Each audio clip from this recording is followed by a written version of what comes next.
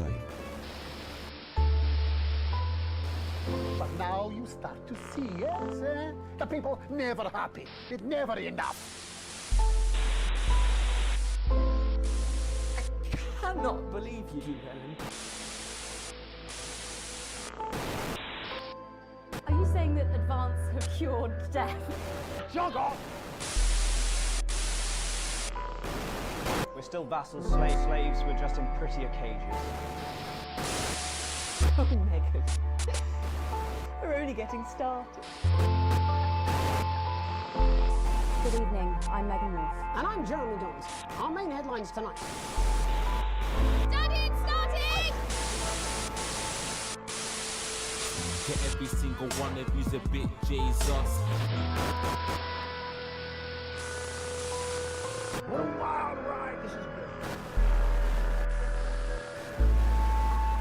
Well, that's a very blunt question. Advance is lied to you.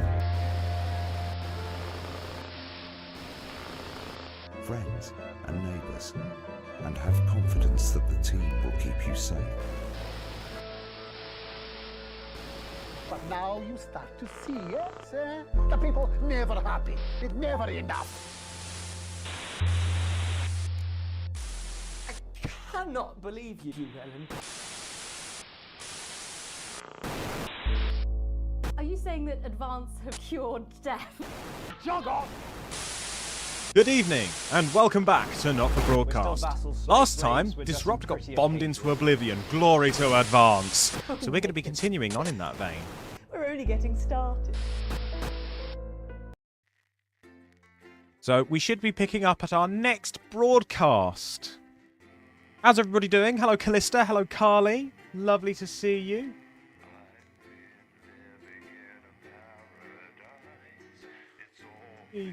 Yes, I did. I thought something was a bit odd. Hello, JSR. Lovely to see you as well. Come in, make yourself at home. Day 1975, the sterility. Right, let's get some power on, shall we? Hello, Alex. I've checked the schedule hello, for tonight. Boastman. Nothing major to report. Certainly isn't anything you can't handle. Still, at least my daughter's in for Advance's new initiative. That should liven things up a bit here. Keep up the good work. No worries, boss. Right, adverts. Let's see. Songs of the New Future. See, we'll go competition time. Actually, no. Let's put competition time at the end. Public information at the top.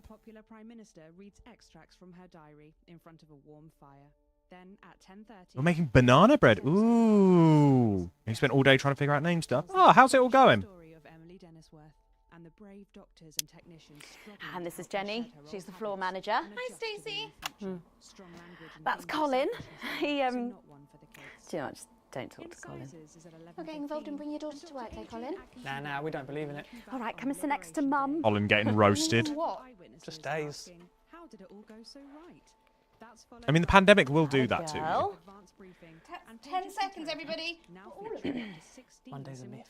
That explains so much. Okay, we are going. Monday should be a 5, myth. Right. 4, Coming to you, Megan, in 2, 1, cue. Good evening and welcome to the NNN. I'm Megan Wolf. And who's this, you might be wondering?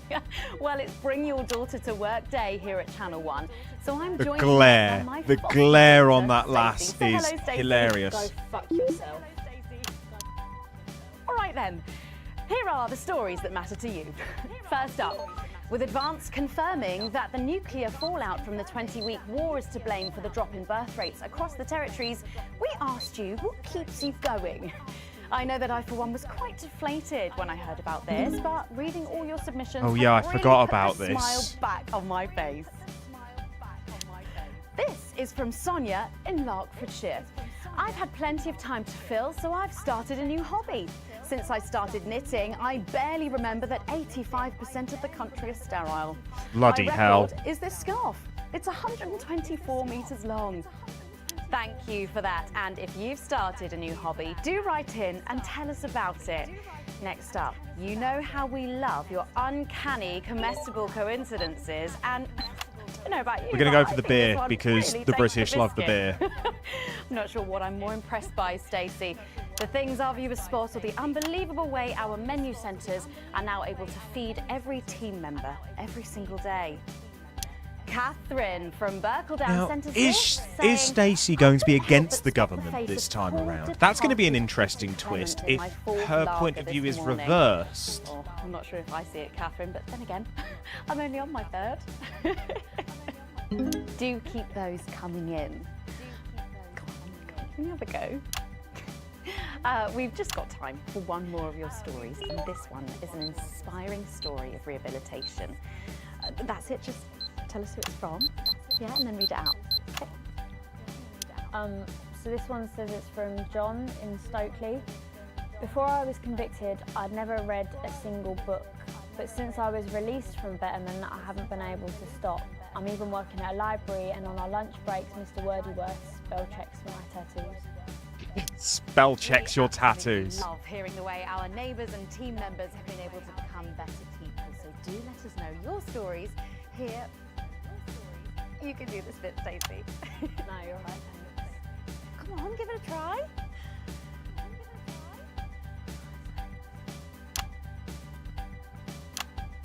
Going to titles in 4, 3, 2, 1, and titles in.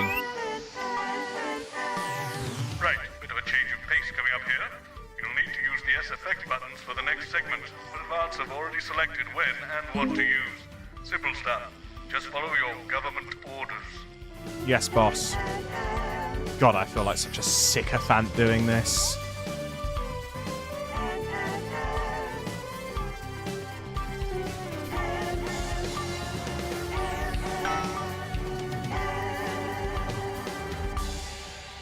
First up tonight on the NNN, it's time to celebrate this week's team lottery winners live from the Shakespeare Theatre right here in the capital. We're going to hand over to Julia Salisbury. I suppose you don't think much of her either, eh, Stacey? Got a lot more going for her than you wankers. Okay, surprising vote of approval there from Stacey. Let's go live to that. Right. And awards ceremony. You're off the air. And welcome to this week's Team Award. Oh, crap. Of all the many That was my duties mistake. I have as team leader, this is by far the most pleasant. As I so often say to you, the uneven past is now, following the demise of Disrupt, firmly behind us. Okay, maybe on the SFX I cut to the wide. And I say to you, it's better now. Yep, that makes it look suitably creepy. I am delighted to be joined here tonight by one of the oldest people in Territory 1. He was born over 107 years ago. Please give a warm team welcome to Alfie Patchbadger. Looking good for 107, Alfie. Alfie, You don't look a day over 85. In your lifetime, what have been some of the highlights? Alfie? Alfie? Is he all right? Is he all right?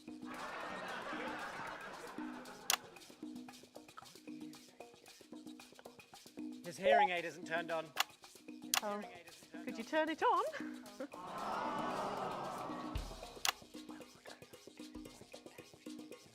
Wish I knew what they were whispering here. The battery. Well, will you tell him that we'll buy him a brand new battery after the presentation?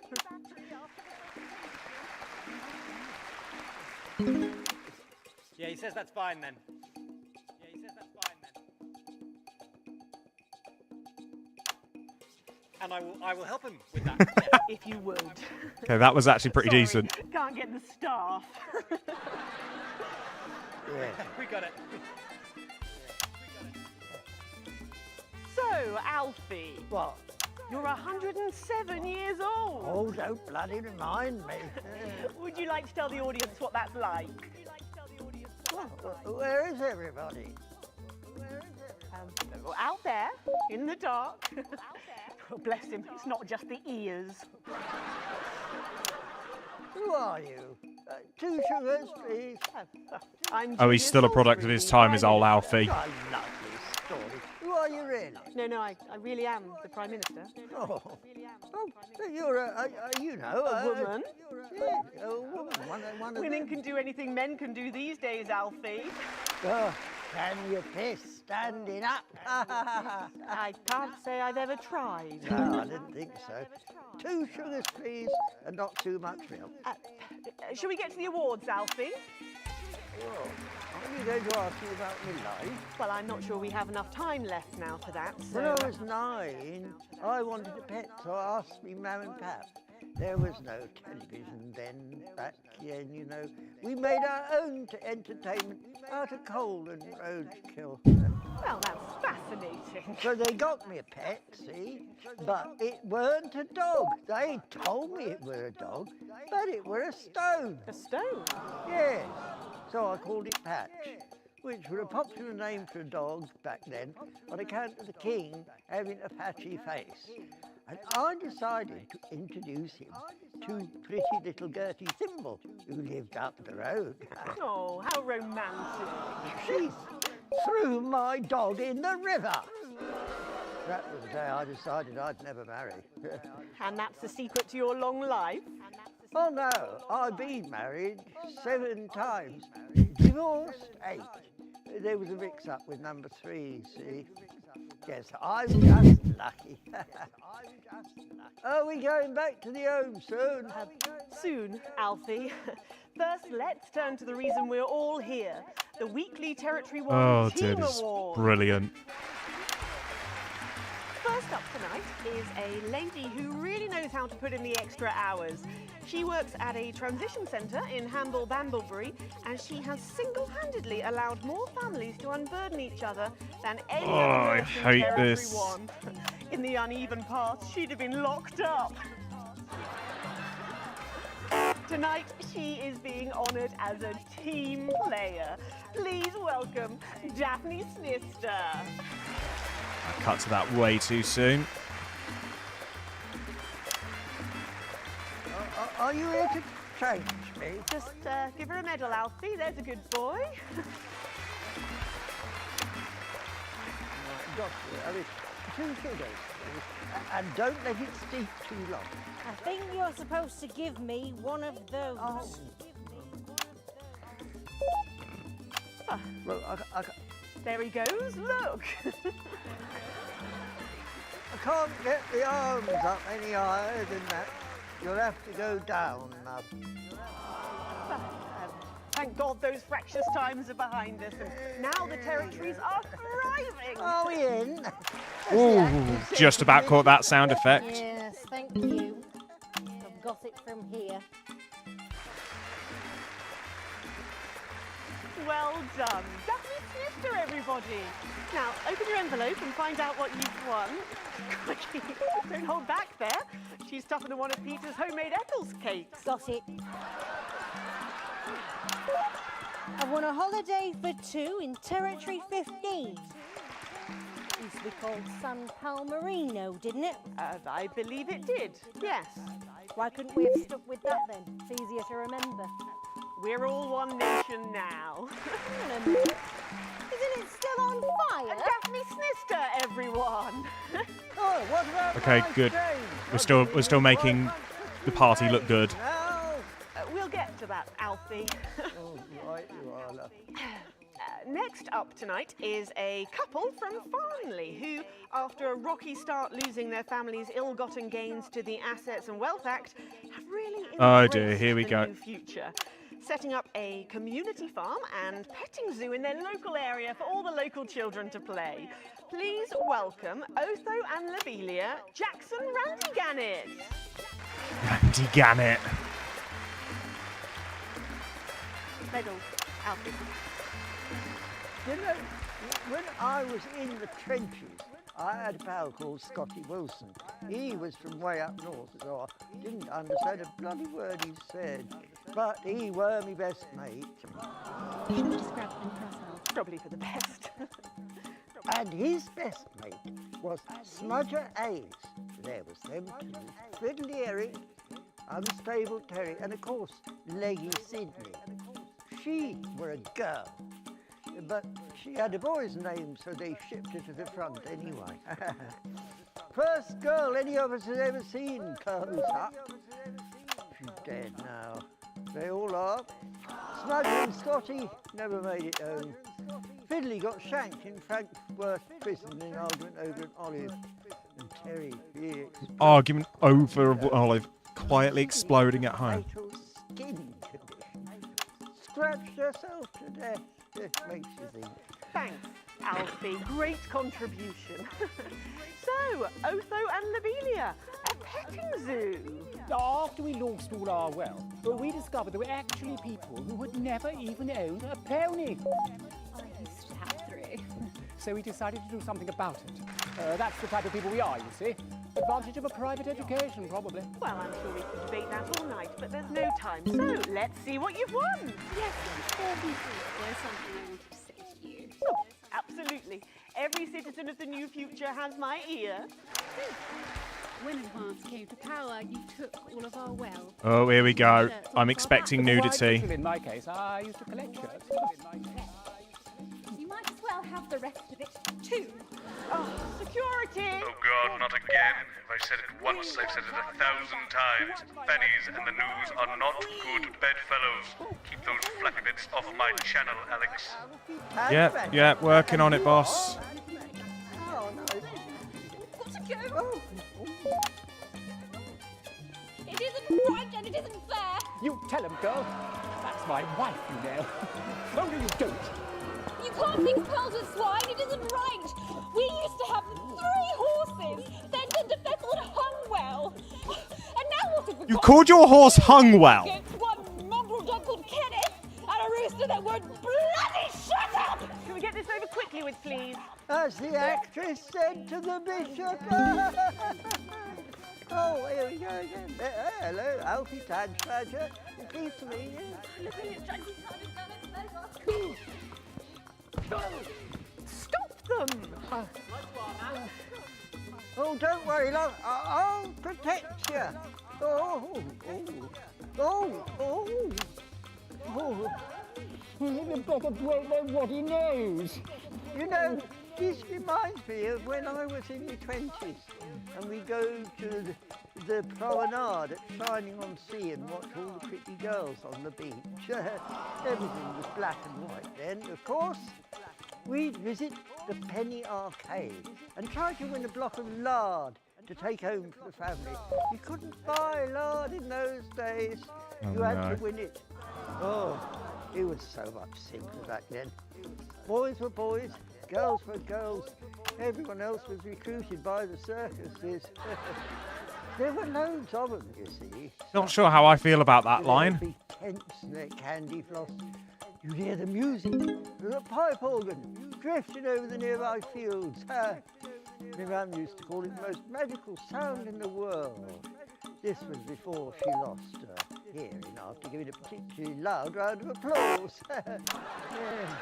Did you ever go to the circus? What's that, Alfie? The circus, don't go mind.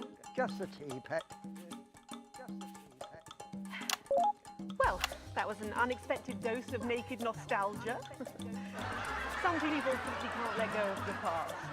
That's why I look in joy and fervent admiration at the younger generation. So cohesive, such a team. And with fertility falling throughout the territories, we should value our fabulous new generation now more than ever. Our final winner tonight is a go-getter Right, so this should be camera 4. who really went and got him, helping to root out more than 170 disrupt collaborators in his own neighbourhood.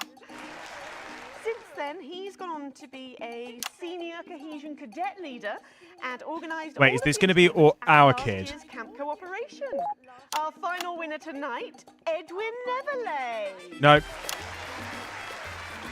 Oh, Alfie, You should be in a transition centre, you old monk. Prime Minister. Yeah, it's an absolute pleasure to finally meet you. We're very similar, in my opinion.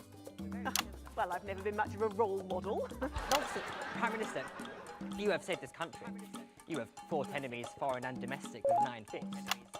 As with my own tiny fists have I. Well, let's open the envelope and find out what you've won. Maybe it'll be a fist enlargement.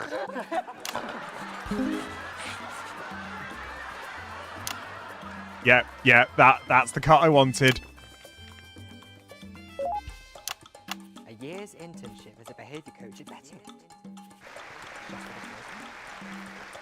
Let's show the fools where they went wrong, eh? Well, actually, Betterment is about rehabilitation, Edwin. Absolutely. And if they don't reintegrate, we retaliate. Just like you do on Liberation Night.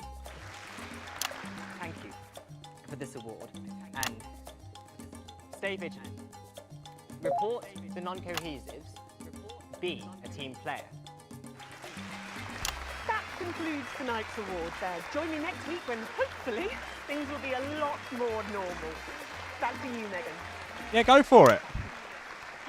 Prime Minister Salisbury there at a highly eventful team awards ceremony. Also, make sure to double check your initials in case they The nurse was fucking scary. spell Everything something was out. saggy, and that little prick will never lose his virginity. Okay. Well, succinctly put there, if a little profane. After the break, we'll be going live to a star-studded premiere. You won't believe who's on the red carpet tonight. Don't go anywhere. We'll be back after this. Clear. Oh, Alex, one other... What's that? You're off already? I know you had to take the day off work, Petunia, but... Oh, I see. No luck still with Theodore. I'm so sorry, darling. Of course. I'll speak to you later. Oh, Alex, I completely forgot what I was going to say. Blast it all. You're lucky your Susie is a key worker and exempt for today. Control into some kind of tragic comic. That was new. Even as they still refuse to feed their own, but they have underestimated us. Although they may have scarred our bodies, they will never damage our will. Are you receiving her? Are you fucking with us? Oh, right. So she can swear. Happiness is everywhere. Right, 1 minute back to broadcast. We are producing more. So how do we think this bit is going to differ? We have more time to focus on our inner lives, for leisure, for art. We have less stress. So, Patrick and Robin are just going to grab who they can, and then you've got these generic links on your queue to glue it all together. They do know I have a Queen's View degree in journalism. Bet you wish you'd studied something useful now, eh? This bring your daughter to work day. What a joke. Where is our honoured guest? Sniffing around that boy band. Hot spot. Heat rash. Hotspot won it last year. Heat rash.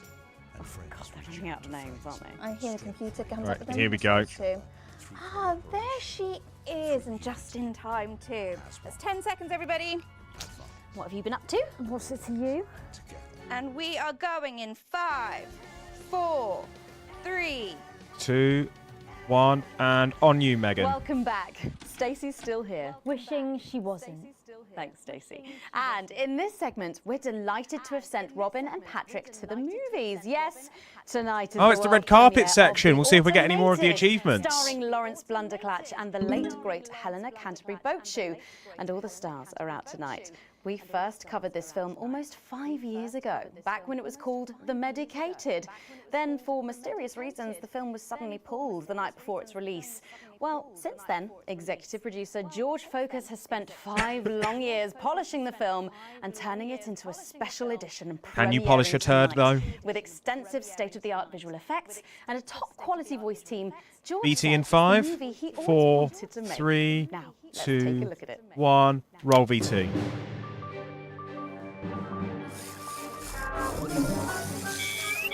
I swear blind those things are just the replicators from Stargate.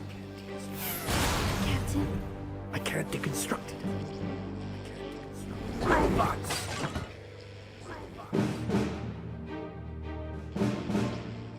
Is this a wig?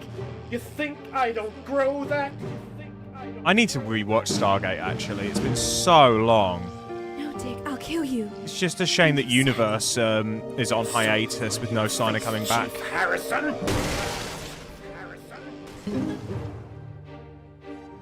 I wish you were real, baby. Flesh and blood. Captain Quasar. But you're just ones and zeros, baby. If only I'd noticed. Captain Quasar. You rusted, but I didn't notice. Captain. I'm buffering, Dick, you said. Got one on you. God damn it, blast it all! Here's a map. What's a map? Okay, so head north on. Wonder like how you tell somebody to like, yeah, we need you to do like this film trainer, but we need the writing to be absolutely atrocious. Are you able to do bad writing, or do you just hire a bad writer? Shut it down. Yes, yes, we could shut it down. Yes, we could shut it down. But we Oh, have to Amanda ask ourselves, Tapping! who are we? Both of them were awesome. I loved Amanda Tapping in Stargate, but Christopher Judge will always be my favourite.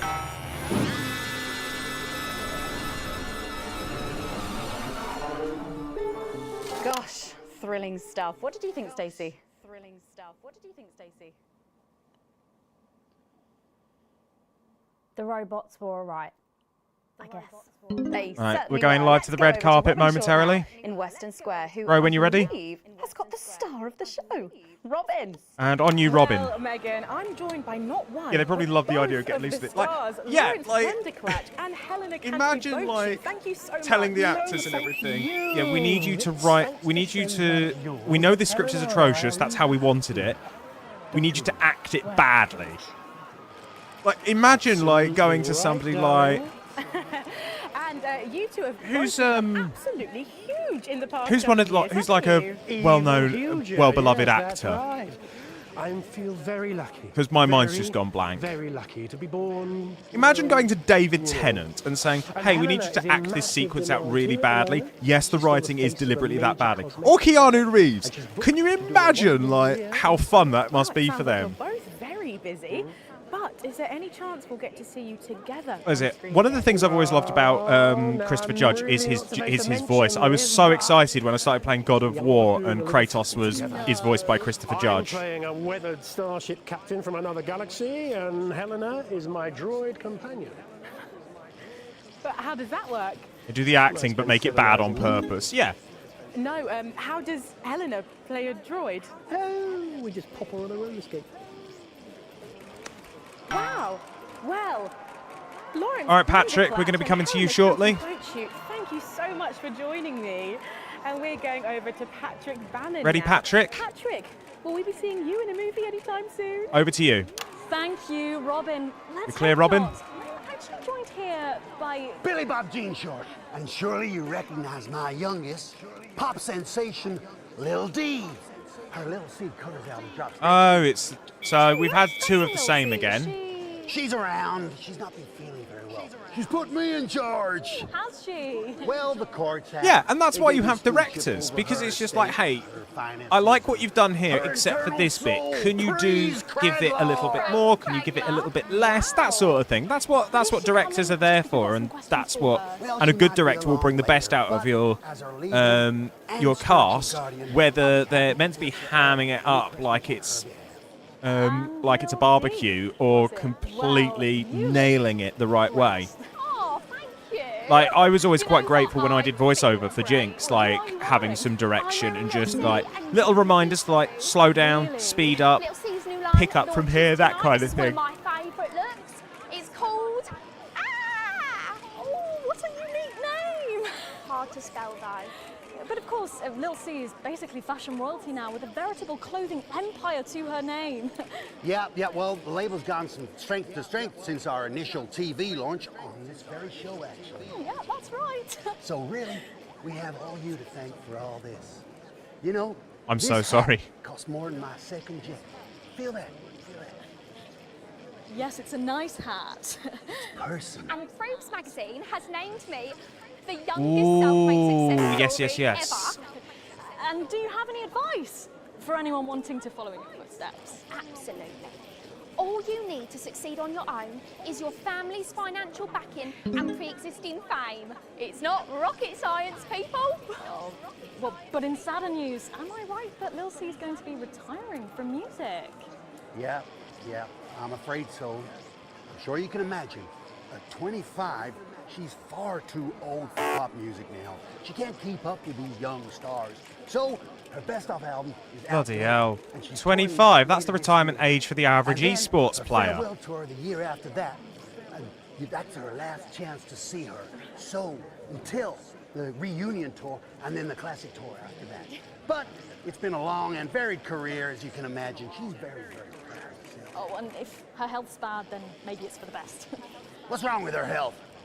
Oh, yes, her health. Her poor health. 25 no longer DiCaprio eligible. Ooh, yeah. Curse you, Zaytan! Damn your intergalactic justice! Oh, yeah. There we go. Better be letting you get back. All right, Patrick. Babies aren't going to sell themselves. Who's next? Possibly at all. Billy Bob. Lil I do find like you so much for DiCaprio's joining thing me. And weird. do pass our best wishes to Lil C. Who? Oh. Now, it looks like Robin is with a music legend who actually is irreplaceable. Is that who I think it is, Robin? Do you, Robin? It absolutely is, Patrick. Jesus, how are you? Yeah, you know, I'm good. I'm great. It looks a bit more chill than last time. Silencing the truth. Are you referring to your attempt to incite violence against the democratically elected leaders of this country on live TV? Yeah, exactly. And instead of being held a visionary, my management and agent, they all dropped me. Oh, no. You can't break me when you didn't make me, you understand? See, I'm the voice. I'm the hope. You can lock me up, call the doctors, but only the moon can judge me. So, what have you been up to since your team cut ties with you? You know, keep building, keep moving. I'm actually working on a track right now. Written, recorded, directed, all by myself. Can we hear a bit of it? Well, now. I know I'd love to hear it, and I'm sure the people at home would love to as well. Yeah, sure, of course. Give me the mic. Yo. Here we go. The news tried to shut my mouth, but it won't be long until they go south. Because my name's Big J and you can't stop me. See, no censorship can stop me. Yeah, he's struggling. Yeah, see, that's all I've got at the moment. Did you just rhyme me with me? No! Daddy promised this wouldn't happen again. You're supposed to clap and say, well done, Julian, well done. Well done, Julian. Thank you. It's so weird how different Now. this is. Ask me a polite question, and I'll walk away nicely. Is it true that you're heir to a hotel chain? What? Where did you hear that? And that you're very much alive parents La, la, are la, currently la, on the la, run la, for la, massive la, la, la, financial la, la, hoarding. la. Oh, I'm sorry. Are you trying to censor me? Okay, that's pretty funny. Oh, Jesus there, who really does seem to be going from strength to something. There are just so many stars here tonight, Megan. It really is the who's who of whatever here. I'm going to see if I can grab a Who's moment next, with someone Robin? rather special. I hope you're not too jealous, Megan. Back to you. And back to you, Megan. Robin, but I think Stacey and I are probably in quite enough trouble where we are. So, 3 big names there, Stacey. Yeah, big names. Any thoughts about them, maybe from your generation's perspective? You won't like my opinions. Oh, go on, try me. Well, Bumbanonk is so old he's like 1 week away from a transition centre, so who cares? And Lil C was cool when I was like 12 or something, but now she's just another fucking loony. And Jesus is a disrupt-loving wanker who should have died with the rest of them 3 years ago. You're right. You agree with me? No, you're right. I don't like your opinion. But thankfully, we can go back to Patrick now. All right, Patrick, coming to We have you. another familiar face to catch up with. Oh, Patrick. On you, Patrick. Accidentally cut Megan off on there. the edges of our seats, Megan, except we're standing. I apologise if I get overexcited, but any moment now, we're going to meet with the cast of the hottest new TV show.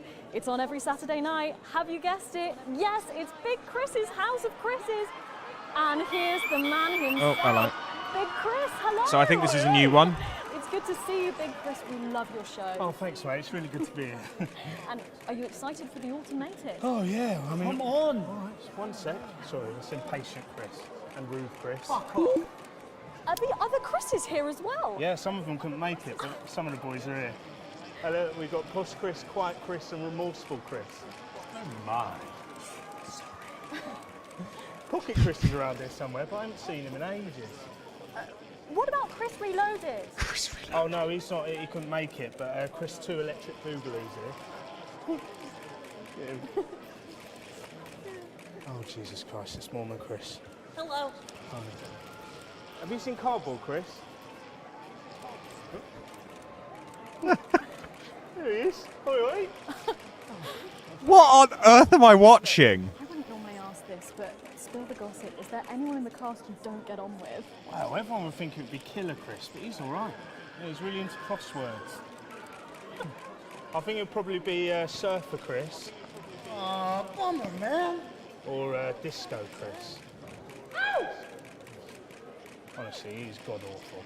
Bit of cheeky celeb insight there. Oh shit, I better go actually, before Sheriff Chris and Chris Beard fall out again. Oh no, sorry. Hold on, that didn't get censored. I'll see you inside. No, Yeah? thank you, Big Chris. Amazing.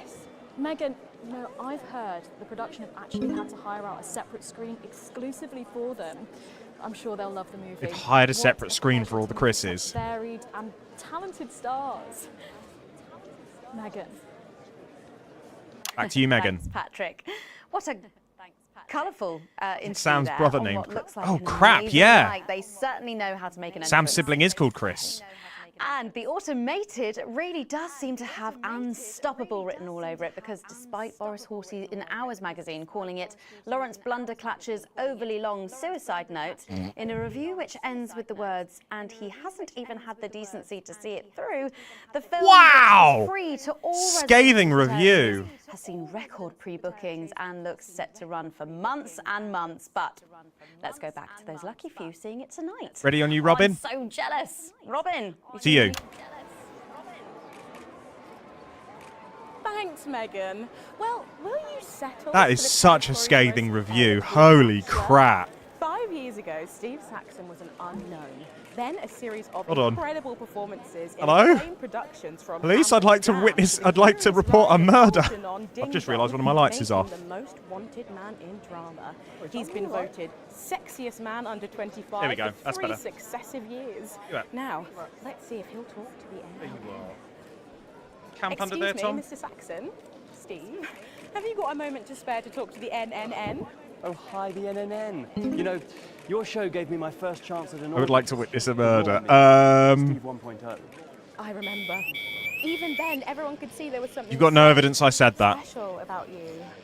The whole thing is burned into my mind. A moment is the very least I can give your amazing viewers in return. Not that we're actually going anywhere. Where is she? Are you going to introduce us to your day? But of course, this I'm is... Charlotte Winstanley Hamilton. I was in Hey Friendship too. You know, that scene you burned into your mind. Oh, God. It's these two. No. Sorry. Don't remember you at all. Are you sure you were in that? Yes, I was the pretty one. Tell her, Steve. Looks are really important. Well, if you say so, Steve. So it's been a big year for you. What is she doing? Like, why is she adjusting herself like that? I've been working with an They don't have international calls. Quentin Sucker Punch. We've been doing all the Shakespeares. Crikey, all of them? Yeah, so we shoot one a week. I play all the parts, so I learn them at the weekend and then we shoot them naked in his steam room. The lighting in there is really good. Sorry, did you say naked? Easy, Robin. Oh, well, he is. I'm in a variety of hats. It's an old theatrical tradition. I had a single out. It was called Look at Me. And you did that advert, didn't you, babe? Is that your dental floss? And the sex tape, of course. Steve! I don't like to talk about that.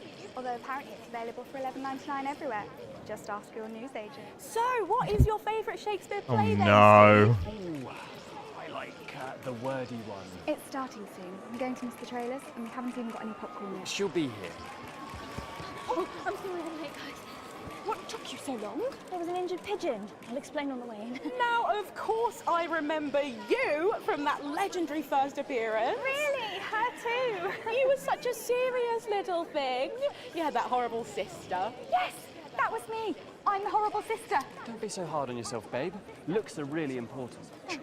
So, what have you been up to, Harriet? The ego stroking going on here is off the charts. Overseas bringing art to the starving children from outside the territories. They may not have food, but they can still have comedia. Good for you. And now I'm in an experimental physical theatre piece about the existential angst of Wicker. Amazing. So artsy. We do it above a pub on Thursdays. I was also the girl who got murdered in the bath in Night Slasher 3. Haven't seen it. She was brilliant. Thanks, Steve. Fucking hilarious. Yeah. Thanks, Steve. Sure. I think it's starting soon and I really need a thing. Oh my god, Now- you need the loo now. We're going to completely miss the trailer. Sounds like a trip to a newsagent can show you some different stroking too. Holy crap. Thank you so much for talking with us and enjoy the movie. Thanks. I love the NNN. I love you guys. Stop showing off. Sorry. Oh my god, Megan. Right, coming back to you, Megan, in a moment. Steve Saxon, Harriet Winstanley-Hamilton, and someone else, can't remember her name for the life of me. I'm too starstruck, if I'm honest. I think I've just come. Back to you, Megan. Robin, lucky you, and enjoy the movie. The Bit automated personal, Robin, but sure, you have a good this time. weekend. What a star-studded event, eh, All right. Stacey? Ads in 5. No one goes to the cinema these days. Of course. We'll be back after these messages. And clear. I still go to Harriet was a mood. You should get yourself a video recorder, like the one at the home. Is she allowed to say that? Well, I didn't have to censor it, so I'm going to assume yes, it was fine. It's better. No unevens chatting and chewing all the way through. What about a kiss and cuddle on the back row? Doesn't that happen anymore? In public? What's wrong with you? Also, apparently, if she has a sex tape available at newsagents, sure, it would not surprise me, based on her reaction there, that this is the place that actually went through, this version of the UK went through with a wanking license. It wouldn't surprise me. Mommy's always high. Give him orange juice. God, she speaks. He's a stupid cunt. And just like that, you wish you wouldn't.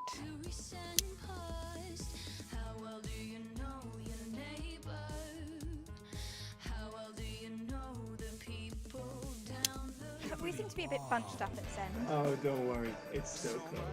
It's what? You heard. Oh, here's Megan. She's going to be interviewing you. Hello. Hi. And this is her. This is Stacey. Well, hello there, Stacey. Fuck off, Ronnie. Right. No, I'm sorry, but if we can't be polite, you're going to have to wait in the dressing room. Whatever. Do you want to go and wait in the dressing room? It wasn't even the post office, it was like any kind of corner shop sort of thing. No. It was either that or put your credit card details in. No.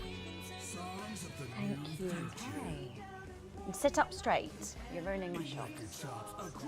That's 10 seconds, everybody. No, cool. Fucking right, Noko.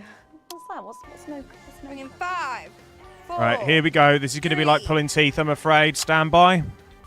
Welcome back. For our final segment tonight, Stacey and I are delighted to be joined by Heat Rash. Their new album, Girls and Why We Love Them All, comes out this weekend. So, let me see if I can get this No, right. they didn't, Carly. They were just incompetents that didn't understand. So it says on my tattoo. Oh, you've got a tattoo of your name on yourself. Okay. In case he forgets it. This raconteur, you must be Chinny. Why do they call you Chinny? It's because of this ugly old thing. I don't know what you mean. God, you're so fucking embarrassing. Dale. Crikey, Dale, you do not look old enough to be in a band. I get that a lot. I'm actually 23, the oldest one. I have a growth disorder. God, I'm so sorry. I didn't know that. It's so cool, PT. He's only messing with you. He's actually 58. Okay, right, I see. You're going to be a handful, aren't you, boys? Mum. And you must be TP. What does TP stand for?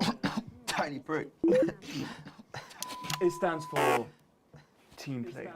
I see. How long have you had that nickname?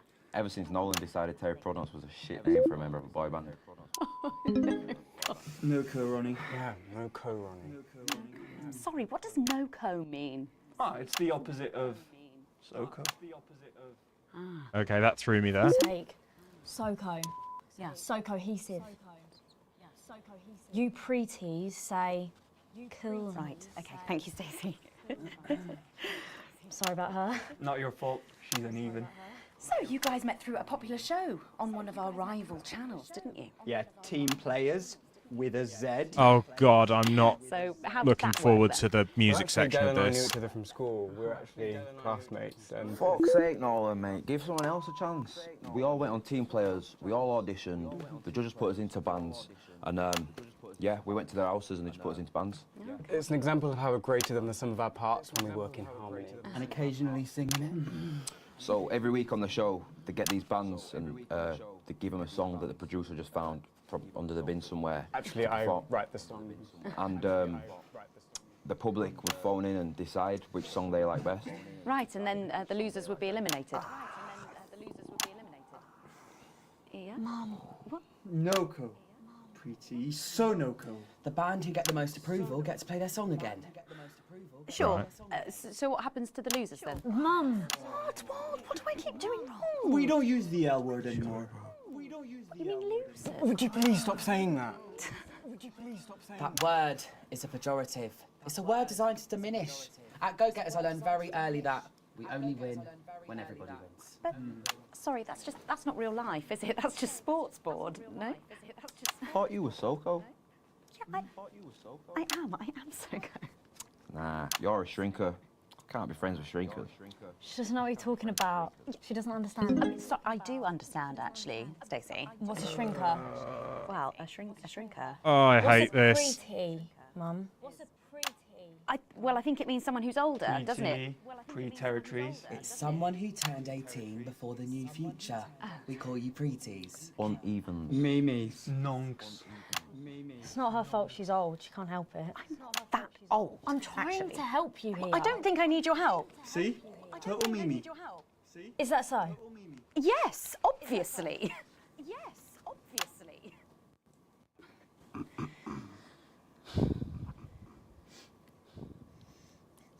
You know what the real problem with you lot is? You just can't get over the fact that your beloved Disrupt are gone and you just don't fit in anymore. But the truth is, Disrupt were violent, no-co, bricks being led by a fucking psycho. I'm glad they lost, and you should be too. Listen, not everyone over 30 supported Disrupt, Stacey. Not everyone, no, but one fuck-off lot of you did. Soko, Stacey. Soko. We've all learned maybe a little bit more than we expected to there. I'm genuinely delighted to have met Heat Rash. And before we end the show tonight, I think you're Oh, here we go. You. Yes, that's right. We're going to sing a song from Girls and Why We Love Them All called Pieces of My Heart, which is about a real relationship I had with an actual girl. Oh, Nolan, give it a rest, mate. No one cares. Go on, let's get on these stools, lads. Right. Get on these stools, lads. Right, here we go. So, Stacey, can I get your contact? Oh, she's 15. Go on, piss off and sing your song, Terry. Christ. Right you are. Nonce. So, here they are with their latest That bit single, still makes my Pieces skin of My crawl. Heart. Are you excited, Stacey? Not for me, no. I only listen to blip music and a bit of jizzcore. Pop music is... Ah, yes, I know I meant to mention this earlier. Apparently, these newfangled boy bands change singer all the bloody time. Try and follow along, eh? Keep the shot on whoever is currently singing the lead vocal. Yes, boss.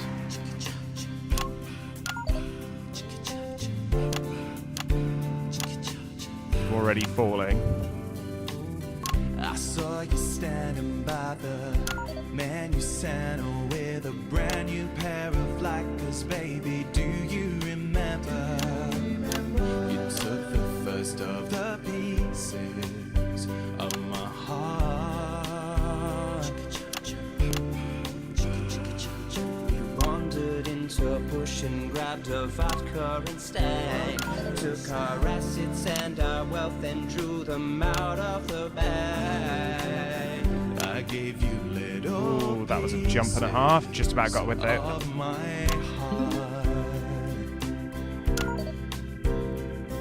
I didn't know two hearts could ever feel like this, girl. It's like you were custom made for me by Remington's fist.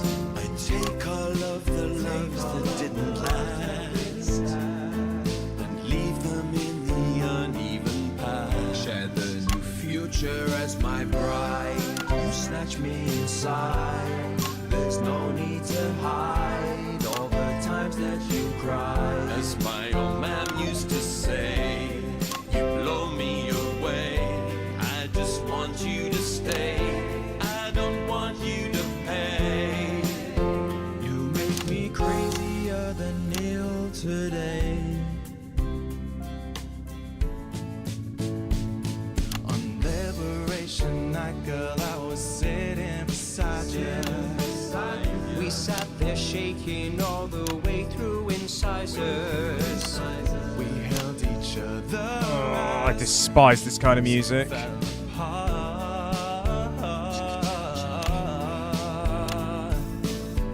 We took a train through all the territories and we threw away the rules and wrote our personal stories. You took a dozen pieces of my heart.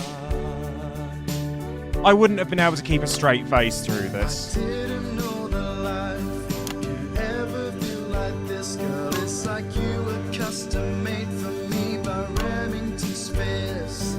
I take all of the loves that didn't last. I leave them there, the uneven past. Share the new future as my bride. Snatch me inside. There's no need to hide all the times you have cried. As my old man used to say, blow me away. I just want you to stay. I just want you to play. You make me crazier than Neil. Make me crazier than Neil today. We done? Is it over? Please save me. No, there's another bloody verse. And now I'm staring at your membership card. There's your picture beaming brighter than a handful of flaws. I'm trying to find the pieces of my heart and leave them in the uneven parts. Share the new future as my bride. You snatch me inside. There's no need to hide all the times that you cried. As my old man used to say, you blow me away. I just want you to stay. I just want you to play. You make me crazier than Neil. Crazier than Neil. Crazier than Neil today. We done?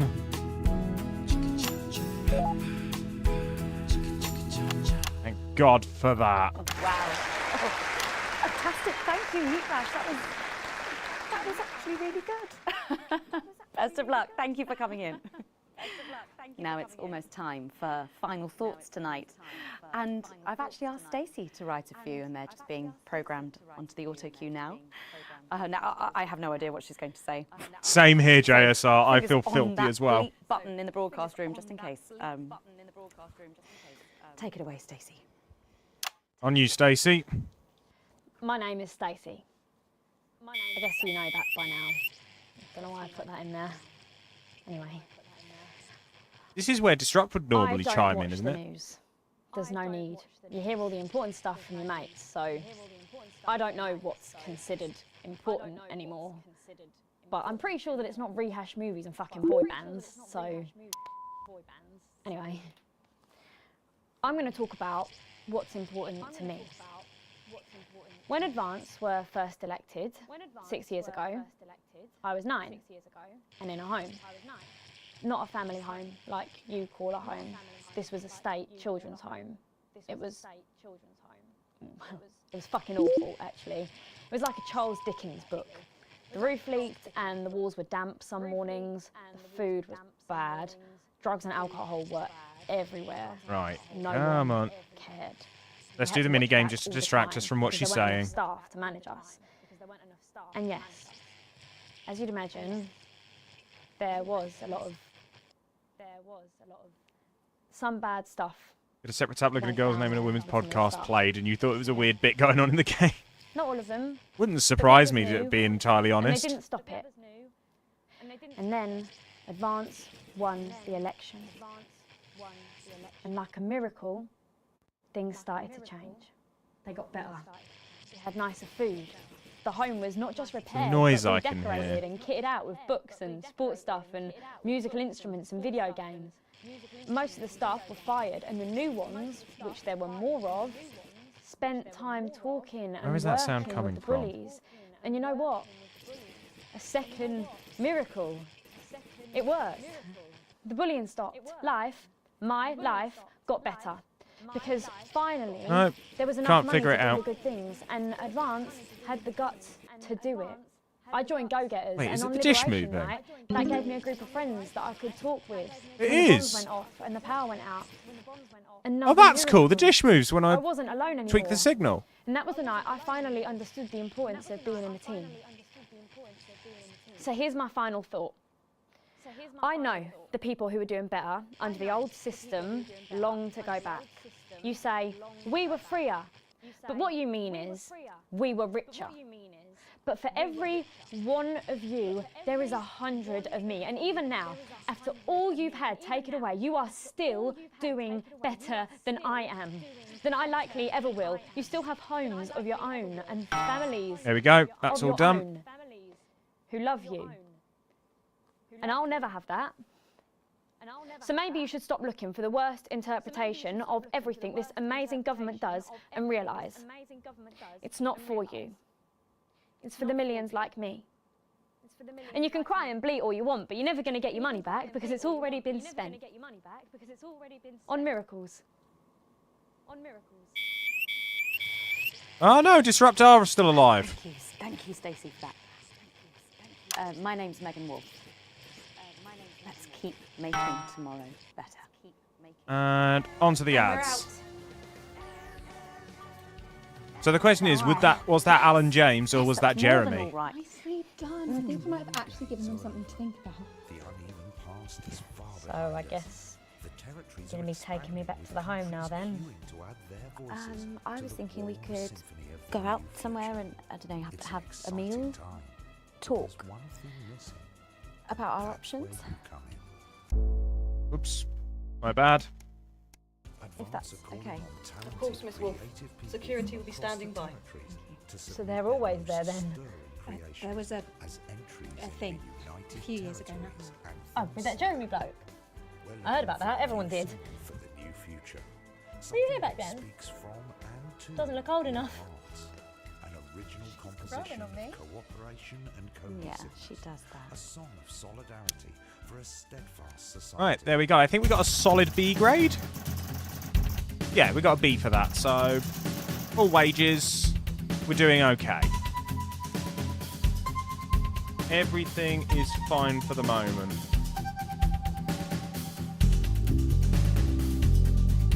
Wait, why did we go up with Disrupt?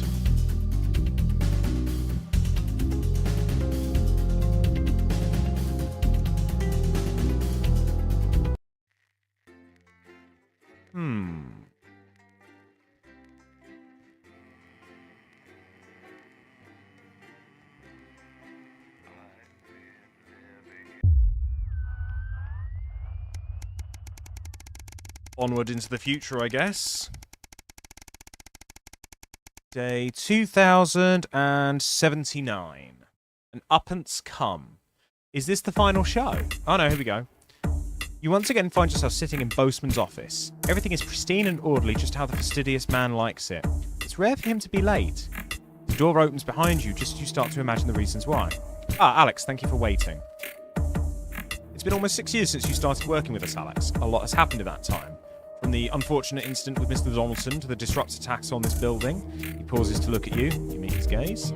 And the work you've done in that time has been exceptional, not to mention your dedication and enthusiasm around the office. So I'm delighted to inform you that you've been approved for a promotion. As of today, you will now be a senior broadcast engineer.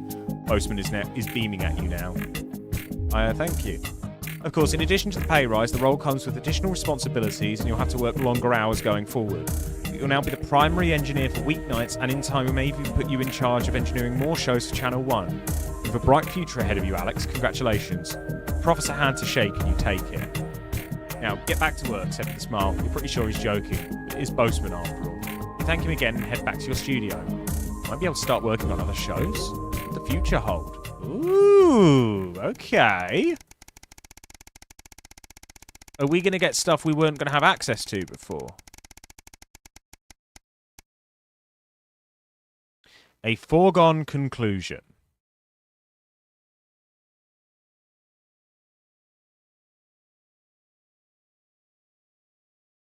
Game, hello? Oh, here we go.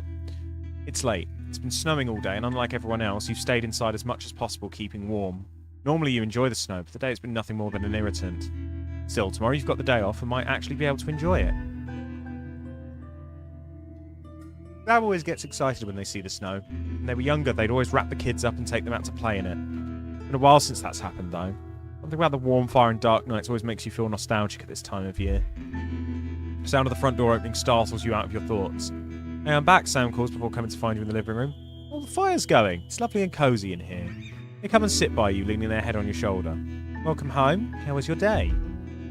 Sam sighs. Oh, you know, the usual. Spent the morning volunteering at the menu centre, making myself useful. They'd picked up the position while unemployed and had kept it going. And in the afternoon I went to see some friends from the old job. They're thinking of moving again, so we were looking at new places. What about you? Yeah, I'm good. Glad I've not got to work in that weather. Well, tomorrow let's make a day of it. Go for a walk, maybe. I'll even drag you up to the top of the hill with a sled and we can race like the old days. No, we're getting a bit old, you start to object, but Sam cuts you off. Oh, you're only saying that because you know I'll win. I give you a wink and a kiss before getting up and going to the kitchen, calling back over the shoulders. Loser pays for the cocoa. You're very lucky to have Sam. So this is very, very different because at this time because we've still got the house.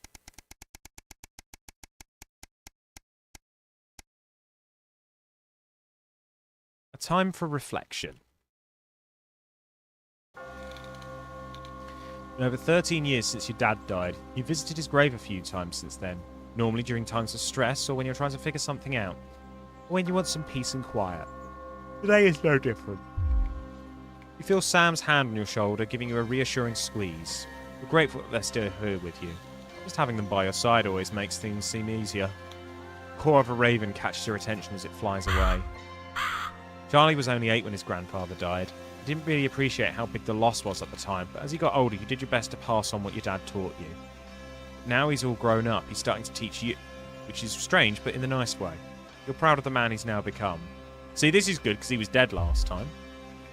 Susie, despite everything she's been through, is still a rock for the rest of you. She'll be a great mother to the twins. You couldn't have found a more loving home. There have been a lot of arguments over the years, but you wouldn't change a thing. You're still amazed at how far your daughter has come. She's one of the best things in your life. The banana smells good. What's that? Oh, very sorry. The banana bread smells so good, but it's not ready yet. I'm so hungry. Your relationship with Chris has always been a bit up and down, but of late you seem to actually be getting along. It makes a nice chase. It makes a nice change and has certainly made life easier with Sam. But that's family. Gotta take the good with the bad. She may be in an albeit expensive care home now, but it's comforting to know your mother is around. Even if she barely recognises you anymore, her presence is always reassuring. You could do with that now. You turn away and wander in the direction of the car. You can't control life, what happens, who lives and who dies. All you can do is keep going. Let's see what gets thrown at you next. What is life if not a series of little decisions that define us? And we'll never know which ones will take us one way, which would bring us here. Bring the whole Winston family to the new future and beyond. So we actually managed to keep everybody alive this time. Instead of basically everybody being dead.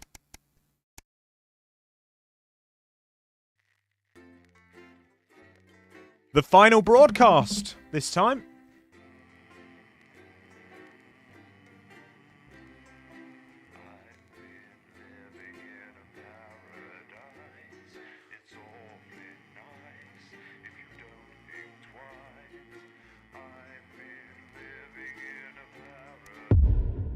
The finale. Alright, folks, welcome to the end game. 7 years since the election. Evening, Alex. I know lately what we've been putting out has been little more than government-prescribed drivel. But I'd like you to pay particular attention during tonight's show. It's important. It's also worth noting we're still having problems with the equipment. Lock buttons, screens flickering on and off, sparks and the like. I'm sure you'll manage without issue. Oh, and don't forget, you've got free reign of the SFX buttons now, so make sure you use them to keep things lively. At 11 p.m, it's Lil All right. C's Lil Chats. And tonight, the former singer is asking Dr. Adrian Atkinson-Blimey what he's been up to since the cancellation of Incisors. 30 seconds to live. Mainly jigsaws and arson. At midnight, it's the full territorial weather fertility. What have you got me? report, and that's followed Nothing, at 12:20 by the Glenfinnan. No, come on, seriously. Not even a cake. I'm sorry, no. Professional performance of the new Okay. territorial No worries. anthem to bring tonight's programming. How old are you then, Cole? Okay, here we go. Big smiles. I've actually gained a year. I celebrated 44 last year, but it's actually this year. Brilliant. You're 44. I'm going in 5, 4, 3. And to you, Megan. Good evening and welcome. Spice it up with some audience responses, Alex. I'm Megan and I'm joined as always by the inimitable Robin and Patrick. How are we? Well, we have got so much going on tonight. I'm excited. I'd say I'm about a 12, Megan. On the excitement scale? Yeah, exactly. We have got so much SoCo stuff coming up. We sure do. We have celebrity chef Jordan Rank, who will be cooking at the store. We'll be announcing the winners of our big competition, Visions of the Future. And we'll be joined by a very special guest for a game of Wheel of Truth. And I'll even be showing you how to make your own Leaders' Day gift. We've got all of that and so much more tonight on The Nightly Show. And into titles. This is for Alex. From the channel in the heart of the capital, it's The Nightly Show.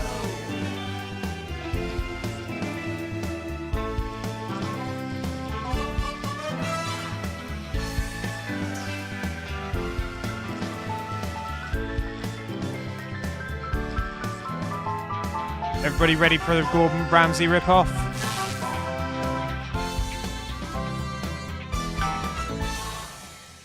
Right, let's have some applause on the way into the next section. Cases by Chef Jordan Rankley. But first, we know you love them, so Robin's going to give us an update on our lovely Nightly Show pets in Pet Corner. Splendid, that's the ticket. Well, Megan, first up we have our hamster, Lord Cheeks. Now, he's a squat winter grey Here we go. with the scientific name Adipem stultus, and he lives here with us in this cage. Hamsters love hoarding, and they actually have special pouches in their cheeks for storing food. He loves carrots, apples, and chewing tobacco. Now, hamsters are nocturnal, so we'll do our best not to wake him up. But let's just see if we can... Oh. Well, the door has been left open. It looks as though Lord Cheeks has actually gone for a little wander. Oh, no. I'm sure he will be around here somewhere. In the meantime, let's say hello to our tortoise. Now, after last month's viewer vote, she is now, of course, called Slow Barbara. And don't panic, even though it is December, Babs here doesn't actually hibernate. Let's say hello. Oh, she's sleeping. Oh, Babs. Oh.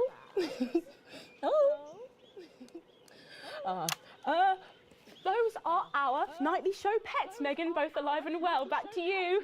And to you, Megan. Don't forget the SFX buttons. Checking on them, or some very similar animals at the same time tomorrow. Now then, I hope you're hungry, because if not, you're about to be. Patrick Bannon is with Chef Jordan Rankley, and they're going to be showing us how to knock up a delicious apple pie. It's time to go. All right, going to Into the VT kitchen. now. That's right, and I'm And joined cut to here Patrick. by Chef Jordan Rankley. Welcome to the Nightly Show kitchen. How does it compare to the kitchens you're used to? I love the colours. It's vibrant. It's fresh. It's all about all the arseholes.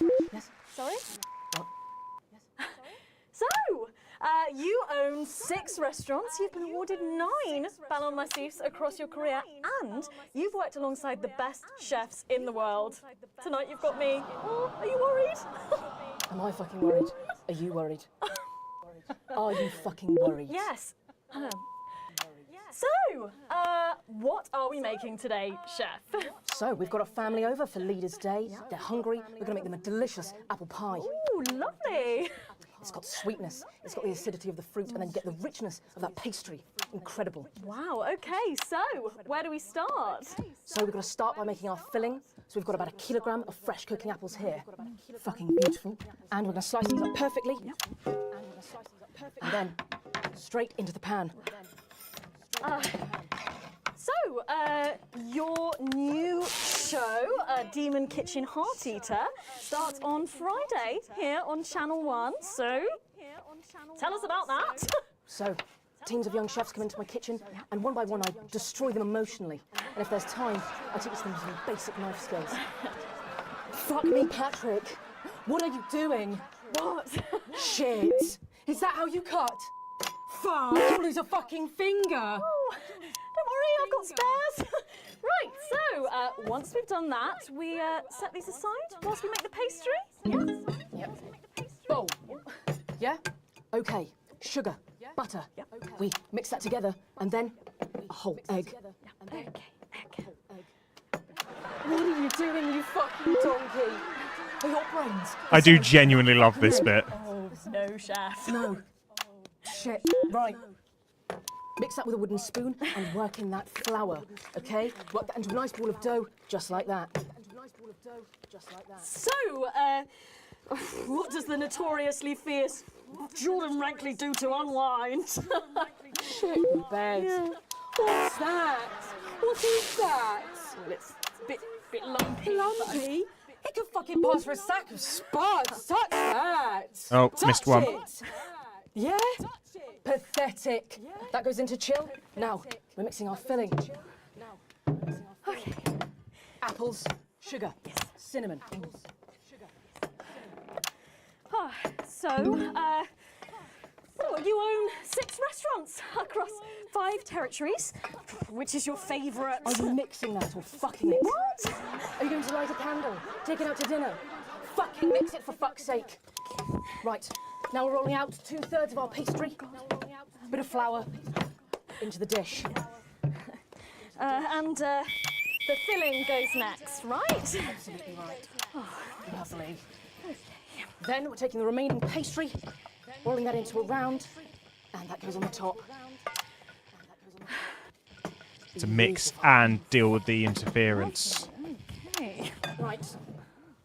Brush a bit of water around the rim. Beautiful. Now press gently all the way around.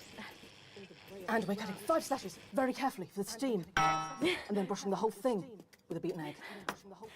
Lovely. Okay. Egg. Ta-da! What do you think? Oh my God. You, come here, you. That's a disgrace. I'd rather jam my eyeballs up my fucking arse than look at that. I'd rather use my tongue to tie my shoes after the fucking shit-kicking contest, do you understand? Then it goes in the oven for 45 minutes. Oh, put your fucking head in the oven while you're at it. Useless. You, come here, you. You're the worst fucking thing to happen to food since cyanide. Do you know that? I tell you what. Fuck off! Get the fuck out of here! Fuck off! Okay, well, while I do that, let's go now to Megan and Robin, who will be announcing the winners of our competition. Visions of the Future. Are you taking the piss now? What? Well, that looks delicious. If you want to follow along at home, then make sure you write in with a stamped addressed envelope and we'll send you the fact sheet. So, Robin, look at all these amazing entries to the Vision of the Future. What's that about, Boastman? Yes, we challenged you to show us your predictions of the future, and we were just inundated with entries. That was a bit weren't we, painful, Megan? yeah. From wacky inventions to global problem solving, they are all amazing, and we had the best time looking through each one. It was so tough narrowing it all down, so we have some amazing runners-up. In 3rd place, drum roll please, we have Hamish, who's 3 from Lunwelly. He calls this Still Life and the Future of God, and it really blew us away. Just look at the line work here, and I can really feel every passionate stroke of the brush. If you look here, you'll see a beautifully rendered, what I thought at first was a smiley face or perhaps a cat. But I think if you really look, you'll see it's actually a representation of the seeming futility of death through the eyes of the living. Indeed. He's also chosen to just leave a lot of it blank, which I think is really interesting. If you know Hamish and his work, of course, he loves focusing on the negative space rather than the image itself. Stunning, absolutely stunning, and such talent from one so young, Megan. But Next up, we have our second place entry. So in Here we second, go. drum roll, please. We have Keith, 41 from Dungleys. Keith, we More were applause. sort of aiming this towards our younger viewers, but still, he has sent in his idea of the future, which he's calling Ravaged Earth.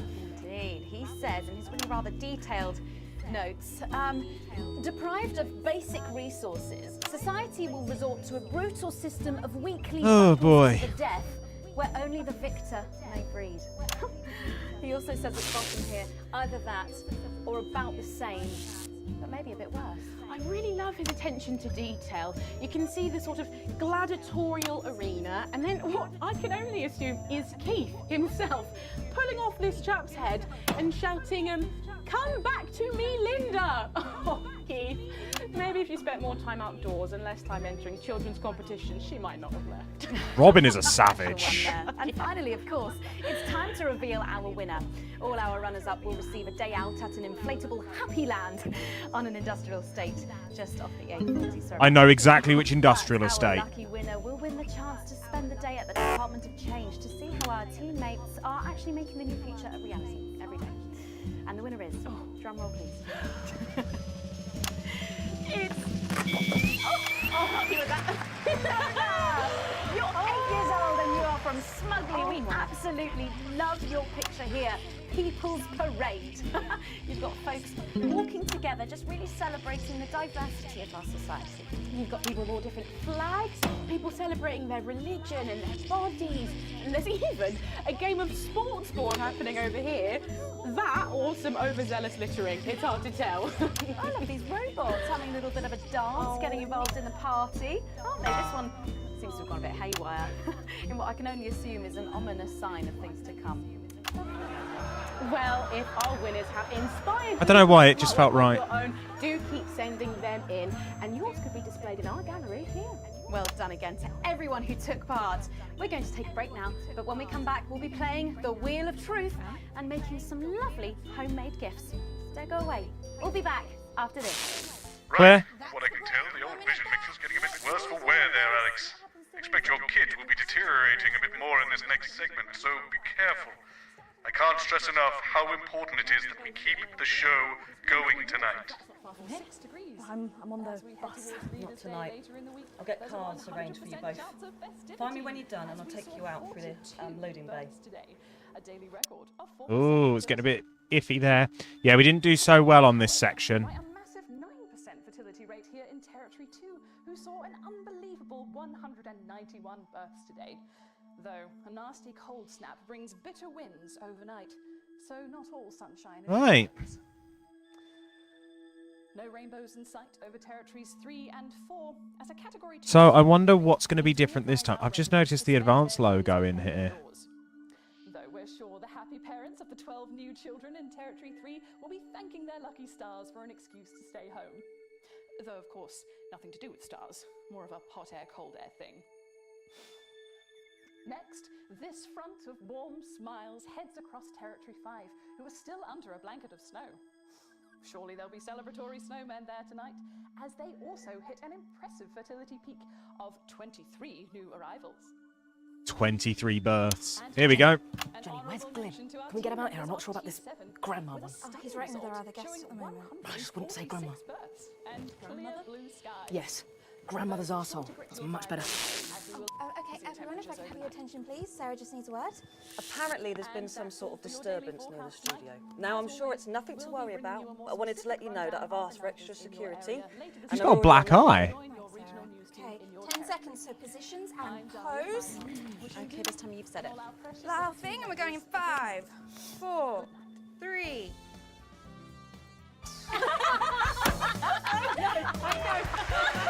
Welcome back to the Nightly Show. I'm sorry, we were just saying we can't wait to taste Patrick's pie. Oh, I don't know, I think I could wait. Well, here it is, fresh out the oven. Well, it does look amazing. Jordan, how did our Patrick do? Well, let's just say that pie's got more crust than a grandmother's arsehole. Well, thank you for that. Well, come on, try it. Dig in. Okay. Whew.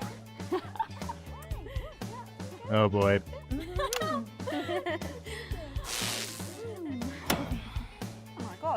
Oh, Lord. Oh, that's really something, Patrick. That's delicious. But now you better go and get ready for that next feature. Oops. Every night we play a game of Wheel of Truth with our celebrity guests. But I know what you're thinking. Megan, we've only got one celeb guest. Well observed, viewers, well observed. Here we go. I better bring her out. Should I? The surprise guest? What do you think? Here she is, best-selling author, lawyer and thinker. I mean, she's only the blooming team leader. It's Julia Salisbury. Prime Minister Julia Salisbury. Oh, welcome, Julia. It's so good to see you. Oh, Megan, you look incredible. Stop it. I was just about to say the same thing. Now, don't get too comfortable. It's time to head over to Robin and Patrick as we play Wheel of Truth. I think you might be using those sound effects a little too much there. Apologies, boss. That's right, it's that part of the show where we pit our celebs against each other to see if we can break them. That's right, Robin. They're going to spin the wheel to pick a round, and it could be anything from box of flies to slap my face. They really have no idea what's in store. Let's have a look at the wide. Up first, we have Jordan. Oh. Let's give it a spin. Yeah, here we go.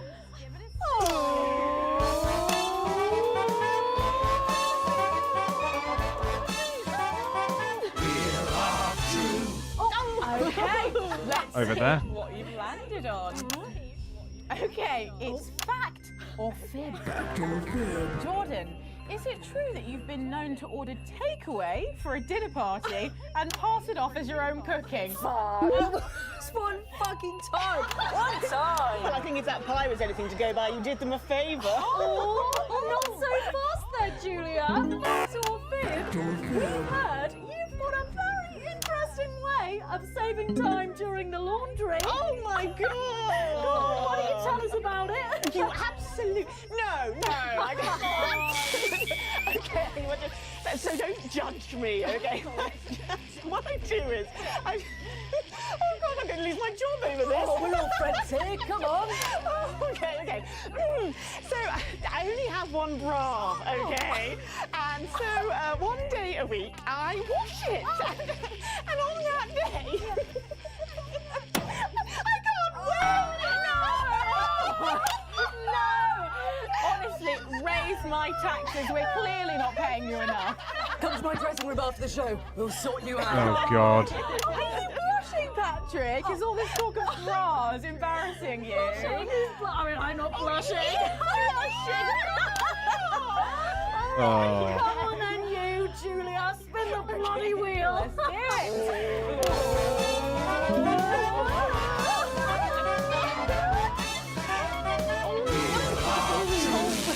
Okay, here we go. It's Guess That Face. I'm going to show you a picture and you simply have to guess that face. Okay, you ready? Here we go. Julia. Oh, who's that? Oh my God! Is that you? Yes! Look, it was a very difficult time fashion-wise. That hairdo is fucking hilarious. No, don't. I think it's sweet. The mullet is as popular now as it's ever been. Oh, well, don't get too ahead of yourself there. Jordan, who is this? Does that look familiar at all? Wow! Well, I'm glad I was getting fashion advice from someone who managed to make 7 look like 85. Shit, hell. Where did you find that monstrosity? I look like I'm haunting the fucking place. Right. We've got to move on. Jordan, let's have another spin. Okay, here we go.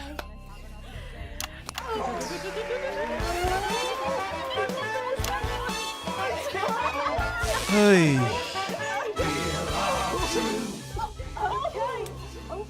It's my go, Patrick. You go on. Sorry, I'm so keen. Let's go so much. Oh, well, you're in for a treat. Yeah. It's fact or fish. Okay, if you look under your podium, you will find a lovely fish smoothie. Now, I'm going to ask you both a question, and all you have to do is answer it honestly, or else you'll have to drink the smoothie. Okay? Are you ready for the question? Yes. Here we go. Which of your esteemed hosts is the more talented one? Oh, what a cop-out.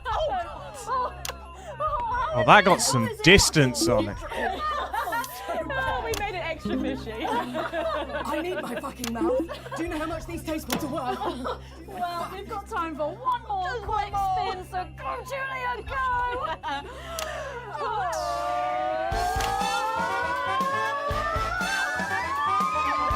I'm really wondering what the end game's going to be here. Okay, so, oh, Julia, take a look in that box under your desk there.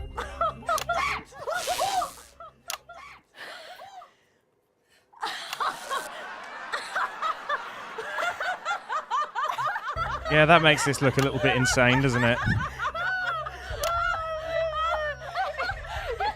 think Lord Cheeks is trying to get in on the game. Oh, bless him. Julia, what have you got in that box? It's not cheese. Is it not cheese? It's not cheese. Juggling balls? What am I supposed to do with these? Well, give it a go for us. But I have absolutely no idea what I'm doing. Come on. Do it, do it, do it, do it, do it. He's actually not doing too badly.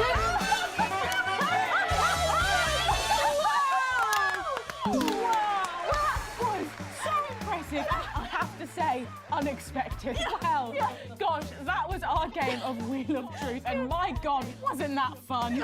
Megan looks so unhappy. But now it's time to head over to Megan in Crafty Corner.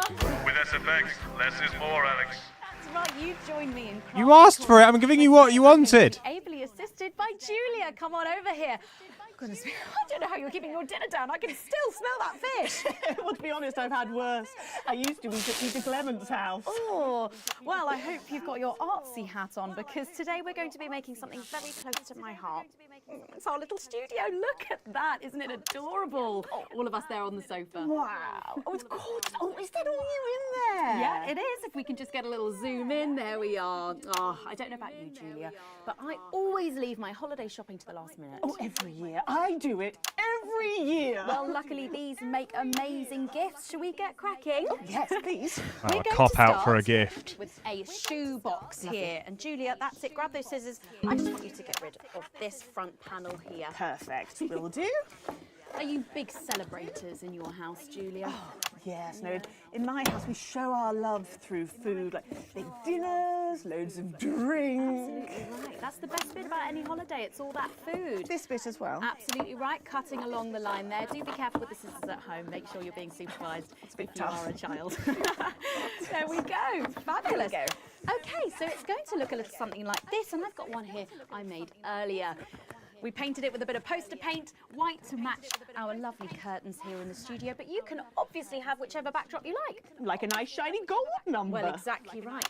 So we're going to make bits of our set now to put in the studio, perhaps a little desk. So Very I'm good, just it's going fine. to grab this piece of card. I've just got it from a little cereal box packet. I think I'll give you this one, Julia. Shall I? Thank you There so you much. go. And all you need to do is cut This- along the lines there.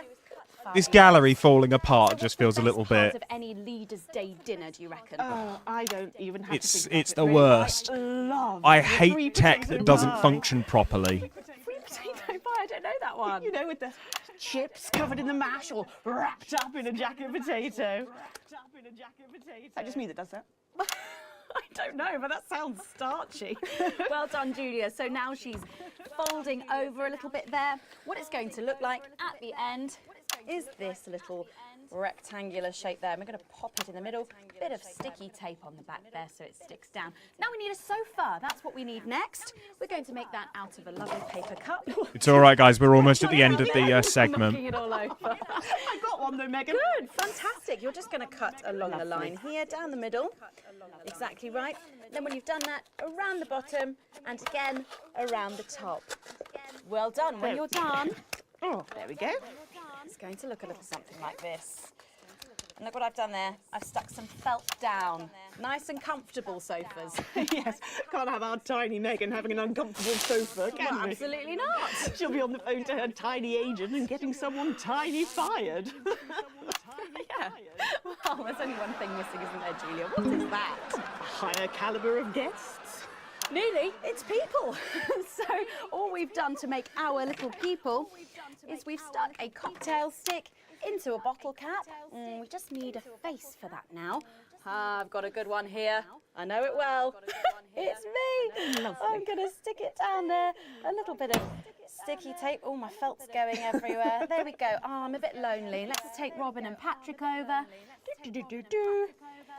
Sitting down on the couch over there. There you go. And well, I'll make myself just comfortable just there.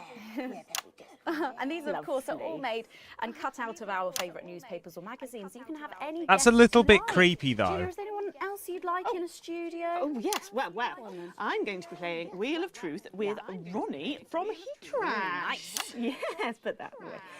Yes, he's going to be teaching me choreography, and I'll be teaching him foreign policy. And of course, you can decorate them Good luck with however you that. want. Perhaps you're a bit, I don't know, nostalgic for the old look of our studio. We've got the blue studio down there, or even a bit of retro red. I've got Sheila Quickstep being interviewed there by. Oh, sorry, that's not supposed to be. Oh, well, we're out of time, I'm afraid, Megan. It's time for a break. When we come back, I'll be on the couch of chat talking to some of you. I had to give Jeremy the round of applause. He deserves it. We'll be back after these messages. And break. Coming up soon, Alex. You'll know it when you see it. Whatever happens, keep the show going. Oh, at least one of us is in control. You did remember.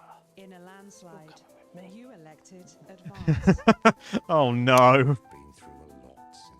So, with Jeremy, in the first one, we sort of went a bit heavy on the disrupt side of things, and a situation occurred and Jeremy got hold of a gun. We played a tape, and unfortunately the way the section ended was Jeremy committed suicide. After that, in this run, we didn't play the tape, and Jeremy was instead arrested, and as far as we know, is currently on the run. So we've not seen him since, because I'm not entertaining any of the disrupt hacks or anything like that. So it's very, very much a case of keeping, like, we don't know where he's at the moment. We know he's alive, we just don't know where he is. We might be seeing him shortly. I don't know. That's pure guesswork on my part. Sanctions, war, sterility, rebellion, and the loss of those we love. But through it all, there has been one constant. You and your unshakable support. And so, We thank you. for every citizen lifted out of poverty. So we're not concerned with the resurgence of our disruptive friends? Thankfully, they're not strong enough to be a threat, Mum. Public opinion was never truly with them, even at their peak. Don't worry, I'll deal with it. Sarah, we've had a couple of the crew mention seeing suspicious activity in the loading bay. Men in balaclavas or some such. I'll check it out. I'll come with you. Thanks for letting me know. Just make sure we're not all about to get blown up, eh? I think that's unlikely. Well, I hope when I take over as the new regular host, things become a little less chaotic. Sorry, what's that? Oh yes, didn't Bozeman tell you I'll be here every night? No, I missed that meeting. Uh-oh. I was at an appointment. Oh, well. Don't worry, it's not like you're being fired or anything. You'll be culture correspondent or some such, you'll be fine. Please don't be upset. It's nothing personal. It's just good for the ratings, apparently. 10 seconds. Oh, I hate that. I'm on it. Okay, we are going in 5, 4, 3. Welcome back to the Nightly Show, where I'm joined once again on the couch of chat by Prime Minister Julia Salisbury, who's agreed to answer some questions from the public. They're always my toughest critics, Megan. Indeed they are. So, first up tonight is a here we question go. from one of our elderly viewers, and she's on the line right now. Hello, can you hear me? Hello, what's your name and where do you live? Hi, Florence. Thank you for calling. You're on with Prime Minister Julia This is very different. Do you have a question, Florence? Yes, I do have a question. Okay, would you like to ask that question now? Oh, yes. Right you are, dear. Prime Minister, with all that hard work on your hands, how does your skin manage to keep that healthy glow? Oh, bless Crikey. Question. Oh, well, I suppose with my line of work, there's not a lot of time for a skin. Researchers really doing their work on this one. So I guess I've just got my mother and father to thank. I suppose I've just got lucky genes. Lucky jeans? Oh, that's what my Clint calls the denims he was wearing when we first... Well, you know. Oh no. Thank you for that question, Florence. Your Clint sounds like a right one. He'll be 44 years married this June, but he still finds the energy twice a week to give me a... Thank you, Florence. Thank you. I wish I could say the same at her age. Everyone needs a Clint, eh, Prime Minister? Or a Clara, perhaps. Megan? Or a Clara. Let's go to our next questioner tonight. He's calling from right here in the capital. Hi, caller, can you hear me? Yes. Jeremy! Yes, just about. It's not a good line. Well, I think we all know that voice. Good evening, Mr. Donaldson. Good evening, Prime Minister. Do you have a question for the Prime Minister, caller? Several, actually. Well, maybe it would be better if we tried to get a better line. I could have the station call you back. Don't worry. I've got a much better idea. What's going on? It might be what you call a surprise guest. Our second of the evening. Please welcome Jeremy Donaldson. They rebelled! He's back! Return of the King! Criminal, where's that CCO for God's sake? Don't worry, Prime Minister, I'm not harmed. Sarah? She's not here at the moment, Prime Minister. Okay, I've switched side. If we can find the keys to the studio doors, that is. Apparently, they've been locked and no one knows where they are. That's uncharacteristically careless of you, Jenny. You know there's only one way in and out of this studio. The peculiarity of these old buildings. I'm sure they'll turn up. I flipped. We'll have you all arrested for this, you know. Come, Prime Minister, what are you so afraid of? Surely a woman of your stature can withstand a few questions. For the viewers at home. Very well. I flipped, I'm no longer advanced. Can't say I'm impressed with this irresponsible stunt, but believe it or not, I used to have a lot of respect for you, Mr. Donaldson. Please don't attempt to flatter me, Prime Minister. I'm not. It's true. I've watched you sink your journalistic teeth into the great and powerful. So, out of respect for the man you once were, I'll dance your strange little tango. But I warn you, Mr. Donaldson, you better be nimble on your feet, because you'll only have one chance to tango with me. Well, let's put on our dancing shoes then, shall we? I'd like to ask you about sterility first, Prime Minister. Yes, a terrible situation. Caused in no small part by the actions of your government. No, I'm not doing it. Control the weather systems that unfortunately spread the fallout from your bombs in an even layer across the territory. I know this was meant to be an advanced run, but no, I'm committed. Stillbirths at an all-time high, along with babies being born with terminal birth defects, babies that your regime somewhat callously refer to as unviables. It's just a word, Mr. Donaldson. No need for conspiracy theories. If you say so. How many unviables have been born since Liberation Night, Prime Minister? Too many. Way too many. I mean, obviously I don't have the exact figures. Oh, I believe we do, Prime Minister. Yeah! In fact, it's been 2,581,280 unviable births since Liberation Night, according to official government figures. So, 14 million deaths on Liberation Night, and then another 2.5 million infant mortalities. Assume you actually managed to count them all, which, given the limits of bureaucracy, seems extremely unlikely. I'm sorry, is there a question? You made a decision one November evening 5 years ago, and as a result of that decision, 16.5 million people are dead. Prime Minister, do you have any regrets at all? Of course I do, Mr. Donaldson. I regret every grieving family, every life destroyed. I came into politics to help people. You came into politics to help people. In that case, Prime Minister, where did it all go so horribly wrong? Well, Mr. Donaldson, Miss Wolfe, I suppose this is where we all have to put on our grown-up trousers, isn't it? Please do not patronise our audience, Prime Minister. Why not? That's how they like to be treated. They want a government to keep them safe, happy, equal and free. That's our job, you see, to make a perfect circle out of that impossible square. And if we can do just that one I'm loving this. impossible thing, then they don't ask a lot of questions. They're not like you two. They don't want to see how the magic trick's done. They just want to gasp at the miraculous effect. So it's the public's fault? So it's no one's fault. It's just the way things are. You asked me where it all went wrong, but the ugly truth is it never did.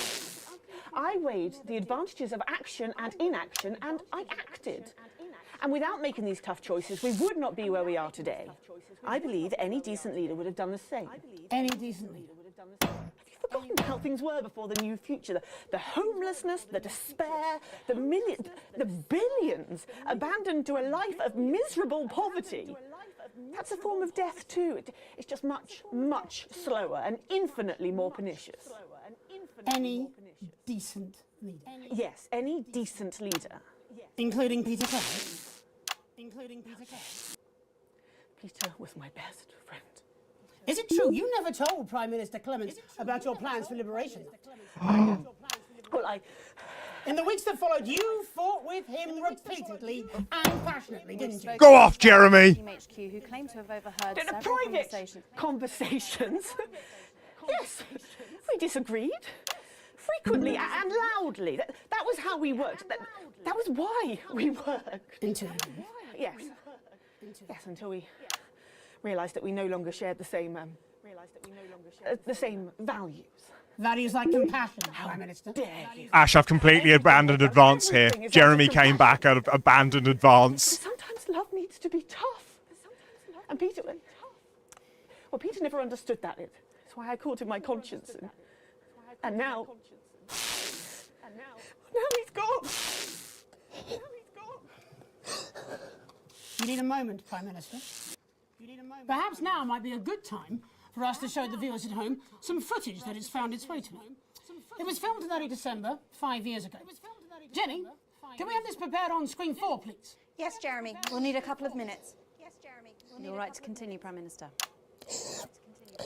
Peter was the heart of Advance. People loved him in a way that they've never loved me. They find me cold, emotionless. But I have to be strong. I'm a woman. I can't show tears. You nuked 16 million people! I would have thought that you would have understood. It's not much colder than that! Are you sure you don't need a moment to compose yourself, Prime Minister? I'm sure we can cut away to something about buttons. This is cruel. Advance are guilty of many things, but we were never cruel. Well, I think that's up for debate. Please, just I need a minute. Just point that camera away from me. I have a question, Prime Minister.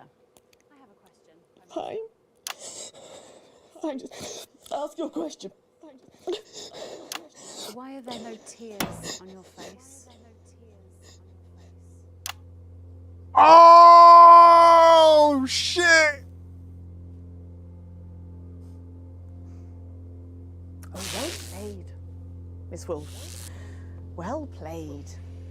That would be the security services. They're here for Mr. Donaldson and to escort me safely out of the building. I very much imagine this will be the last broadcast any of you ever make. Jeremy, we have to get you out of here now. Except there's a small army directly outside the door, and I believe there's only one way in or out, due to a peculiarity in the design of these old buildings. She's played us. I can't go back to Betterment. And yet to Betterment you will surely go. Don't you worry, Jeremy, we won't let them take you. Oh, perhaps you'd like to join him. After all, aiding and abetting an escaped convict is, of course, a crime in itself. Leave him out of it. This was my idea. We're in! I surrender! There's no need for violence! I have to know! There's no need to rest! Tango received, ma'am!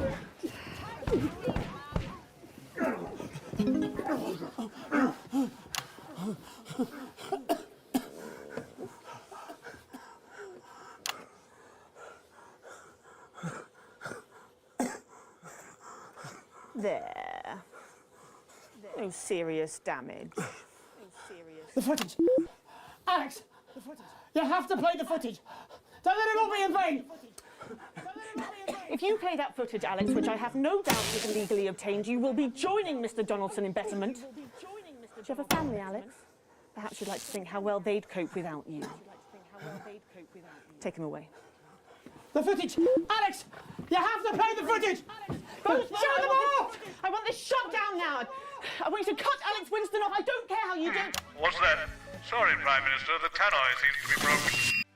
Postman, you utter hero! You duplicitous bitch! That's not fucking good enough! Peter, you have to understand. No, you have to understand. 14 million deaths on our hands? It's unthinkable. And this is exactly why I didn't tell you. Because you knew I tried fucking stopping you. You are a bloody liability, Peter. Can't you see that? Drunk or sober, you cannot be trusted. I'm the fucking co-Prime Minister, Julia, and I'm supposed to be your friend. Well, maybe you see I had your best interests at heart. This isn't on you, you lucky bastard. You get to sleep at night. I haven't slept for weeks. And what would you have done if I had told you what we were planning? I'd have stopped you. I'd have gone on the fucking news and I'd have exposed you if I had to. But I would have stopped you, and you can be fucking sure of that. And the whole country would have fucking starved. Well, you agonised over your morals. And we'd all be gone, all our good work, all wiped out. Good work? Good fucking work? It's been 3 weeks and they're still putting out the fucking fires. Let's talk about this tomorrow. Tomorrow?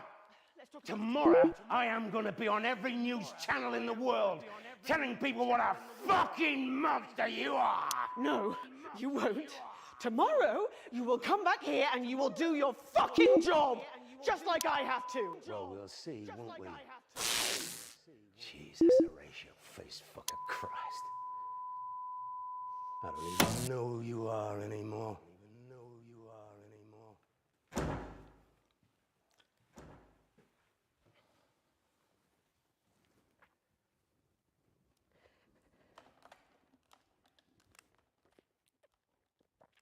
Get me Adrian at the services. Get me Adrian at the services. Hello, Adrian. Sorry to bother you so late at night. That thing we discussed, I'm afraid we're going to have to put it into action. Yes, I'm sure. You were right. He is a liability. She assassinated him?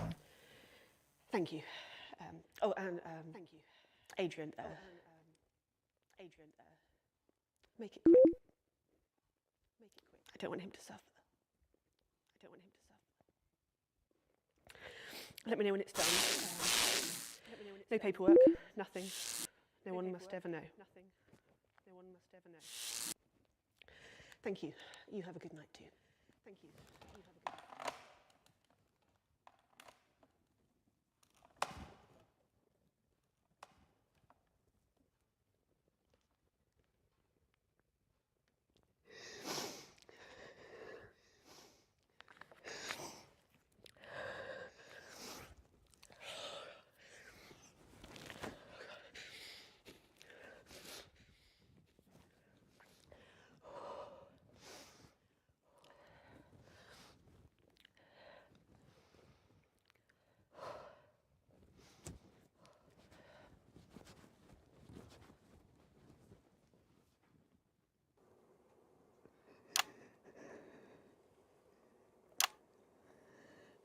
Do you have any comments for the viewers at home, Prime Minister? I'm sure they have a lot of questions. It's not what it seems to be. Isn't it? It's not what it seems to be. Because it seems to show you ordering the cold-blooded murder of Peter Clement. Perhaps you need a bit of betterment to yourself. Oh, don't you judge me! Not after that stunt you pulled here tonight. You work for me, remember? No. You work for me, remember?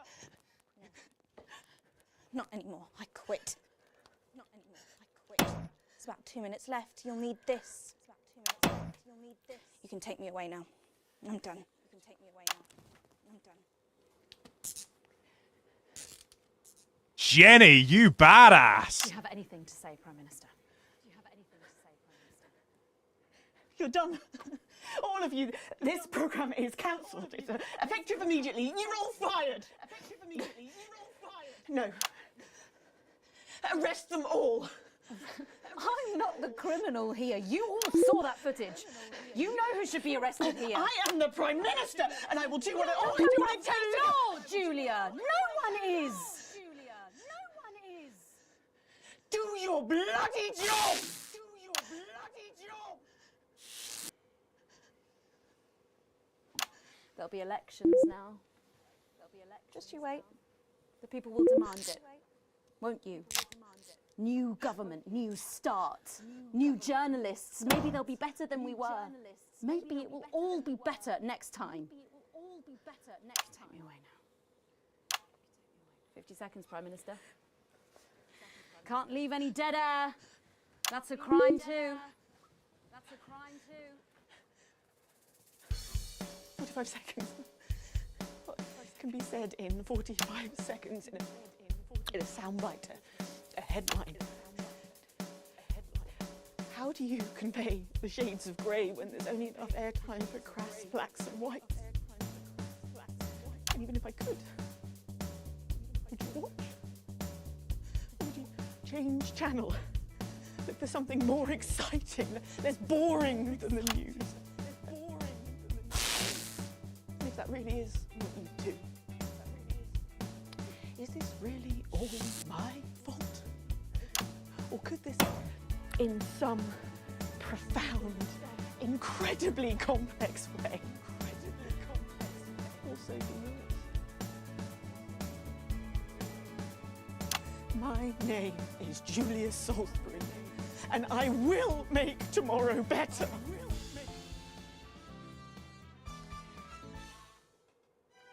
I'm so pleased to announce that the audiobook of the first volume of my autobiography... Sorry, I just saw the advert and just the contrast between her there and the ad is just absolutely mwah, mwah. lovingly narrated by national treasure Lawrence Blundercliffe.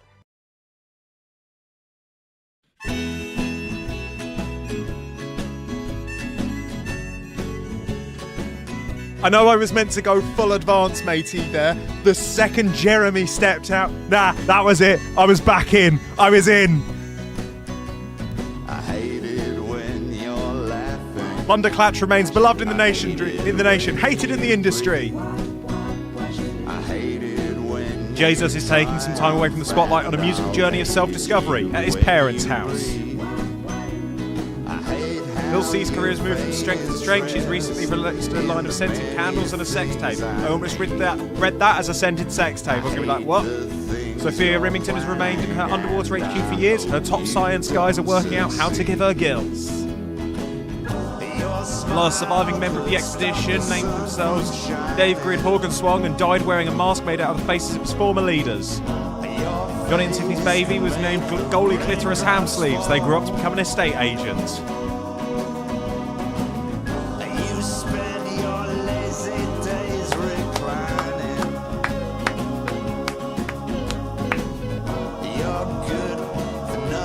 I have no regrets.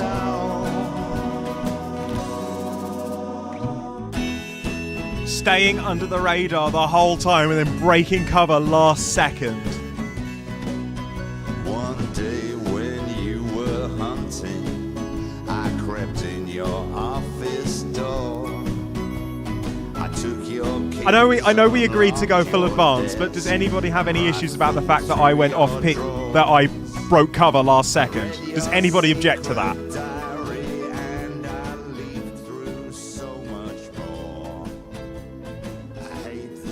Oh, we can skip. Excellent, good. Right, what have we got here? Daily News. I'm Patrick Bannon. Patrick! This is your Daily News Bulletin. Our top stories tonight. Former Prime Minister Julia Salisbury took to the witness stand on the first day of her high-profile trial. The disgraced politician faces charges of conspiracy to commit murder, human rights violations and war crimes in relation to the events of so-called Liberation Night. If found guilty, she faces life imprisonment. Meanwhile, as the first election in nearly 8 years are just weeks away, Advance announced their new leader will be respected economist Katie Brightman. As Brightman pulled ahead in the polls today, the New Look Advance Party vowed to restore territorial independence and to embody sensible, sensitive leadership and accountability. And later tonight, I'll be up. What? Why did that stop?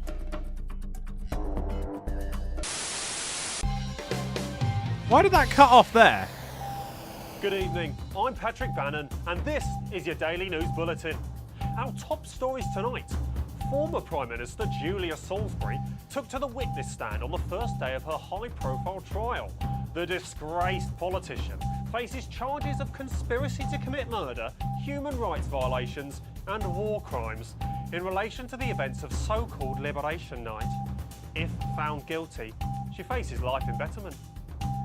Meanwhile, as the first election in nearly 8 years are just weeks away, Advance announced their new leader will be respected economist Katie Brightman.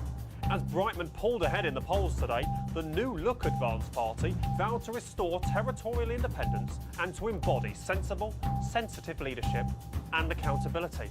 Surely not, though. And later tonight, I'll be on. Okay, so it does just cut there. So we've got the middle ground, chaos reigns, a better Jeremy.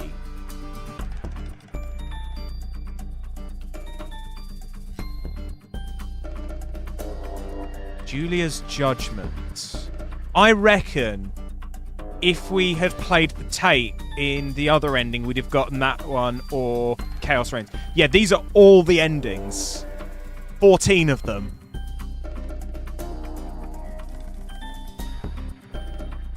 Good evening, I'm Megan Wolf. And I'm Jeremy Dawes. Our main headlines tonight. There's different end credit songs as well.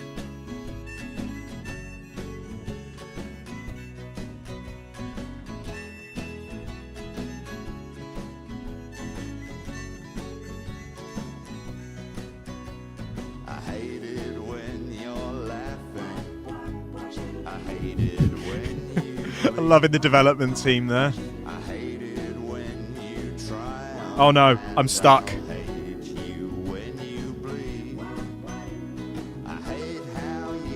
Well, in that case, team, seeing as we're locked into the credits, I'm going to go put lunch on, and I'll be back momentarily. One sec.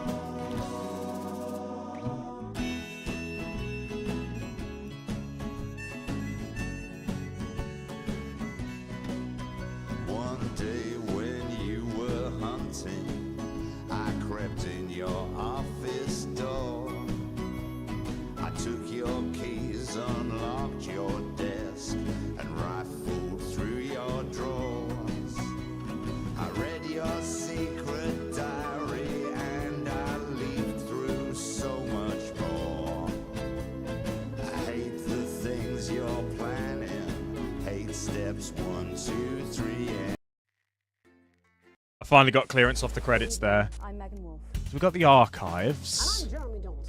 Our main headlines. Challenge room into Fearful.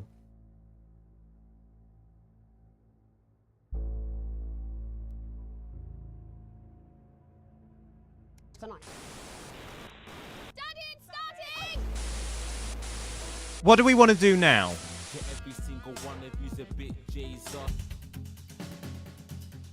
Like, we've still got loads of the day left, so what do we want to do?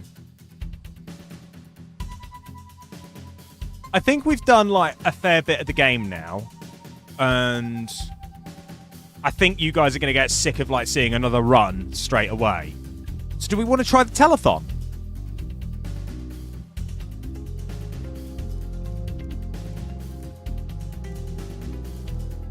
Oh, I've missed an advert. Oh no, I haven't. Go-Getter's Nightmare.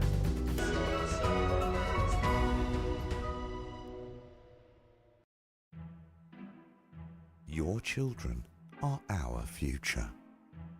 Advance knows this, and we're making sure we get to them while they're young. Oh god, this is how mask off some of the ads will get. We'll put your children in the picture. With subtle brainwashing delivered in potentially hazardous environments. And when they talk about what's happening at home, we'll be listening and taking notes. You wouldn't let your children drift off down the river to uncertain ends, or abandon them to a life of shame and mockery and eventual death. God, that's so mask off! So you sent them to fly with us instead. They're probably safe. But I guess you never know what's lurking in the water. The advanced go-getters.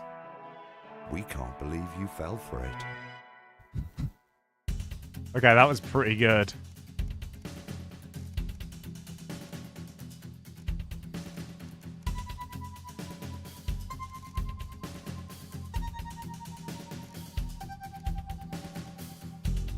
What else have we got? We've got the rushes.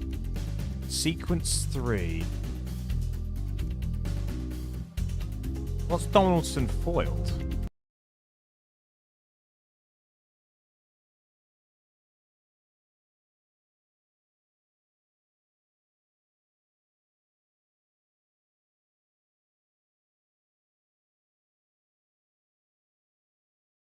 I need to see what some of this stuff is.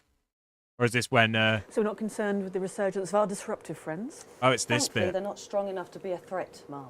Public opinion was never truly with them, even at...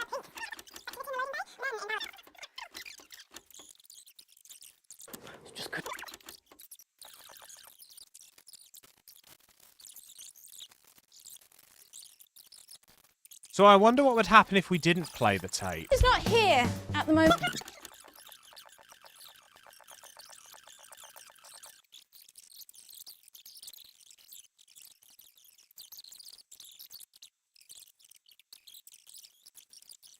She then starts breaking down.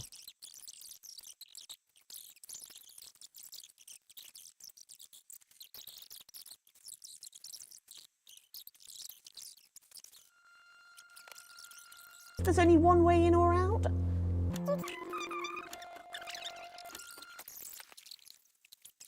let it all be in vain! You have to play the footage. If you play that footage, Alex, which I have no doubt was illegally obtained, you will be joining Mr. Donaldson in betterment. Do you have a family, Alex? Perhaps you'd like to think how well they'd cope without you. See, if you're going to make that threat... The footage! Alex! You have to play the footage! Shut them off! I want this shut down now. I want you to cut Alex Winston off. I don't care how you do it. Just lock them out. This is a matter of internal security, and lives could be put at risk if this footage is shown.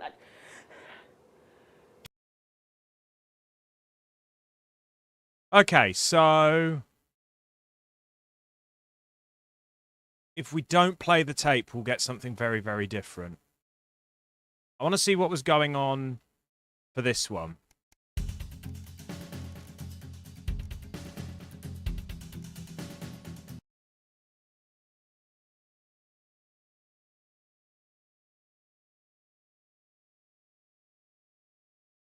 You duplicitous bitch! I'd like to apologise to our regular viewers of the nightly show who may have been upset by what they've just had to witness.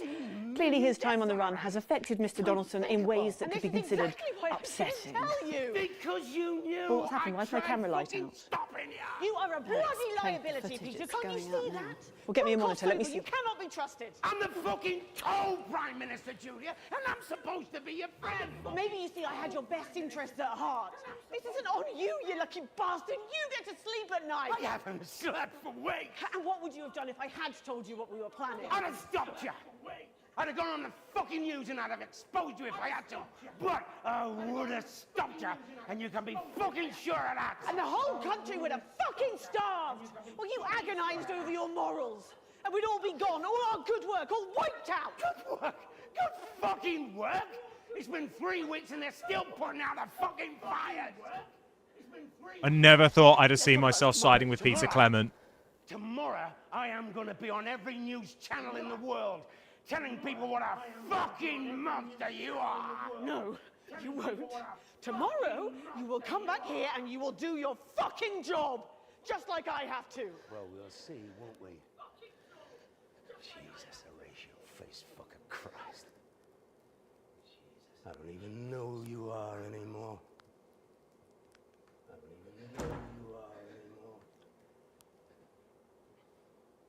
I love that they have the delay as well for all this.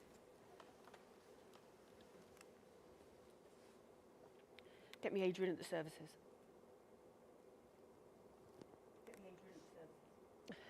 Hello, Adrian.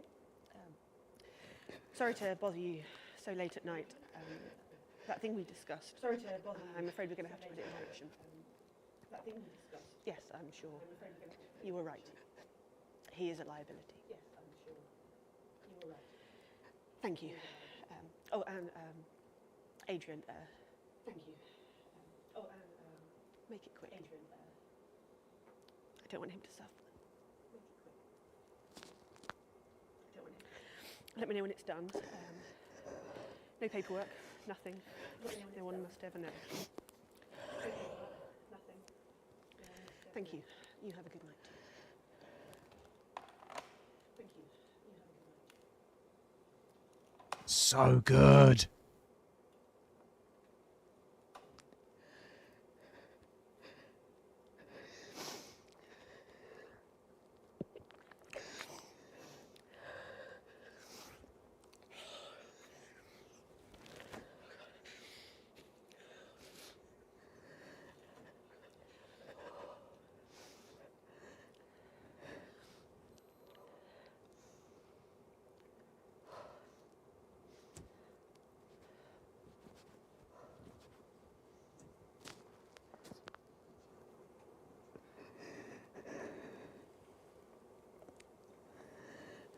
Do you have any comments for the viewers at home, Prime Minister? I'm sure they have a lot of questions. One of the things I just cannot get over about this game is just how well all these people are acting. It's so good. And it's so beautifully woven together.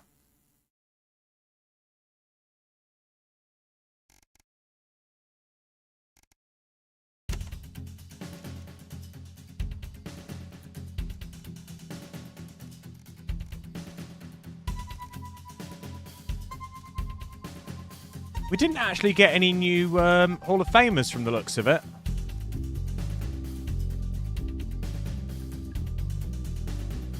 Foreign miseries, foreign ministers.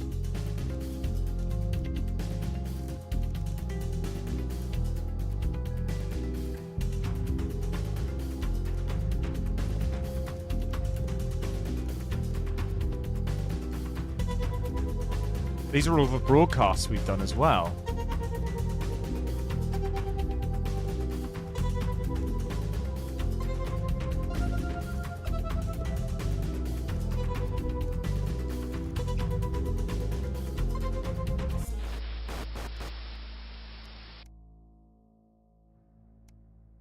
Right.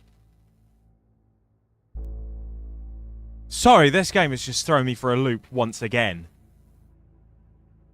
Completely, utterly, genuinely, it has thrown me for a loop.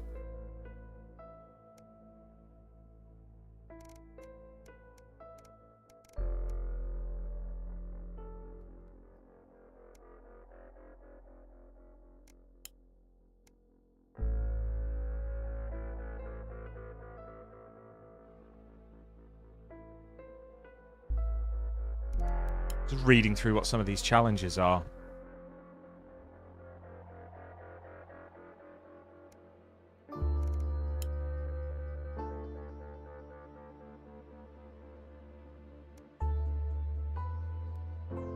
Oh god, that looks horrifying.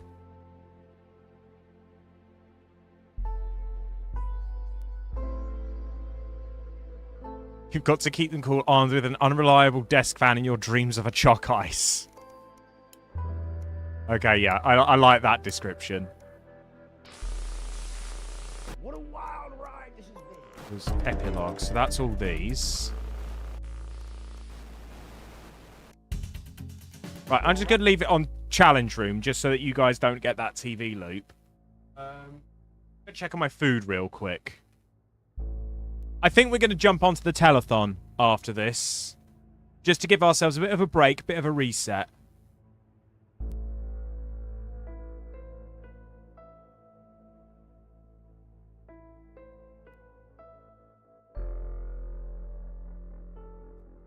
Oh, this This game's so good.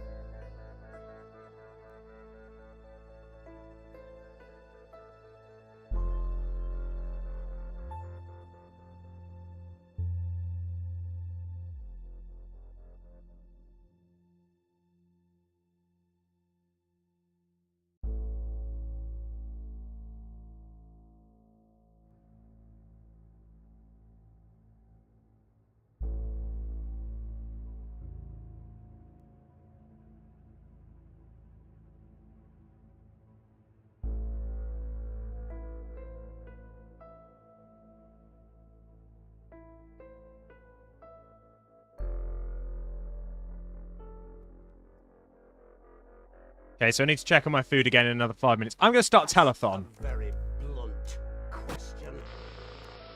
Advance is lying to you. And we'll do broadcaster. So what on earth have we got to look forward to with the telethon?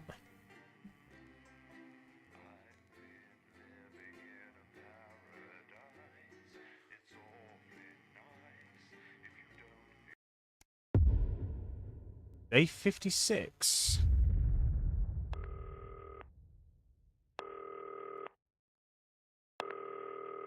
It's early days, isn't it? Alex Winston, it's Bozeman here, your boss. Uh-oh. It's come to my attention that you've replaced Dave in the control room, and your performance so far has been mostly adequate.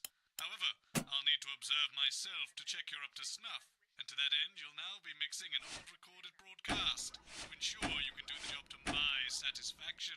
Don't worry, other than the odd tear and jump in the footage due to age, it shouldn't require you to deal with anything new, though do keep an eye on the censor. They had stricter sensibilities in those days. And of course, don't forget to load the adverts. Bozeman out. Okay, so this is sort of like a test run in the archives.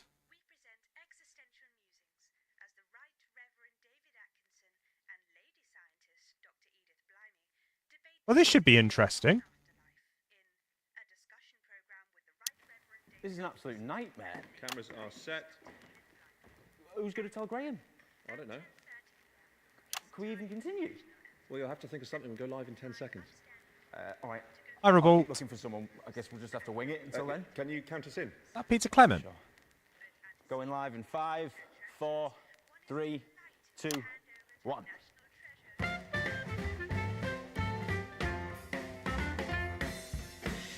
Live from the capital, it's the St Fanny's Hospital's TV fundraiser for dying children. And please welcome your host. It's the Dreamboat, Graham Bannon. Graham Bannon. There he is. Hello, it's Mr. Bannon. Got one of them. Got one of them. Good night. you won't be my lady, then at least have my babies. No, don't give me a maybe, no. I know what women are like. We're not on the beach. Do you know what? I'm sorry, I know I'm supposed to be... Sorry, stop the music. I mean, yeah, I know I'm supposed to be starting the show, but I can't help but notice... I mean, where's the audience? I mean, who are you? I mean, this is an absolute nightmare. Isn't it really? I mean, we are live. Hello, ladies and gentlemen, and welcome to the first annual St Fanny's Hospital's TV fundraiser for dying children. I'm your host, Graham Bannon, and it is an absolute pleasure to be here. We are here tonight, as we may be aware, for one very important cause, and that is, of course, Not too bad, thanks, Little Sally Revolt. Button. Little Sally Button has a life-threatening condition, and she will die tonight, unless we can raise enough funds to cure her of her... Bit harsh going in like that. I should learn that. He's good. Hypo... poo. I don't know how to say that word, but what I do know is it's a long word and a bad disease. Ladies and gentlemen, we need to raise 20 grand tonight, and we can't do it without your help.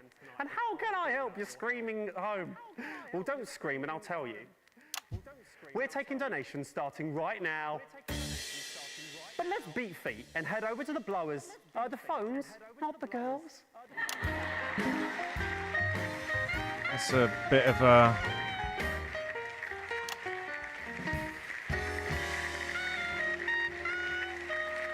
That was a line, to be sure. Hello, ladies. Good evening, Graham. Tell you something, ladies. Those are some classy chassis, if you don't mind me saying so. All right. So girls, would one of you kitty cats please let the viewers at home know exactly why you're here this evening? Yes, us kitty cats will be taking calls from across the country to raise money for this little girl. If you would like to donate, no matter how large or small, please ring now. I'll tell you, I'll be giving you a ring later. An engagement ring if you play your cards right. Now that was a zinger. If I do a zinger, play the sound. Yeah, that's it. Oh, deep I'll check joy. in with you later. It's time to have a look at how much money we're starting off with tonight. Using state-of-the-art technology we can track up to the second exactly how much money has been raised from your donations. Without further ado, ladies and gentlemen, let's have a look at how much we're starting off with tonight.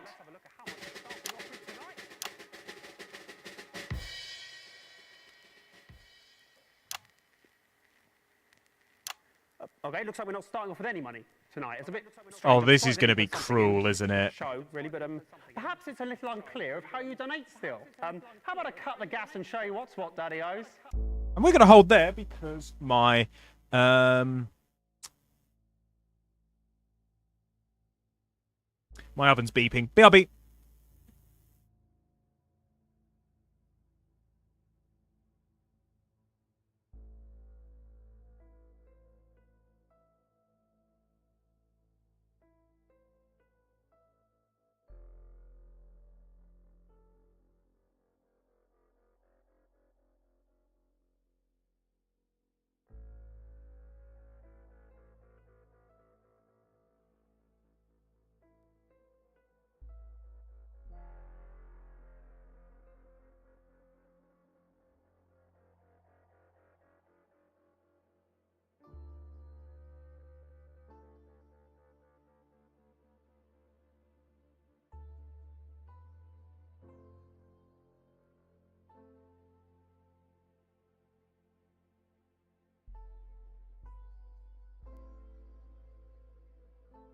How are you getting on today, Revolt?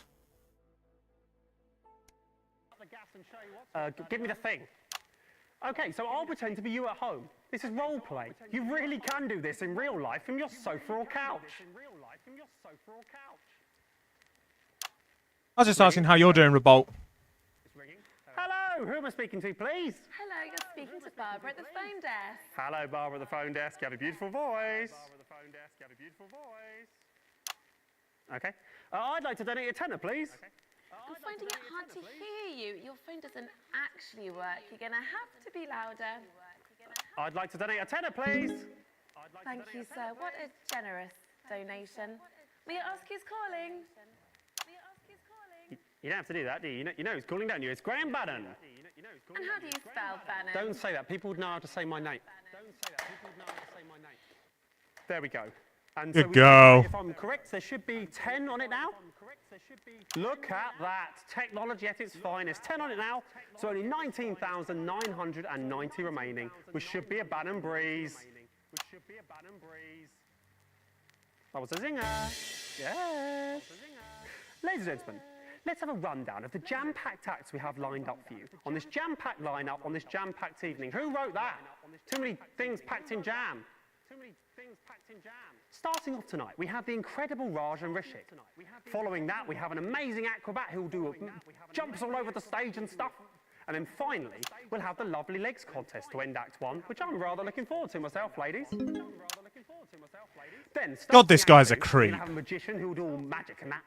Then we're going to have a fire-breathing man who will be breathing fire. And then ending Act 2, we're going to have a daredevil who will dive into a bucket of water. All right. Then going into Act 3, we're going to have the unicyclist act. Then following that, the strongest man in the world, the strong man. And then finally, the grand finale. Now, for the grand finale, we asked little Sally Button what she wanted more than anything else in the world. And she had a very simple reply. I'd like a dancing chimpanzee, please, could I? Oh, no. So, ladies and gentlemen, we have managed to source a dancing chimpanzee for the finale of this show. How does that sound? There's no one here, is there? Okay, so without further ado, ladies and gentlemen, let's introduce our first act of the evening. He's come all the way from for this event. Let's just say he might have brought a little friend along with him.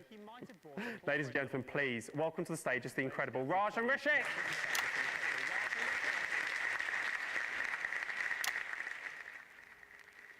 As I said, it is Raj and Rishik. To the stage.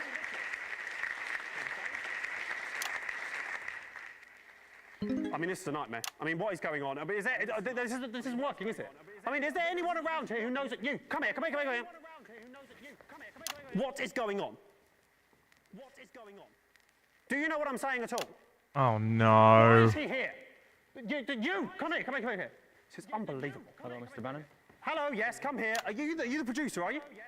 No, I'm nobody, me. I just help the fellas unload the cameras Right, from the fantastic, great story. Do you know where the producer is? That's the problem. Get on with it, come on. Well, it turns out, you know, the roads around the capital are shut down because... Yeah. Well, it turns out the producer, the director, most of the acts and also all of the audience are on the same bus heading in, and now they're stuck somewhere near Jamstable. Are you seriously telling me there's no one else around here who can sort this mess out? He's pretty good at organising. No, obviously not. That's not going to work, is it? Look, you're the producer now. Well done, that's great, big promotion for you. Now, what you need to do is go away and find me a version of all the acts I've just promised the people at home. That's not really my thing, Governor. Well, do you know what? It is your thing now, Governor, right? Or a child drops down dead. So off you go do that, quick smart. All right, you can count on me. Okay, very good. You can count on me. Okay, very good. Go away. Oh, this is hellish. Honestly, I was expecting him to be fully racist, so I'm glad they didn't go with that. Act of the evening. He's come all the way... I've read that. Don't repeat the same stuff. Ladies and gentlemen, they're not here, are they? No, they are here. Well, why didn't they come out the first? Ladies and gentlemen, it's Raj and Rishik.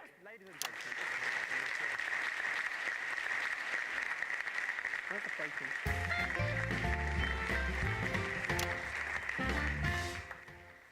Hello everyone, my name is Raj and you might be asking where is Rishik?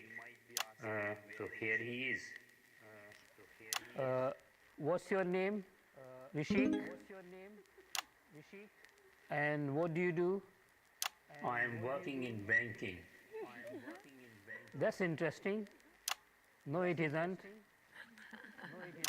Okay, you have anything else to say? No? Thank you for your honesty. Have you finished? Am I finished? Yes, I'm finished. Okay, ladies and gentlemen, Raj and Rishik, play the sound for applause. We don't have anyone here. Okay. Well, fantastic, I think. So, well done, Raj. So, I know a little birdie told me you travelled in all the way from just for this event. No, we cycled here. Rishik was cycling and I was sitting in the basket. Oh, right. Oh, yeah, now they laugh. Great joke. Is he a good cyclist, is he, Rishik? Why are you asking me? Can ask him. I'll ask him. Okay, that's something else. Okay, Rishik, are you a good cyclist, mate? Why are you talking to him? He's only puppet. Don't set a joke up with that if you're not going to follow it through. That ruins it, doesn't it? You farted. Graham farted. I didn't fart. I didn't fart. He made the sound out of his mouth. He made the... Stop doing that. Okay? Yes, you should be disappointed. Get off the stage. Yes, you should be disappointed. Get off the stage. Aww. What a load of crap. We've had two. I didn't fart. Acrobat's not here. Great. But I've got an alternative. Okay. His name's James. Sounds good. He's not an acrobat. Sounds good to me. Bring him on. Ladies and gentlemen, I don't know what's going to happen now, but please welcome to the stage, it's the incredible. It is James.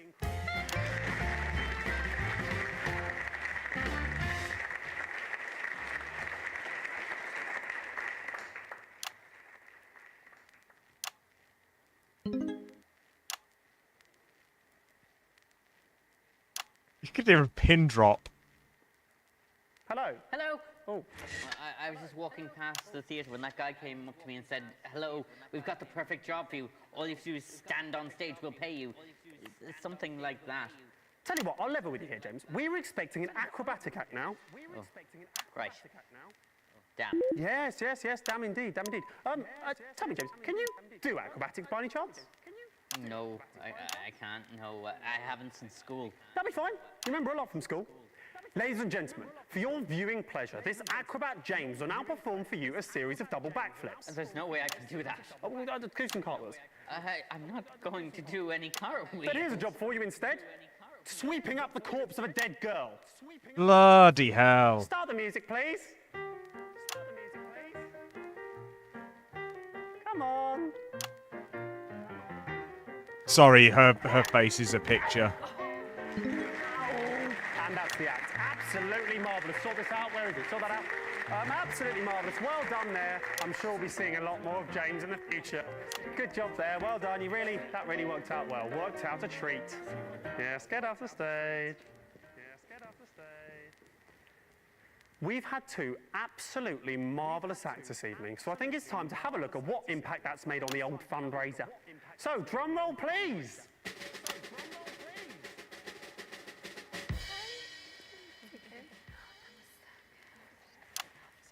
Okay, looks like we still haven't made any money at all. That's a bit surprising. Perhaps I'll check in with the bombshells to find out exactly what's going on. What are you doing there? Get out, sling your hook. Go on, go. You're upsetting the girls. Ladies. I was expecting a little money in the old pot by now, ladies. Have the callers not been particularly generous so far? We haven't had any callers so far. Are you serious? How dare you? How dare you? A child is quite literally dying somewhere out there, and you're too lazy to get up off your asses, go over to those phones we have, turn the dials, and pledge money to save her life. You greedy bastards. Sorry, Graham. Just found out the phone lines haven't been connected yet. All right. Yeah, Young forgot to do it. Young. Oh, that idiot, right. Go on, Young. Got just a job for you. I'll give him an hand. I don't think he knows what he's doing. Yeah. This is so rough. I can offer only my greatest apologies. My outburst just now was directed at you, when it should, of course, have been directed at Young. Please accept those apologies. Now it's time for the Lovely Legs contest. What better way to end tonight's programme, the first part of tonight's programme, than with a display of beauty and talent? What did you ask him? So for your viewing pleasure, these 10 out of 10s will be modelling the latest in fashionable swimwear. Graham? Not now, love. I'm speaking to camera. Graham, Donna's not here. So what? Well, we need 4 of us for the routine, so let's... We'll do the routine with 3 of you. Do it with 3. Well... Does anyone else around here know it? Oh, he was watching us rehearse earlier. Oh, was he? That's very interesting. Little pervert. Tell you what, Slap a costume on and stick him at the back. That'll teach him. He doesn't know what's coming. Ladies and gentlemen, when I was told... Phones are fixed. Great, sit there and take calls. When I was told that I'd be judging the best legs out of a group of young, attractive women, I said, where do I sign? Well, I did sign, and that time is now. The time to look at women and judge them. Ladies and gentlemen, the first lovely lady to the stage is Barbara. Now, Barbara plays for the local women's amateur football team. So she can quite often be seen getting down and dirty of a Sunday lunchtime. I think it's fair to say this girl has seen more than her fair share of tackles. Linda's up next. Greasy bastard. And she can quite often be seen on a balmy summer's evening, tending to her petunias and trimming a bush. Deborah's up next. Ladies, I hope you'll deck him later. Deborah likes nothing more than a nice night in the pub with the girls, gluggity glug glug glug. But I'll tell you, forget the pub. Nice legs, love. What time do they open? It's just a bit of fun. Oh, this is so grim. Young, who's taking over for Donna. Now, Don. Oh. Oh dear. Yeah, that's really unpleasant, that, isn't it? Fair play to the guy playing Young. I wish I hadn't suggested it now. He hasn't shaved. I mean, he knows the routine, but doesn't look very good, does it? Oh, Christ. Okay, Don, I mean, Young is quite... I mean, this is appalling, isn't it? Can we do this? I think we have to stop the music, actually. I don't think I can let this go on, to be honest. It's quite unpleasant. Why is he still doing that? Stop him dancing! Yeah.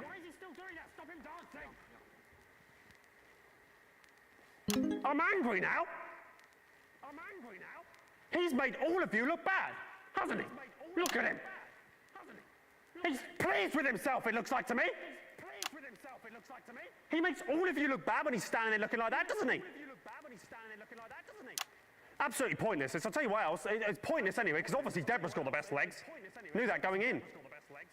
Do you know what? Just take him off the stage. I'm angry. I'll tell you, if there was an audience, they'd be a-booing you, Young. They'd be a-booing. I really hope there's a phone call that And that donates seems to be just for like Young. the perfect place to end Act 1 on a bit of a high. So I'll tell you what, why don't you grab a drink, sit back, enjoy the adverts, and we'll see you after this. What are you doing? I am setting up for the Act 2. I haven't finished talking. After the adverts, we'll see you back then. Okay, 1 minute back. What on earth is this? What am I playing?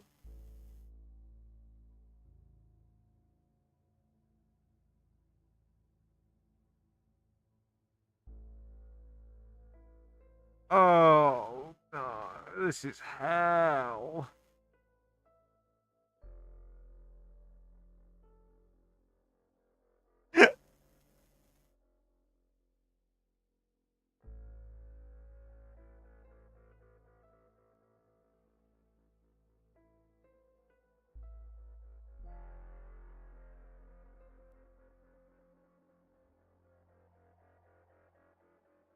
Yes, I am the one that chose to play it, but there we go. I do make some of these decisions, don't I? Dear, oh dear, oh dear. Ah, and that's lunch. Be right back.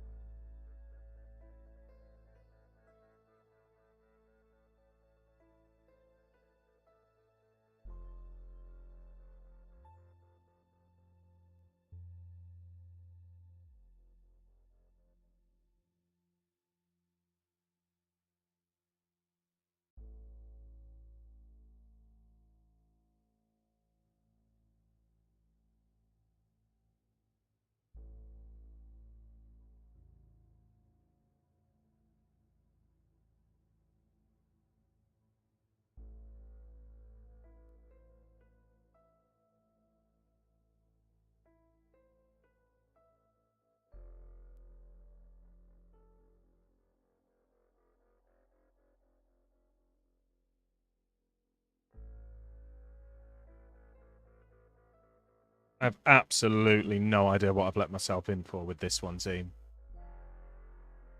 Genuinely no idea what I've let myself in for playing the telethon. Where the hell did Boatman even dig this out of? The archives?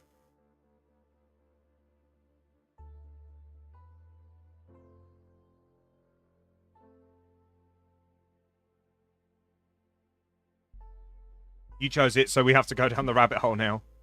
What did I make you? Chicken and chorizo pasta bake.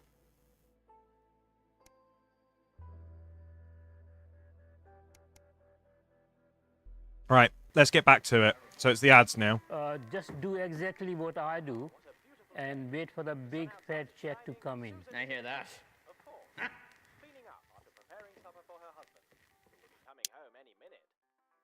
We got a B grade on that, so not too bad. Susan, you silly moo. Why are you crying, you dozy tart? I've had enough. I've been trying to clean up this chicken grease all day with my usual brand of cleaning product, but it just won't come off. Oh dear, here comes your husband. I hope you've thought of something. Honey, I'm home. That chicken looks delicious, and this chicken looks even nicer. Oh yes, and I forgot to mention, her husband is me, Dick Johnson. Lucky. The hell? What's with all this grease? This surface is filthy. I'm sorry, darling. I've tried every cleaning product available, but I just can't solve these stubborn stains. Well, you haven't looked hard enough. Because there's new jazz. I honestly thought that ad was going to go in a horribly different direction there. Clean. Look at the way it cuts through this grease. Wowzers. It is also completely harmless to skin. All right, just add 100. That'll kick it off. That's my wage, but poor little girl, she deserves better than this. Right, thank you. A little hero that guy is. We're back in 10. Places, everybody. And we're going live in 5, 4, 3, 2, 1. Welcome back to the St Fanny's Hospital's TV fundraiser for dying children. Here's Graham Bannon. Here comes Graham.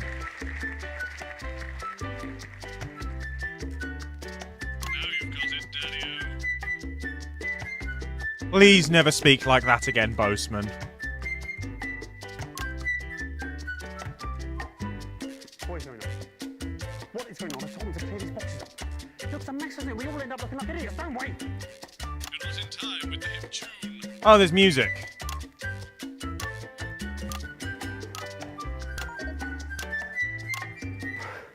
My talents are wasted here. Ladies and gentlemen, welcome back to the St Fanny's Hospital's annual TV fundraiser for dying children. It's nice to be back. As a reminder, little Sally Button is still dying, but with your donations, she may yet live. Let's have a little look about how much money has been raised while the adverts have been playing. That's brilliant. We've made 100 girls. That's amazing. Yes, very good. And who do we have to thank for these donations? One very generous donor, actually. Fantastic. Well, tell me their names so I can thank them live on national television. I don't actually know his name. It's annoying. Thought we told you to take the names when you answer the phones. It wasn't over the phone. It was him, the guy, the new producer. He gave the money. Right. So we haven't had any calls. The phones still aren't working. No, the phones are working. And we have had a few calls, but none of them wanted to donate. It was mainly complaints against you. What do you mean complaints against me? Well, I think people think that you're a bit rude. Fudge off! Sorry for that swear. Will you censor that if you want? A bit rude? People think I'm a bit rude. Bit rude? After all I've done and continue to do, people think this has blown my mind. Okay, ladies and gentlemen, magic has always been rude. I'll give them rude. Here's the magic act. Nightmare.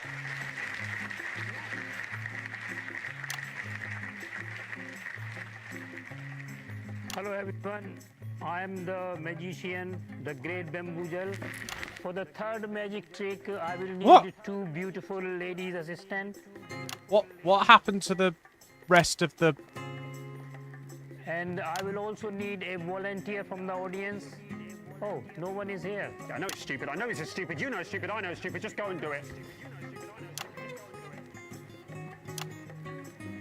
Thank you, sir. In this take, you will be sent to the another word, beautiful word. And for this magic trick to work, you need to go behind the sheet. Do I have to do this?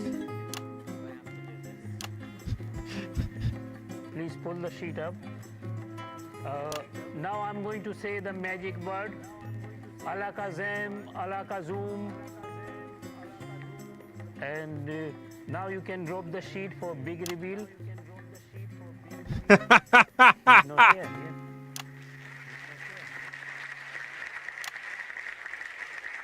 yeah. You can take the sheet. Ladies and gentlemen, I am not happy. I'm not happy at all. Hello, Noobster. How's it going? I think it is. That's Raj. I'm not Rose, I'm the great bamboozle. Right, well that's not true, is it? Lots of surprises, lots of... Get off the stage. Get off the stage right now. Don't play that sound! And then finally, what I and dying child Sally Button have been waiting for, it's the chimp dancing finale. Sorry, Graham, sorry. I don't think we should say there's going to be a chimpanzee. It's stuck on another bus. Yeah, I'll tell you what. I'm only going to say this once, mate. If you don't manage to source a dancing chimpanzee, and it has to be a chimp, not an orangutan, for the end of this show, I am certain that the shock, disappointment and fear on that little girl's face will cause her to just die, like sometimes children do. And that'll be entirely your blimmin' fault. Graham, of course I care about Susie Button, who you've been calling Sally Button all evening, but I'm not a producer. I don't know the first thing about booking dancing chimpanzees. I can try my best. That's it. That is as good as I will get a dancing chimpanzee, Graham. Now you're here, what can we expect next? I assume it'll be the fire-breathing man or something incredibly similar. No, he's on the bus, but we've got something better. What's that? It's a group of teenagers from the Scritchford Dance Club. Right, that doesn't sound better to me than a fire-breathing man, but I suppose it's the best we've got. Ladies and gentlemen, please welcome to the stage. It's the dance, it's this. Hurry up. What on earth is happening now? Oh crap, it's a musical number.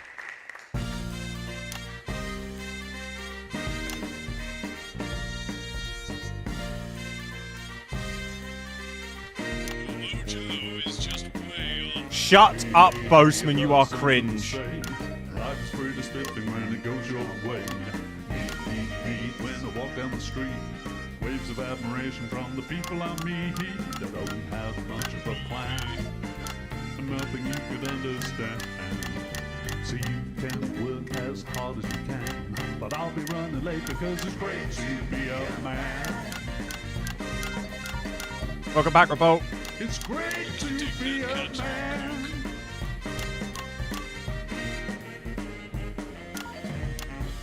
Look at that, I'm a fabulous chap with a fancy pair of breeches and a gentleman's hat.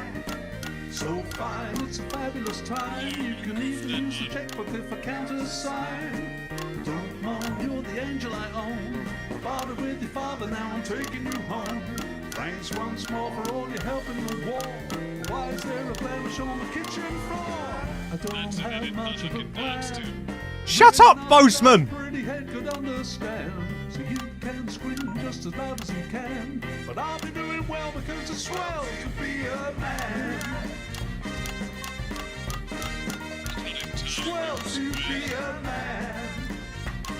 Flippin' hell, what archaeological dig did they pull you out of, Boseman?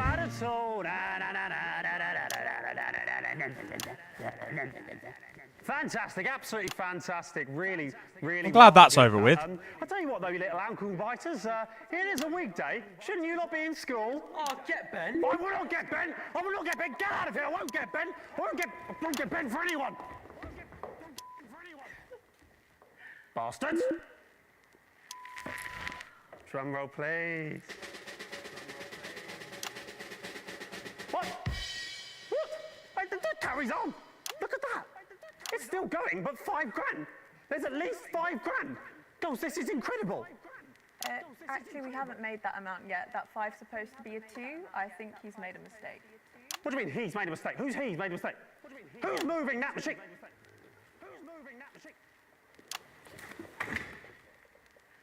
What? It's you! It's Young!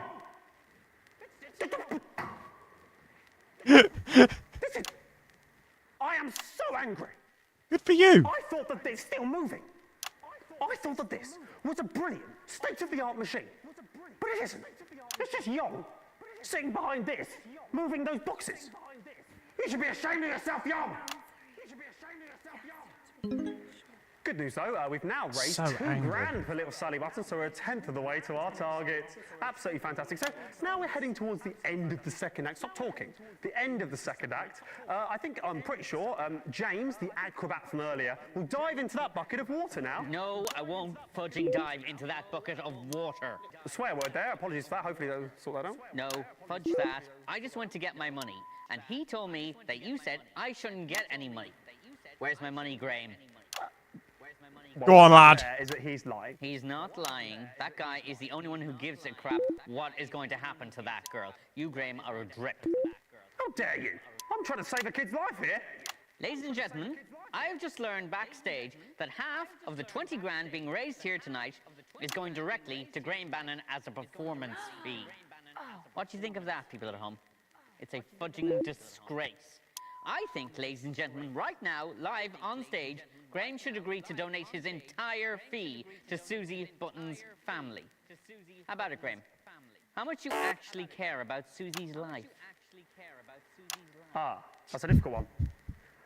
Now, of course, I care about the life of the child, but I'm also pretty sure that the viewers at home want the talent to get paid fairly for their work. Actually, I have someone on the phone right now that says they don't want you to make any money from this. Yes, me too. I'm hearing Graham's a dog, Graham's selfish, Graham's cruising for a bruising. Yes, basically all my callers are saying Graham's a twat. So,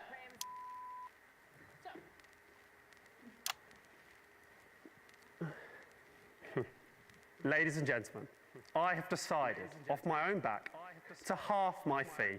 5,000 for the dying child, and 5,000 for Graham Bannon. nope, that's baloney. Graham, if you care and don't want people at home to think you're spineless, you'll give it all to Susie. You can see him doing the maths in his head. You know, Acrobat James, there comes a time in a man's life when he has to decide what sort of a man he wants to be. Are you going to donate the money? Yeah, I was just doing a speech about that, yes. Well done.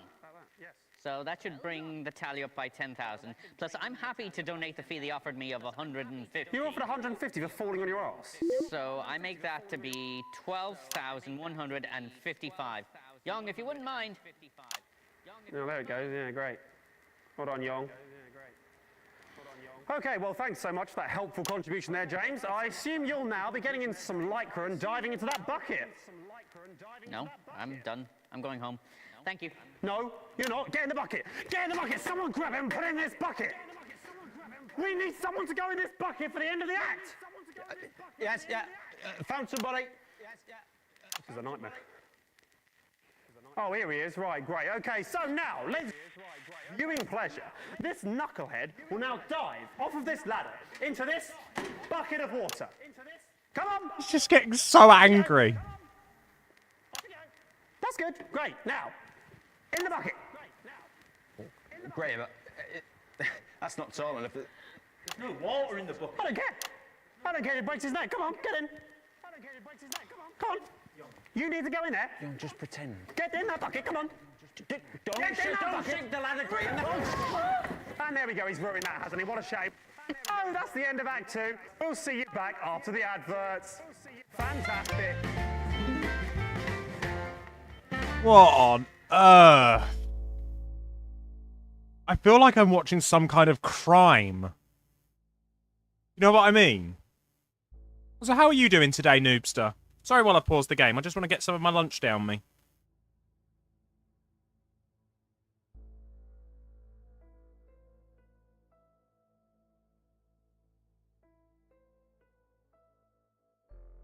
Probably a bit of an understatement. Yeah, I agree with you, to be fair.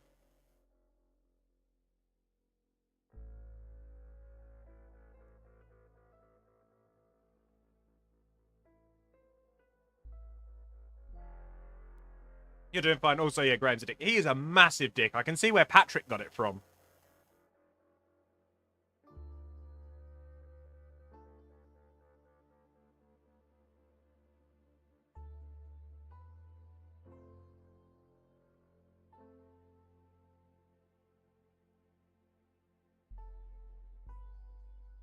Calling it a crime is being nice.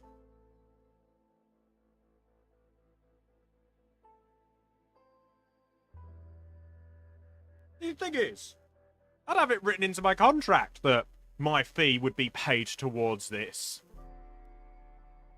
Wouldn't even be a question.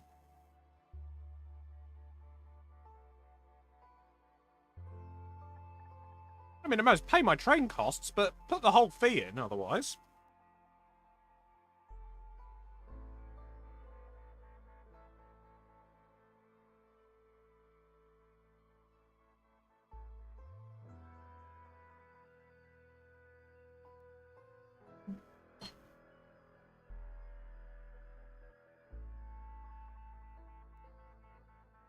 I've no idea what I'm expecting for this final act.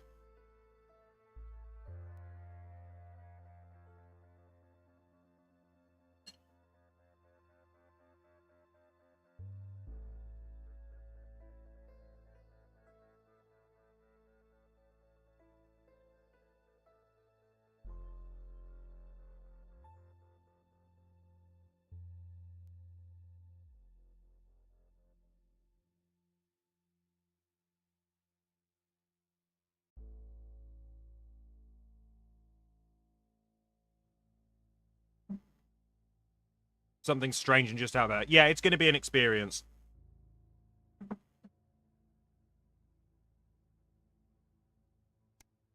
Back in 1 minute! What a knobhead. Does anybody know first aid? Yes, my dad's a doctor. Is he gonna die?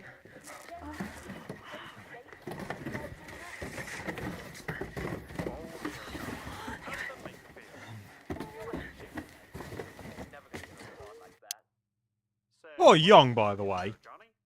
He's just been getting abused all night. Regular brand of cigarette ain't nothing special. You're telling me you don't smoke line cigarettes?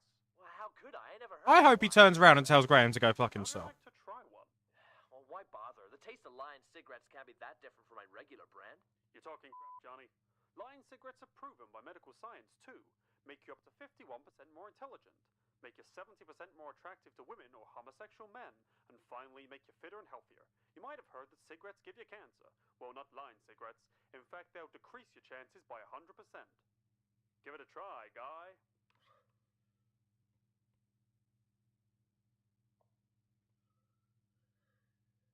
Hold on.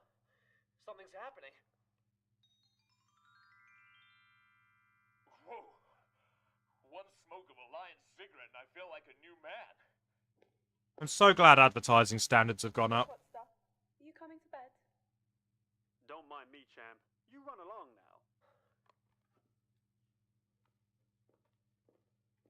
Will he be all right? Yeah, but we need to keep that psycho away from him. Okay, we're back on in 10. He's still unconscious. Let's take him off. Okay.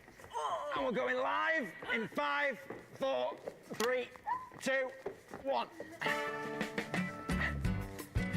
Welcome back to the St Fanny's Hospital's TV fundraiser for dying children. Graham Bannon is still here.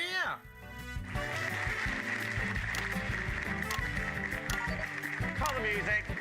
If there's no audience, Graham Bannon doesn't dance.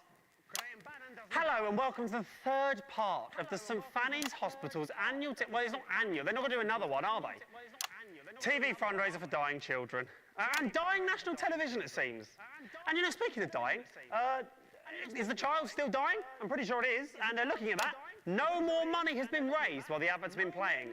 So it looks like to me you continue to do F all at home. There's 2 reasons for that. Hello. 1, we don't have anybody on the phones. We're all backstage looking after Young, who you pushed off the ladder. Pretty sure he fell. And secondly, we don't have the guy who changes the counter anymore. You pushed him off the ladder. Tell you what, do I have to do everything? You go back there, grab Young, bring her back in, put him over there, grab the girls, put them on the table. Then they can all do their stuff. Yon can sit there twiddling his boxes. He's only just woken up and his neck might be broken. Doesn't have to move his neck. Look, my neck stays perfectly still. Go and get him. I mean, that is unless you don't care about Sally Button. I mean, I assume you'll be donating your fee too. Yeah, I was the first to do it, Graham, about 20 minutes ago. Get off and get them. No more long Yes, feet. lad!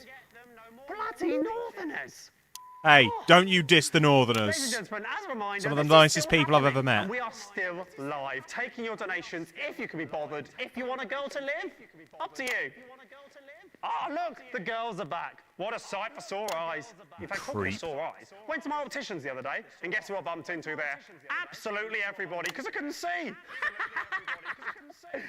You got to laugh, haven't you, girls? You're a pig. All right, so let's have another act. Any more acts? Anyone who's not stuck on a fudging bus or something? Oh, look, the stripper's arrived. Oh, God. Keep him over there. Okay, right, we need something else now, don't we? We need an act or something. Girls, any calls? Oh, yeah. Actually, I have someone on the phone right now you might like to speak to. Absolutely fantastic. Put them through. And on top of that, he's been rather horrible to that little boy. She sounds about 100. Hello there, and welcome. Welcome to the show. What's your name, please? Who's that? It's Graham Bannon. You're horrible. Why has she been put through? Don't put one through to think I'm horrible, obviously. That might be a bit difficult. This is so crazy that everything I've done for all these people, they still. Why is she still there? Cut her off! We're not putting any more through. We're having another act. Hello? Who is that? Stop putting people through! I'd like to donate a tenner, please. Aha! We have a serious gentleman on now. Hello, sir. Did you say you'd like to donate a tenner? Hey, that's right. I'd like to donate a tenner. A tenner to the fund to stop Graham Bannon being on TV. No, don't play the laugh sound. Wasn't funny. Play the laugh sound. Oh, so you think you can do better, do you? Hey, that's right. Okay. The stage is yours. Go on. Tell a joke. Tell a wee joke. All right, I'll do the joke. How many Graham Bannon does it take to screw in the light bulb? I'm not going to like this. That depends on the fee. The joke was horrible. No. We're not having horrible jokes. We're not doing any more of that. We're not having any more callers. I think they're stupid and also they seem drunk to me. Right, what's next? We need another act. Where's the next act? We have sorted the monkey problem. I mean, there's one on stage right here on camera one. Bring it on. He's very shy. That's fine. That's fine. We're dead fine. Bring it on. It wants everyone to close the eyes for big reveal. Okay, right. Everyone close your eyes for the big reveal. Don't ruin this, girls. Close your eyes. We are ready. It's very big. Okay. You can open your eyes now. Okay. It's very strong. It's carrying me on its back. And it has banana. It's offering banana to you.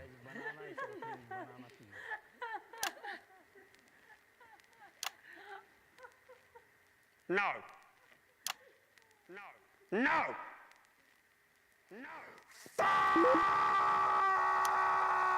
Fudge! Fudge!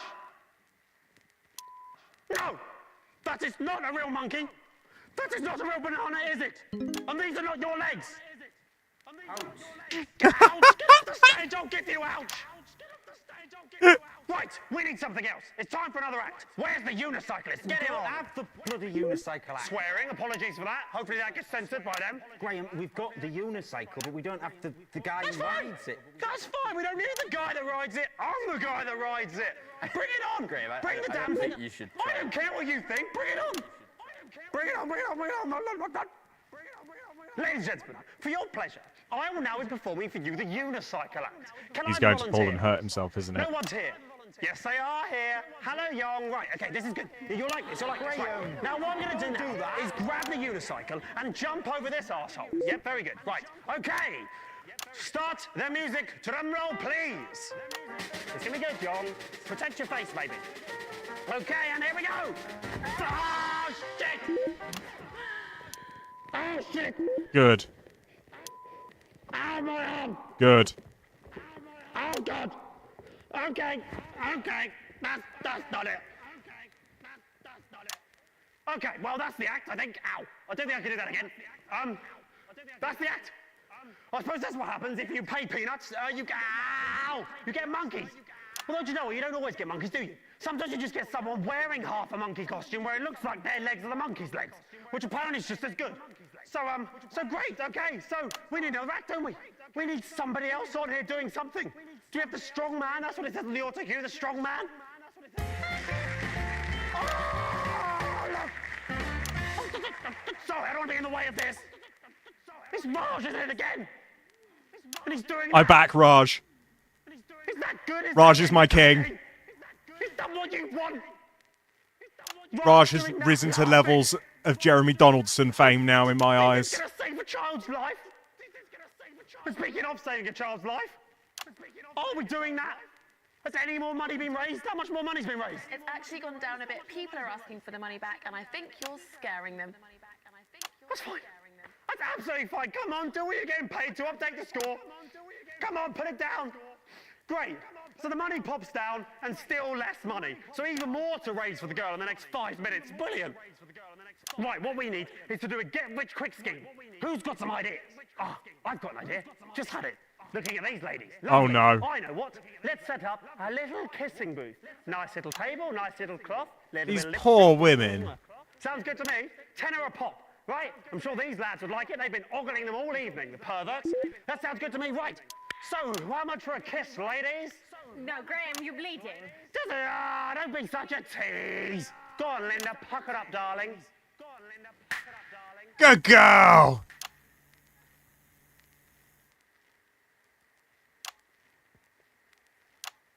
Thank you, Linda. I needed that. Thank you, Linda. I needed that.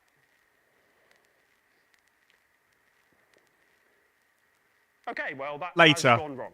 Okay, well, that has gone awry. That has gone awry. I'm sorry if that's my fault in any way. I don't know if it is. Got my... I think I know whose fault that might be. But there we go. What a shame. What a shame. I'll level with you.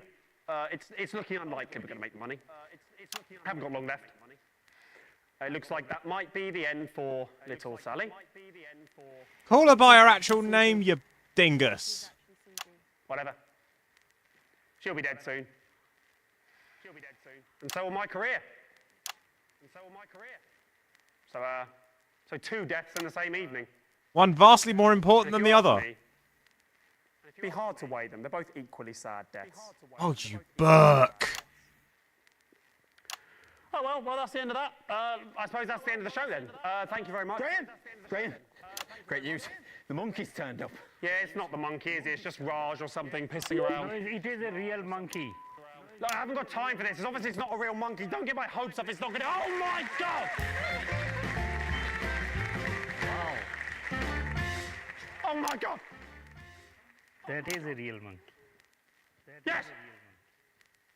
Yes! There it is! Get away from it! There it is! I really want that monkey to just beat him to death with his own arm. It's a real monkey. Now we can do the dance and save the show. Save my career. The girl.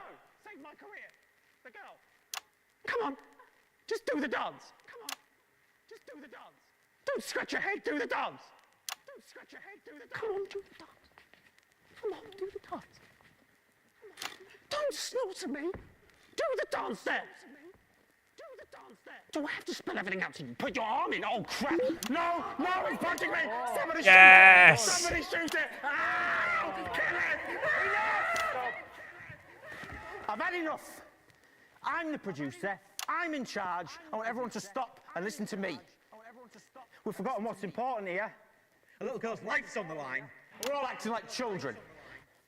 Listen up. Do as you're told. Linda, Deborah, Barbara and Raj, get on the phones. We've still got enough time to get some donations, but we need all hands on deck. Young, I know you don't understand what I'm saying, but we will get you to a hospital as soon as the show is finished. Just hang in a little bit longer, okay? Yeah, that's fine. And you, Mr. Bannon, people used to look up to you as the face of national television. Look at you now, eh? You're full of crap. You better pull yourself together, son. Because chimps don't dance for bastards. We're all here working together as a team to try and save somebody's life. Apologise to him. And ask him nicely to finish the show. Chimpanzee, please, will you do your little dance to save the life of young Susie? He got the name right! There we go.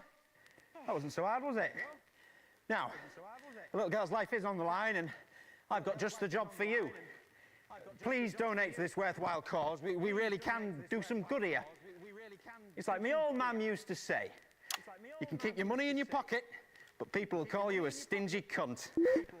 Ladies and gentlemen, I'm Peter Clement, television producer, here to tell you that if we work together as a team, anything's possible.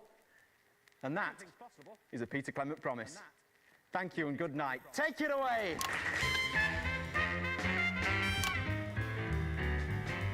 Yeah. It's a rhythmic cut.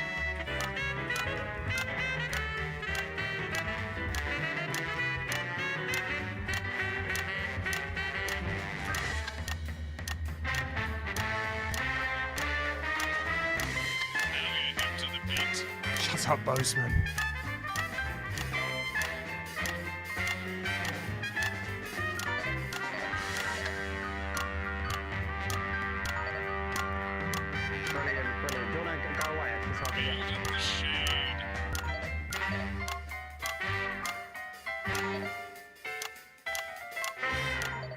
Okay, that's the end. Absolutely fantastic. That's the end. Ladies and gentlemen, thank you very much. Good night.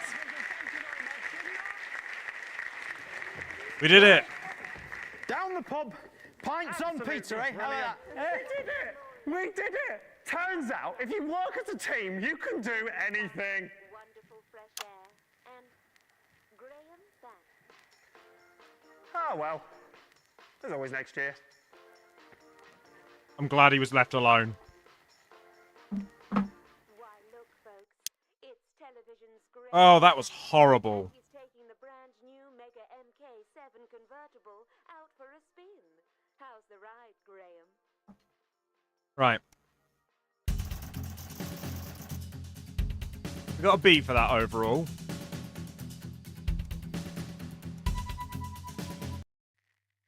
Wait, is there more? Good evening, I'm Megan Wolf. I thought there was more. Our main headlines tonight. Starting! Wait, what do you mean not installed? Every single one of you's a bit Jesus. Hold on a minute, I just need to down the game for a moment.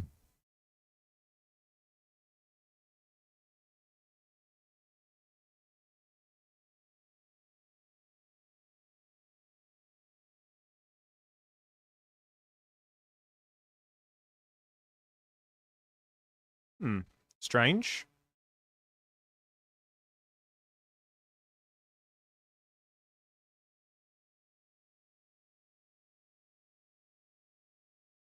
This is not installed rather than you don't own this content. Right, I'm going to take my bowl out and then I'll be right back.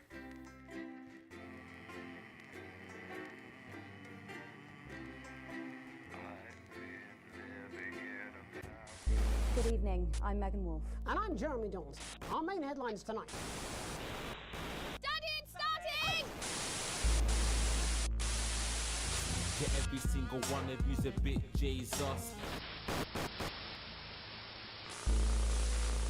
What a wild ride this has been. Well, that's a very blunt question. Advance is lying to you. Friends and neighbours, and have confidence that the team will keep you safe. But now you start to see, yes, the people never happy. It's never enough. I cannot believe you. Are you saying that Advance have cured death? Jog off! We're still vassals, slaves, we're just in pretty... Okay, crew. What I'm going to do... Oh, Megan. We're only getting started. is I'm going to load up one of our old playthroughs. I'm Megan Wolf. And I'm Jeremy Jones. Our main headlines And we're going to see what happens if we... Every single one of you's a bit Jesus. What a wild ride this is. if we do some different things. So we're on the finale of the Disrupt run this time. And I'm going to see what happens if I play that tape at the end. Okay,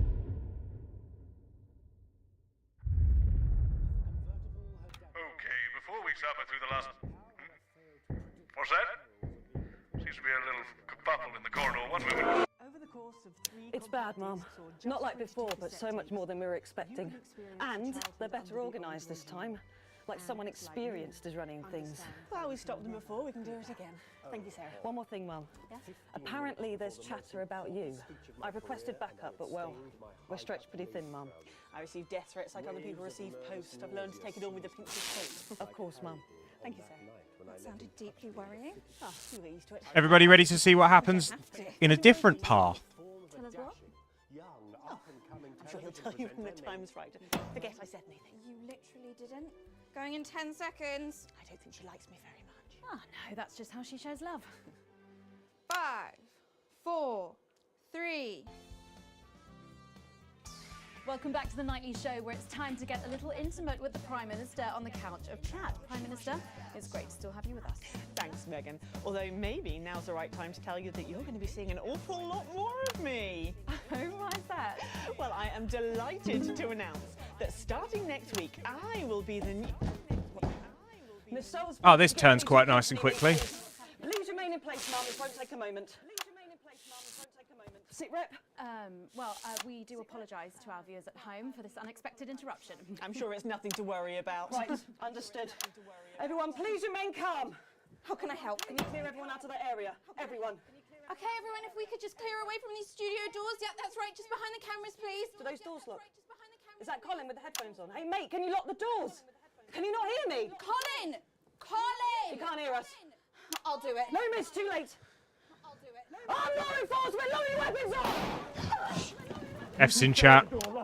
Don't let anyone in.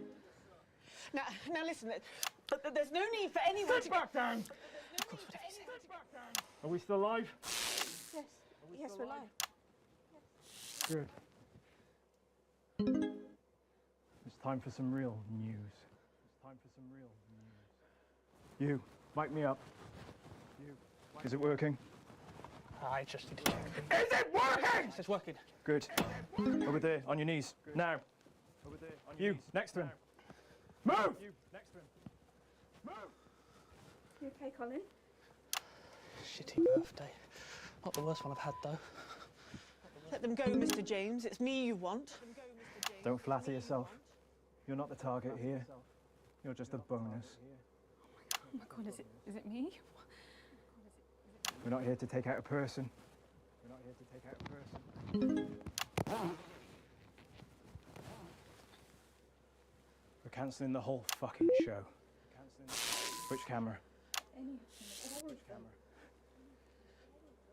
I know you're watching this. In your vans. Planning your counter-attack. Please. So last time it all went explodey on us.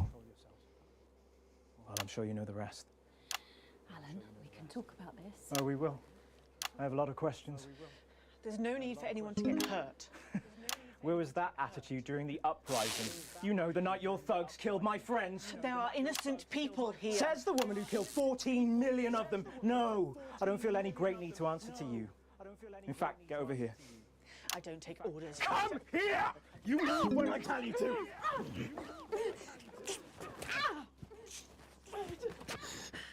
Give me that. Alan, don't do it. You're not an executioner. What am I then, eh? You tell me, Megan Wolf, what the fuck am I? Just a man. He's just way in over his head. Don't patronise me, you smug bitch. I'm not one of your little helpers. Get over here. Kneel beside her. You're just as fucking guilty as she is. Guilty of what, you fucking psychopath? All of it! She sat there, smiling, and let it all happen. Jeremy Donaldson died for this program. And she let it become this. Bread and circuses. Bread and fucking circuses! Don't you say his name. I beg your pardon? I said, don't you say his name. You don't get to do that! You don't get to do that! You're angry at the wrong person, love. She's the one that killed him. The first victim of her benevolent slaughter, not the last, though. All I am hearing is crazy. Then maybe you should hear it from the source. So if you ramp everything up too hard, they go off the deep end. Confess. Confess. Fine. Have it your own way. Stop! For God's sake, stop! Stop! For God's sake, stop! Answer my questions. Or she dies next. Yep. Then her. Tell him what he wants to hear. Ask your questions. Better. First question. How did you actually think this was all going to end? In a better world. Bullshit. It's the truth!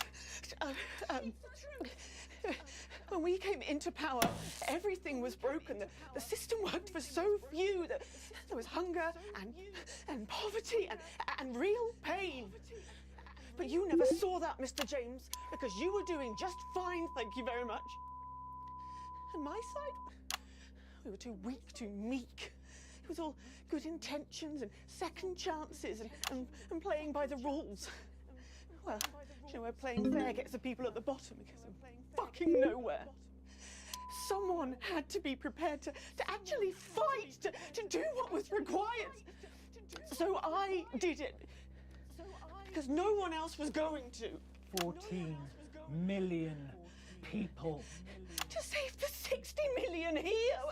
What would you have done? Let us all starve to death? You should have found another way. There was no other way. Is that how Peter Clement saw it? No other way. Is that how Peter Clement saw it? Peter was weak. I loved him more than I have ever loved anyone, but he was soft. He wouldn't have allowed it to happen. And afterwards, he couldn't sleep. It haunted him. I think it would have killed him in the end anyway. But that's on me, Mr. James. What's on you? We're not discussing me. Didn't you hear? Disrupt died on the night of the uprising. Then how have we been watching you for months? Watching me? Right, here we go. You're not the only one who knows how to get people on the inside. We knew you'd pop your grubby little head up again, and we've been collecting information just in case you did. There's a recording. A meeting of the so-called Disrupt leadership. Tiny hidden cameras, very high-tech. Perhaps the public should see what your bosses are talking about when there's no one else around. We have people at the network jamming your signals, messing with your broadcast room. We'll stop you. We have people too, and they've been doing this an awfully long time. Prepare the footage on screen 4.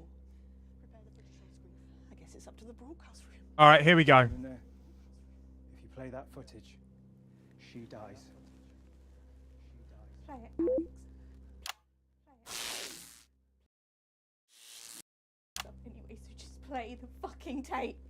Play the fucking tape.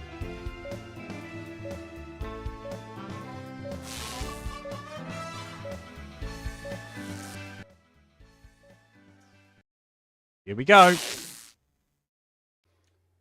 visited Stas-Leningrad recently. What remains of it. You know, smoke still rises from some of the wreckage. Apparently it's too dangerous to send in men to put out the fires. We have all lost that to which we were attached. 5 years, General, and still it burns. That is why this cannot be allowed to happen again. Then we all agreed. Once normality returns, we will proceed in a process of sanitization, Viscount. My estimates suggest that we will need to expunge at least 45,000 in each territory, and if we are to be certain, many hundreds of thousands more. There'll be regional variations, of course, but the numbers will remain surprisingly consistent. It will be an industrial procedure. We will need facilities. Undoubtedly. No, my people can deal with that. They're experienced in clandestine construction under challenging conditions. But it would have to be all of them, General. The intellectuals, the radicals, free thinkers, anyone who does not understand and accept the natural order of existence. Of course, Jacob. There can be no fertile ground left for these ideas to take root again. There will be resistance. We should also consider relatives and close friends. They will no doubt have been exposed to dangerous ideologies anyway. That could be millions of people. Yes, but we can manage it. I mean, once the processing is up and running, we can streamline it. You're certain you can manage these numbers, General? Oh, yes, Viscount. Oh, that's disturbing. And then there's the transition centres. They can be easily repurposed. Well then, this is marvellous. Marvellous, gentlemen. There is one other matter to discuss. Our colourful spokesman. Mr. James. He's useful, for now. His appearance works well for us with the common class. But he'll have to go too, him and all his type. Oh, yes. On that I think we can all agree. Let him dance today for the masses who clap and cheer, and then later we cut his strings. Obviously. The face of the future looks nothing like Mr. James. Yes. I remember God when damn. we had troublesome cadets in a unit. We used to send them on a doomed mission. Gave their relatives something to be proud of. An honourable death of a loved one. Stop them asking some troublesome questions. An excellent solution. Mr. James is full of passion. Let him consume himself with it. Shall we turn to the matter of a new curriculum? Bad choice, Alex. Kill her. Bad choice, Alex. No, wait. Better yet. No, wait. This is on you. Songbird down! Repeat, Songbird down! Everybody stop! Lower your weapons. Lower your weapons. Think about this, Mr. James. No one else needs to die today. I agree. In 4 minutes' time, a helicopter is going to land on the roof of this building. I will be making my way up there and boarding that helicopter. And then I'll be on my way. And as you so observantly pointed out, no one else will need to die here today. I imagine you'll be joining me on the roof. You know I can't let you leave this room. Alan Stephen James, you are formally requested for dialogue. Under Section 12 of the Mental Health and Antisocial Activity Act, if you refuse to collaborate, I am clinically empowered to intervene. Anything you say can and will be used in efforts towards your betterment. You're arresting me. Do you not see this? A palliative advisor will be made available to you at no cost. Do you understand these advantages as I have expressed them to you? You must be fucking kidding me! The patient has refused to engage. You have no power here! If I take my thumb off this trigger... The patient is a clear and present danger.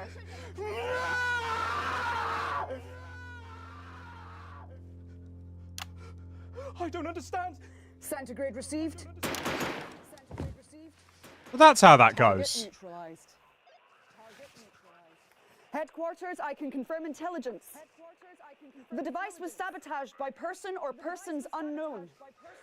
4 civilian casualties present, including Songbird. Is anyone else injured? All other hostages traumatized, but otherwise unharmed. Why are these lights on? We're broadcasting your live. Control, I need transmission stopped immediately. No, you can't just cut the signal. We have to say something. We can't just leave them. We have to say something. I think everyone's seen more than enough. Huh. So that's how that ending goes.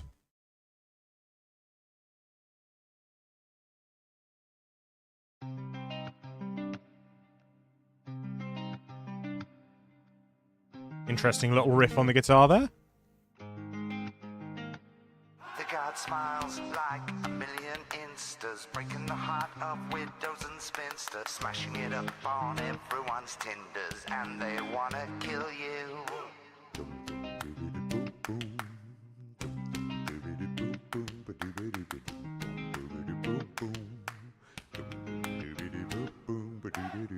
They're laughing so love the party, never too smart, never too tardy, sparkling wit and a laugh so hearty, and they want to kill you for being human.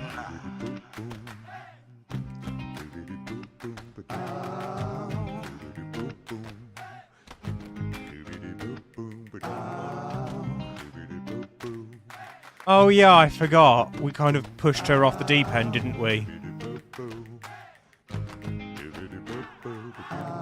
They got a cool with a wide circumference, beautiful words to disguise their non.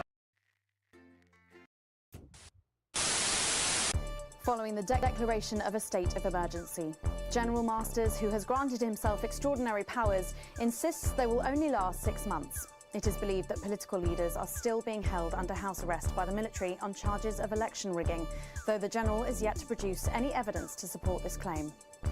As clashes between protesters and troops continue in Western Square this evening, I want to once again urge our viewers to stay safe as soldiers begin to patrol our streets, enforcing a curfew. Oh, martial law!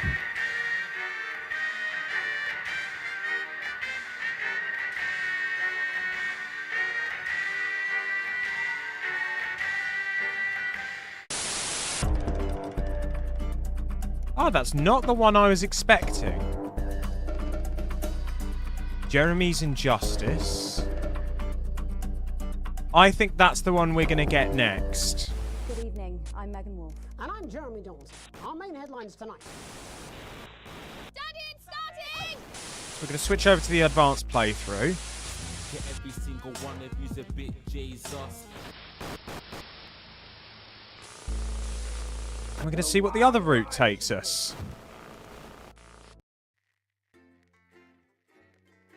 Do, do, do, do, do, do, do.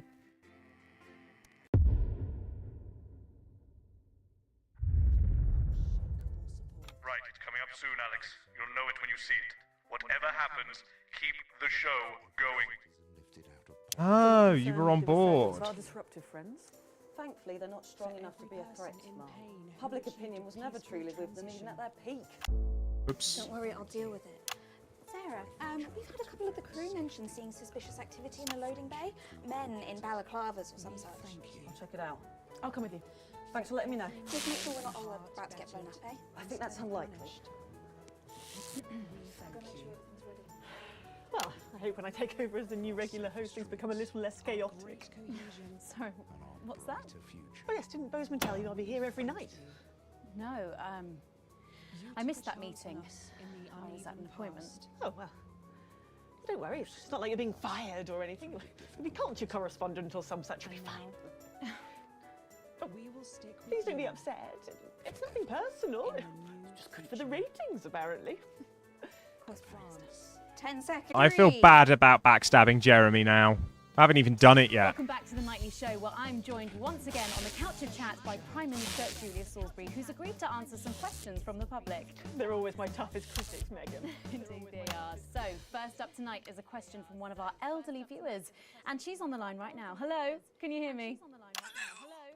Hello. What's your name and where do you live? I'm Florence from Statesboro.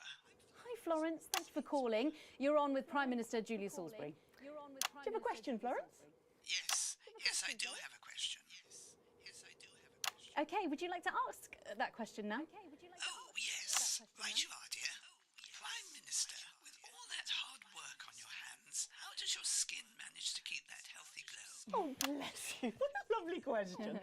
Oh, well, I suppose with my line of work, there's not a lot of time for a skincare regime, as I believe they call it. So I guess I just... No, just a hostile regime. I suppose I've just got lucky jeans. Lucky jeans? Oh, that's what my Clint calls the denims he was wearing when we first... Well, you know. Yep, thank you for that question, Florence.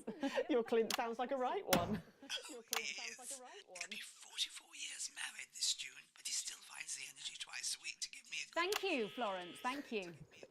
I wish I could say the same at her age. Everyone needs a Clint, eh, Prime Minister? Or a Clara, perhaps. Megan? Let's go to our next questioner tonight. He's calling from right here in the capital. Hi, caller, can you hear me? Yes. Thank you, Megan. Oh, that was so good. It's not a good line. Well, I think we all know that voice. Good evening, Mr. Donaldson. Good evening, Prime Minister. Do you have a question for the Prime Minister, caller? Several, actually. Well, maybe it would be better if we tried to get a better line. I could have the station call you back. Don't worry. I've got a much better idea. What's going going on? It might be what you call a surprise guest. Our second of the evening. Please welcome Jeremy Donaldson. Oh, this was so good. This man is a wanted criminal. Where's that CCO, for God's sake? Don't worry, Prime Minister, I'm not harmed. Sarah? She's not here at the moment, Prime Minister. We'll alert her the moment she returns. If we can find the keys to the studio doors, that is. Apparently, they've been locked and no one knows where they are. That's uncharacteristically careless of you, Jenny. You know there's only one way in and out of this studio. A peculiarity of these old buildings. I'm sure they'll turn up. We'll have you all arrested for this, you know. Come, Prime Minister, what are you so afraid of? Surely a woman of your stature can withstand a few questions. For the viewers at home. Right, here we go. I can't say I'm impressed with this irresponsible stunt, but believe it or not, I used to have a lot of respect for you, Mr. Donaldson. Is that an attempt to flatter me, Prime Minister? I'm not. It's true. I've watched you sink your journalistic teeth into the great and powerful. So, out of respect for the man you once were, I'll dance your strange little tango. But I warn you, Mr. Donaldson, you better be nimble on your feet, because you'll only have one chance to tango with me. Well, let's put on our dancing shoes then, shall we? I'd like to ask you about sterility first, Prime Minister. Yes, a terrible situation. Caused in no small part by the actions of your government. Well, we can't control the weather systems that unfortunately Unfortunately spread the fallout from your bombs in an even layer across the territories. That's what our scientists say, yes. Stillbirths at an all-time high, along with babies being born with terminal birth defects, babies that your regime somewhat callously refer to as unviable. It's just a word, Mr. Donaldson. No need for conspiracy theories. If you say so. How many unviables have been born since Liberation Night, Prime Minister? This is awful language. Way too many. I mean, obviously I don't have the exact figures. Oh, I believe we do, Prime Minister. Yes, there have in fact been 2,581,280 unviable births since Liberation Night, according to official government figures. So, 14 million deaths on Liberation Night, and then another 2.5 million infant mortalities, assuming you actually managed to count them all, which, given the limits of bureaucracy, seems extremely unlikely. I'm sorry, is there a question? You made a decision one November evening 5 years ago, and as a result of that decision, 16.5 million people are dead. Prime Minister, do you have any regrets at all? Of course I do, Mr. Donaldson. I regret every grieving family, every life destroyed. I came into politics to help people. You came into politics to help people. In that case, Prime Minister, where did it all go so horribly wrong? Well, Mr. Donaldson, Miss Wolfe, I suppose this is where we all have to put on our grown-up trousers, isn't it? Please do not patronise our audience, Prime Minister. Oh, why not? That's how they like to be treated. They want a government to keep them safe, happy, equal and free. That's our job, you see, to make a perfect circle out of that impossible square. And if we can do just that one impossible thing, then they don't ask a lot of questions. They're not like you two. They don't want to see how the magic trick's done. They just want to gasp at the miraculous effect. So it's the public's fault? So, it's no one's fault. It's just I probably should have been censoring this as we went. Ask me where it all went wrong, but the ugly truth is, it never did. I weighed the advantages of action and inaction, and I acted. And without making these tough choices, we would not be where we are today. I believe any decent leader would have done the same. Any decent leader? Have you forgotten how things were before the new future? The Oh, this vision mixer is really giving us grief. The billions abandoned to a life of miserable poverty. That's a form of death too. It's just much, much slower and infinitely more pernicious. Any decent leader? Yes, any decent leader. Including Peter Clement? Peter was my best friend. Is it true you never told Prime Minister Clement about your plans for liberation? Well, In the weeks that followed, you fought with him repeatedly and passionately, didn't you? We've spoken to staff from Team HQ who claim to have overheard several private conversations. Yes. This bit is still just so gripping. And loudly. That was how we worked. That was why we worked. Until you didn't. Yes. Yes, until we realised that we no longer shared the same values.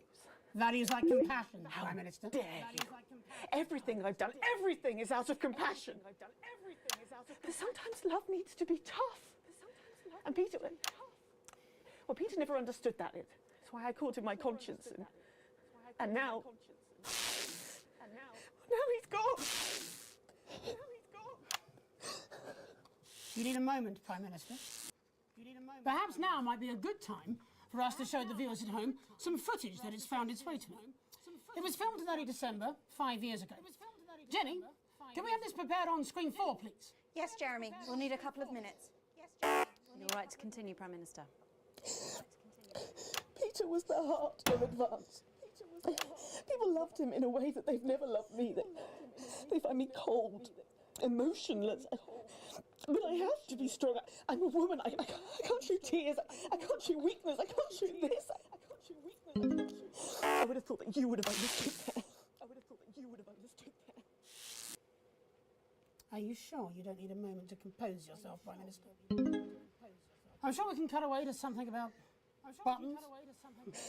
This is cruel. Advance are guilty of many things, but we were never cruel. Well, I think that's up for debate. Please, just I need a minute. Just point that camera away from me. I have a question, Prime Minister. Go on, Megan. Hi. Just ask your question. Why are there no tears on your face?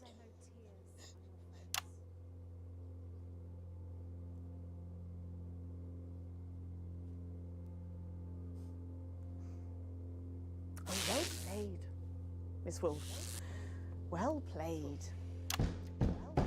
That would be the security services. They're here for Mr. Donaldson and to escort me safely out of the building. I very much imagine this will be the last broadcast any of you ever make.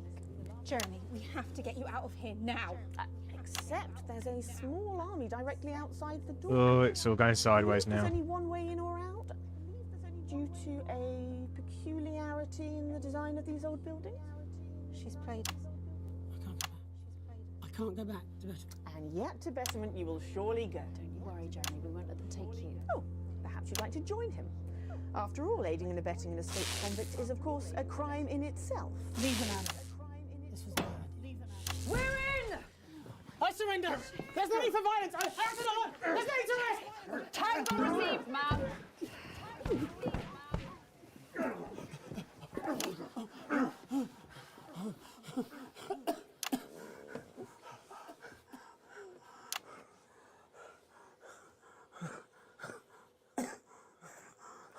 There. No serious damage. The footage. Alex! You have to play the footage. Don't let it all be in vain. If you play that footage, Alex, which I have no doubt was illegally obtained, you will be joining Mr. Donaldson in Betterment. Do you have a family, Alex? Perhaps you'd like to think how well they'd cope with Oh, making that threat just makes me want to pull the trigger. The footage. Alex! You have to play the footage! Don't shut them off! I want this shut down now. I want you to cut Alex Winston off. I don't care how you do it. Just What's that? Sorry, Prime Minister, the tannoy seems to be broken. if this footage is shown.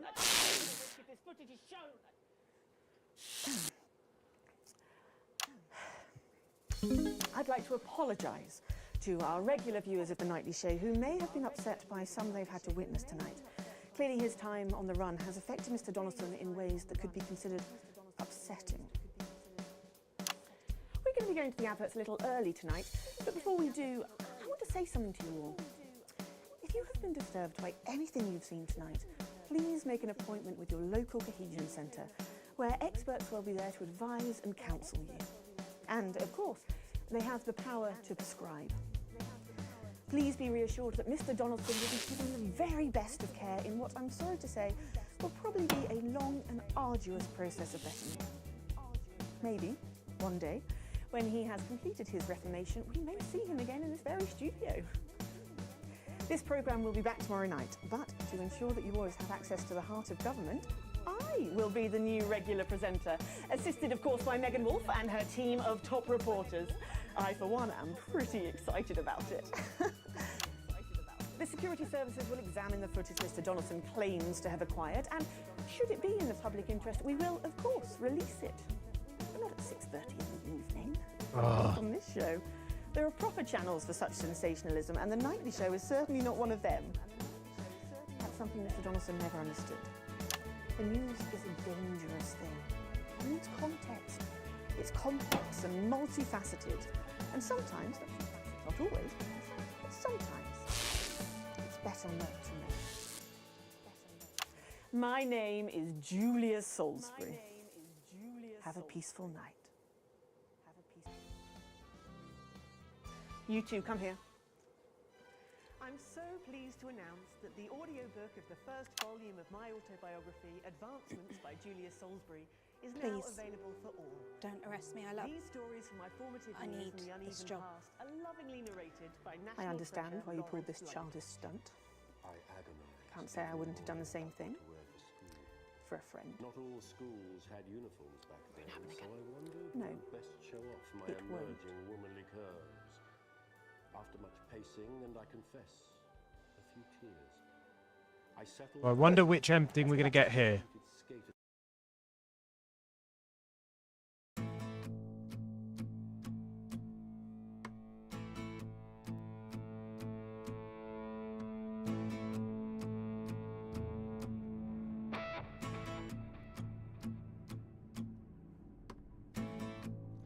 And when you fall, please let me down gently.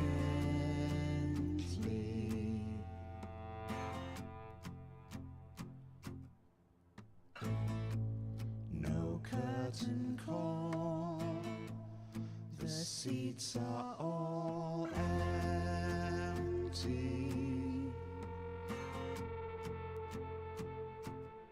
One stride on the water. Right, there we go. So that's that one done. Let's have a look at the epilogue. That's right. Tonight on the Couch of Chat, we're discussing last weekend's Cat Football Championship. But we have got someone very special joining us. Fresh from Betterment, please put your hands together Oh, no. for Jeremy Donaldson! Jeremy Donaldson!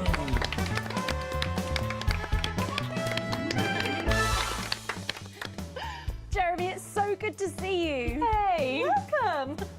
So, what's it like to be back, Jeremy? It's so cold, Julia. Really so cold. Oh, God, that's Do you think you horrifying. could give our topic tonight a bit of the old Donaldson spin? Our headlines tonight. They think it's all over. It is meow.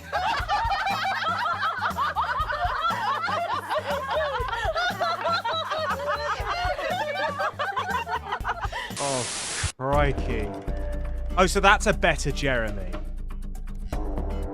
So what's Jeremy's injustice?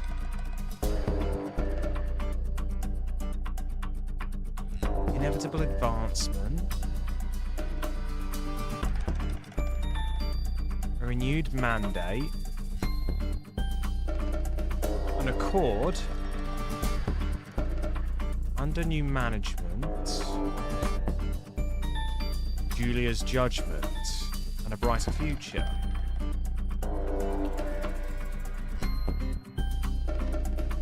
Good evening, I'm Megan Wolfe. And I'm Jeremy Donaldson. Our main headlines tonight.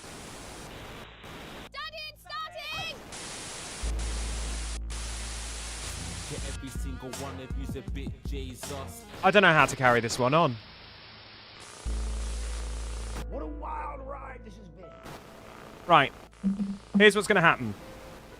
Well, that's a very... I am going to start another run, and we're going to go middle of the road this time.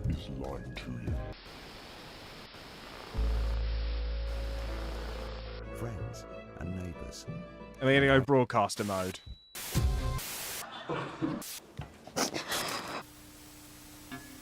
That's all coming up on tonight's National Nightly News. So here's what I'm going to do. We're going to go so far. Bloody hell.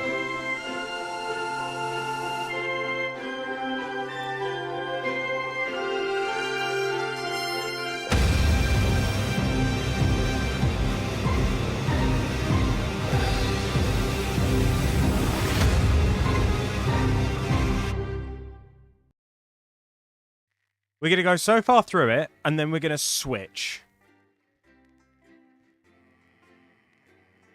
But the aim of the game is that Jeremy lives. That's the play we're going to make.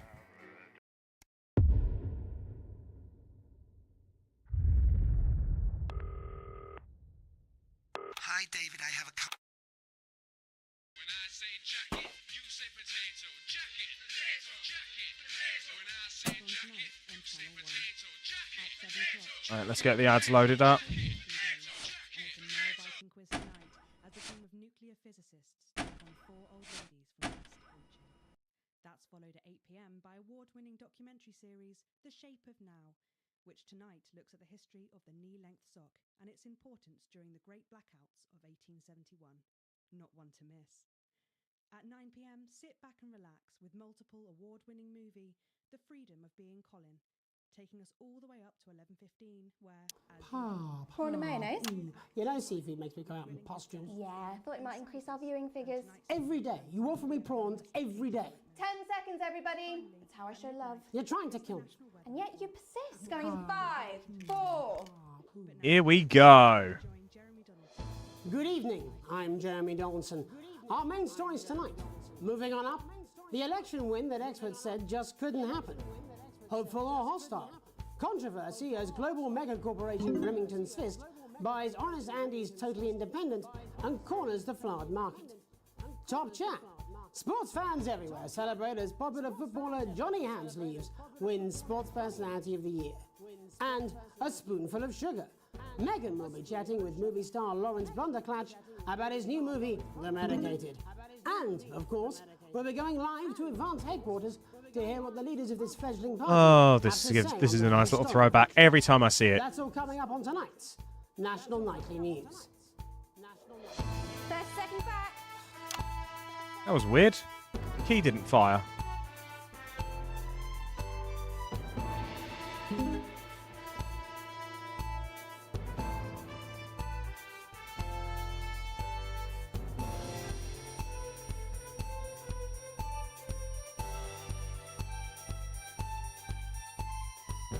And coming back to Jeremy in 3, 2, 1. Jeremy on.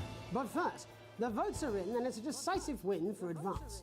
The landslide victory, with an astonishing 81% of the popular vote, is the biggest election win in Nice, living memory. nice.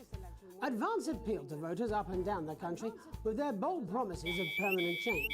But critics have accused them of a severe lack of actual policies and of being deliberately vague. The opposition parties have all conceded defeat to Advance's overwhelming mandate, but have yet to appear publicly. However, former Home Secretary Geoffrey Jeffries has issued a statement in which he comments that we have all been seduced by the shiny wrapping paper, but have yet to see the contents of the box. Sounds like sour grapes to me, Jeff. After the break, Megan Wolf will be speaking to a man whose grapes certainly aren't sour, the international heartthrob and inexplicable box office sensation that is Lawrence Blunderclatch. And later in the programme, we'll be going live to Advance HQ to hear the co-leader's acceptance speech. That's all coming up after the break. And you're clear, Jeremy. Back, everybody. Perfect. Jeremy, I need you to fill after the ads. What? Why? Wanker Snatch is running late. Oh, I thought I'd ask him about the election. Personally, I wouldn't try to confuse him with any big words. That's the same policy we use with you. I thought that was our little secret. It's like he doesn't remember anything I tell him. I'm deeply uncomfortable with your burgeoning friendship. Me too. Yeah. Oh, the tone is just so different at the beginning of the game. Alan James is one of the country's most controversial columnists and speakers. And they're going to take your poor sweet grandma, and you're never going to see those drivelling dentures again, oh grandma! These aren't my cards. Please tell me these aren't my cards. No, they're the right ones, apparently. But this gives me nothing, Jenny. They must see that. Oh no, I think they think he won't have anything to say. Right. Oh, for God's sake, come on. It's a huge day. He's not an... Here we go. Rob, I'm not doing it. I agreed to one BC interview a day. I made that completely clear when we started. Check my contract. Hi, I'm Megan. Oh, piss off. You're on thin, bloody ice, Rob. Whole wheat, man.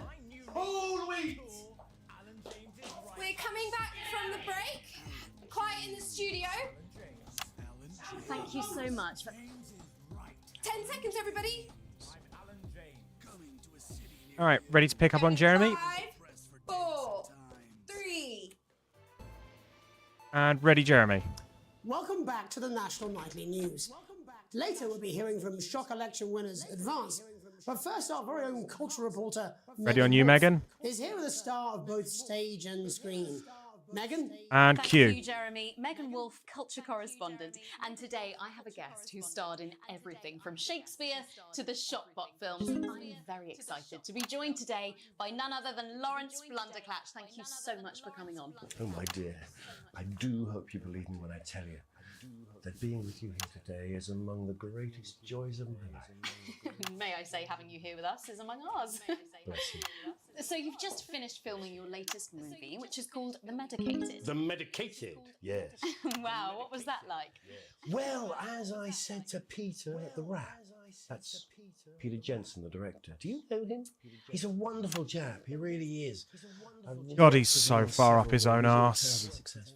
I said to Peter, what a wild ride this has been. And do you know what, Megan? I really meant that. Wow, that is fantastic. And am I right in saying that the character you play in this movie is quite an academic one? Absolutely right. A scientist. Was that a challenge at all? What exactly are you implying? But seriously, yes, you're right. It was a complete departure from my last starring role when I played Sergeant Brock Rockman in Bullet Man. You'll remember that that was the true story of one soldier's fight for a love that surpasses all others. A love, of course, for freedom. I think it's grossed over $1 billion, but honestly, who's counting? It's a role that saw you scoop 2 Best Actor awards, if I remember correctly. It's so sweet of you to mention it, but I really am not in it for the awards, although those 3 little statues do take pride. Forget how much of a bell end this guy With all is. the others, I'm sure. So, if you're not doing it for the awards, what is it then that drives you? Oh, that is a beautiful question, Megan, and not easy to answer. Like you, I'm afraid.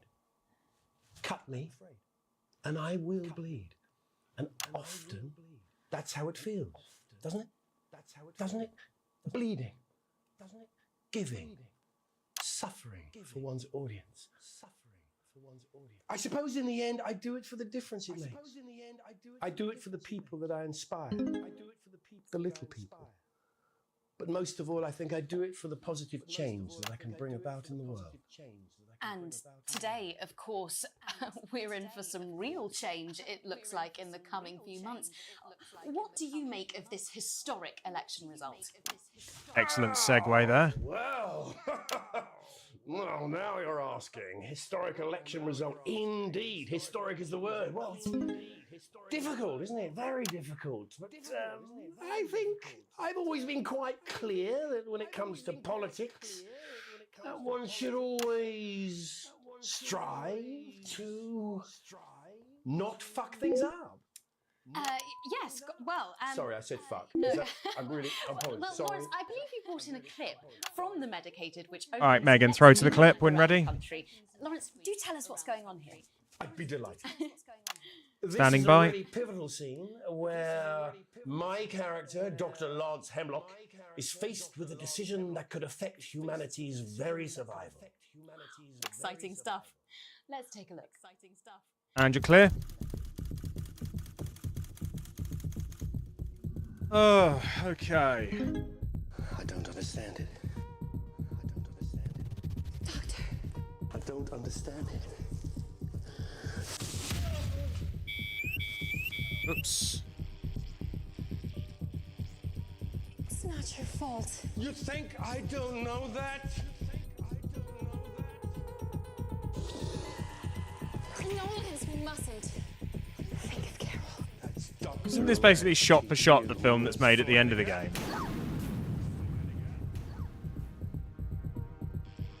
Did it for you, baby. All for you. Dr. Hemlock. We're gonna change the world, you remember? If only I listened to you. Dr. Hemlock. You told me, but I didn't listen. Doctor.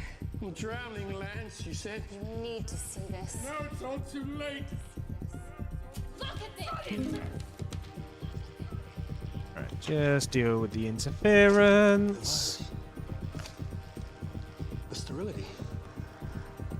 This formula. This is the key. Oh, I wonder if this... I wonder if this the nukes are why this was pulled. We have to ask ourselves.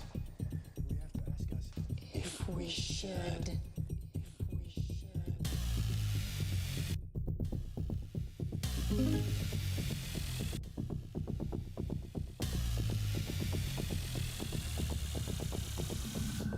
Going to add in 2, 1, and clear on broadcast.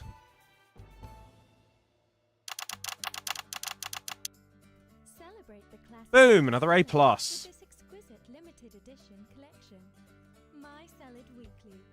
Sign up now, and every week we'll send you an authentic, ethically sourced ingredient to add to your salad. Build your collection week by week, and very soon you'll have a salad that really gets the lunchroom talking. From tomatoes and oils to leafy greens and lovely grains. How are you folks in chat doing today? Everybody having a good time? Every issue also comes with a companion magazine that explores the history of the art form.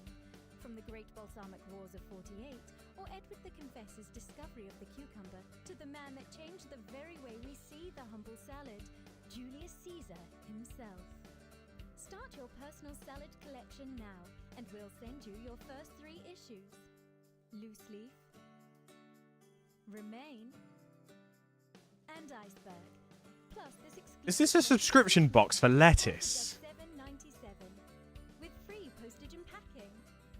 Order now, and you'll receive this crouton display case free. It is. Absolutely free. Apparently he's been drinking since lunchtime. Christ, that liability in the best of times. I know. God help whoever has to bleep this. 10 seconds, everybody. All right, here we go. And a TV personality running the country. Seriously? We've had worse. 5, 4, 3. Ready on you, Jeremy, and Q. Welcome back. And I'm told we can now go live to Advance Headquarters, where the 2 leaders, Peter Clement and Julia Salisbury, are about to make their acceptance address. Shall I start? Go for it, Pat. Okay, well, thank you all for coming, and, well, where do I start? What a day. They said we couldn't do it. They certainly did. They used every dirty, low-down, lying, southern bastard trick they had against us. But you, the people, you saw right through their shite. I'm sorry about the language there. Sorry about that. I've had a couple of celebratory pints. Makes me coarser than a granny's fanny. Memorably put. But to be honest, who can blame Peter for celebrating? Throughout the campaign, you've heard us say that Advance are not a political party. A party is what you have when things are going well. When the country is suffering, you don't need a party. You need a team. A team that can change things. But today is day 1 of a new future. A better, fairer future. So perhaps we should all be celebrating. Except for the rich. For them, the party's over. They shouldn't be celebrating. All right. They should be putting their shitting pants on and opening their dusty checkbooks. Again, colourfully put, but not inaccurate. Before we came out here to address the nation, we used our executive powers to pass the Assets and Wealth Act. Working with the tax office, we have produced a Hey DSJ, how's it going? every person in the country with wealth into the millions. You know the sort of, probably you rather you don't. Because the likes of you and me are not welcome in their gated communities. Tomorrow we will be introducing a sweeping Tired, reform fair of the enough. tax I system in respect this that. country. By the way, DSJ, I picked up Panic at the Disco. Trust funds or creative accounting. A simpler, fairer, unavoidable set of tax laws. So, all you bastard public school snobs have got nowhere to hide. And earlier today, we revoked your passports. You want them back? You want to leave like you threatened before the election? That's fine. But first, you're going to pay up. You're going to pay back. Advance are going to turn this country from a nation of warring individuals into a team. To properly fund health and education. To raise the living standards of us all. The pundits said we'd have to raise billions. But you'll see when we've reclaimed what's ours, that's absolute ferret shite. So to you posh twats. The people who pay you a pittance to serve them drinks in their private clubs. The people whose children you raise. So they've got time to get even fucking richer. Advance have this to say to you. It ends today. We are coming for your All right, sports cars, almost and your through. mansions and your vineyards. It ends today. We will put the wealth of this country back where it should have always been. In the hands of the people who created it. It ends today. Yes, it ends today. And tomorrow, we'll start making it fair again. Just like we promised we would. And until then, ladies and gents, I suggest we all get pissed. I can't argue with that. Thank you for your time.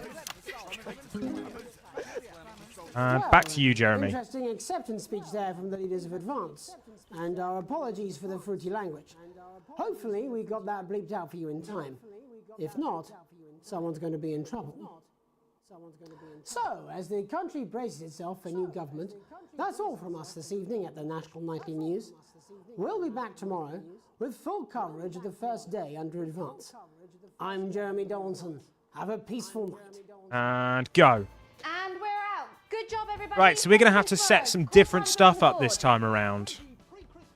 So, same old boring politics then? Is this some weird fever dream? Am I dying now or something? You should be so lucky. I'll see you tomorrow night. You're not coming for a drink? No, got a date. Lucky you. Try not to get murdered.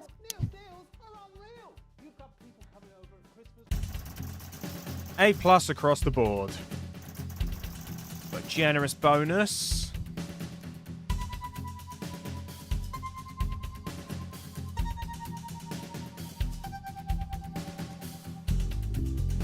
What's this run? This is a fresh run. We're going to try and go middle of the road. So we're going to do some different things this time. One of the things I'm actually going to do is I'm actually going to hand over our passport to Chris. And we're going to make some different answers this time. Right. Team wants to know you. Curiosity gets the better of you. Got the basics right. Question 1. Let's see. Ease yourself in and orientate yourself.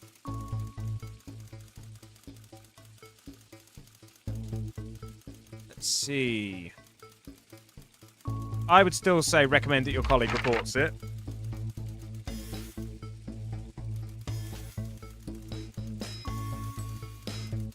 Stay late to ensure you hit the first deadline. Good. Looking forward to enjoying a nice day out with friends and family. Had a long and successful career. Blah, blah, blah, blah, blah, blah, blah. Spare time. We're going to do attend political rallies and stand up for what you believe in.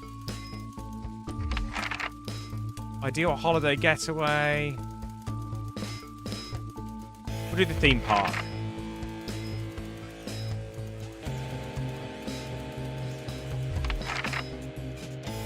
Cool. That's the first bit done. Get through that nice and quick.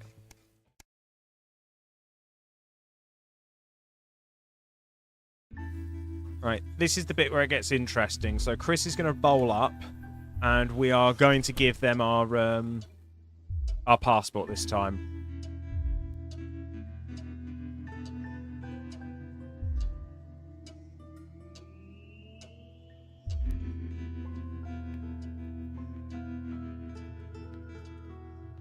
Right, let's go get it.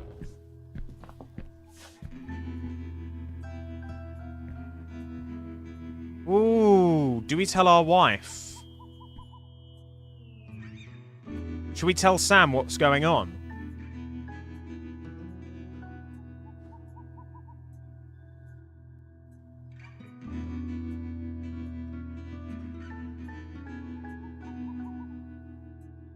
Because this is new. Climb the stairs to your bedroom, careful not to wake Sam, who's cocooned in the duvet as usual. You open the wardrobe, unlock the safe, and retrieve the passport. Sleepy voice breaks the silence. Alex, what's going on? I'm going to say yes. Chris is downstairs.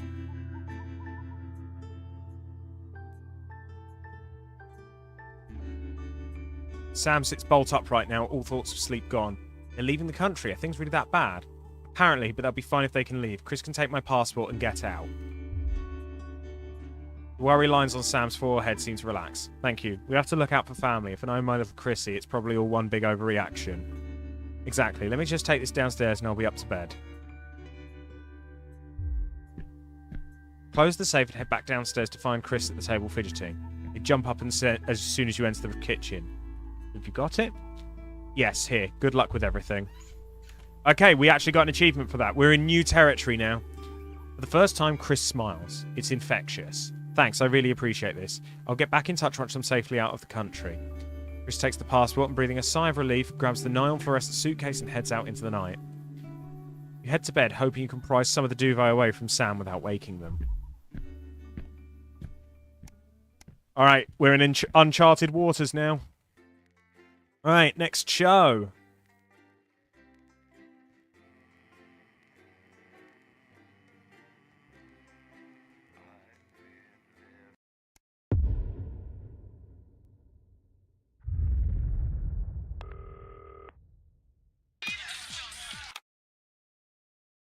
Right.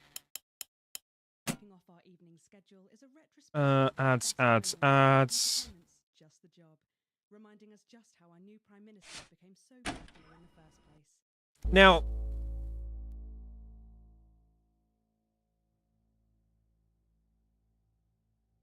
do we want to put the Snuggle Hugs advert out there?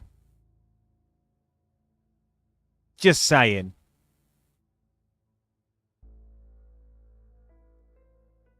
Following that, at 9 p.m., Megan Wolf sits down for an exclusive interview with former Prime Minister Jacob Hamilton. 1 second, team.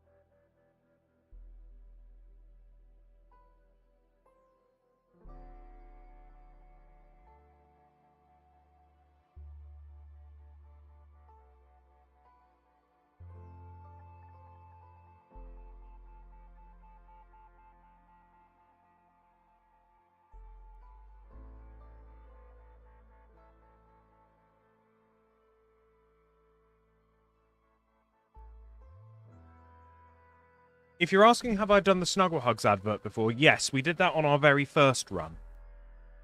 Because I put it in for a laugh and then was responsible for the maiming of 8,000 children.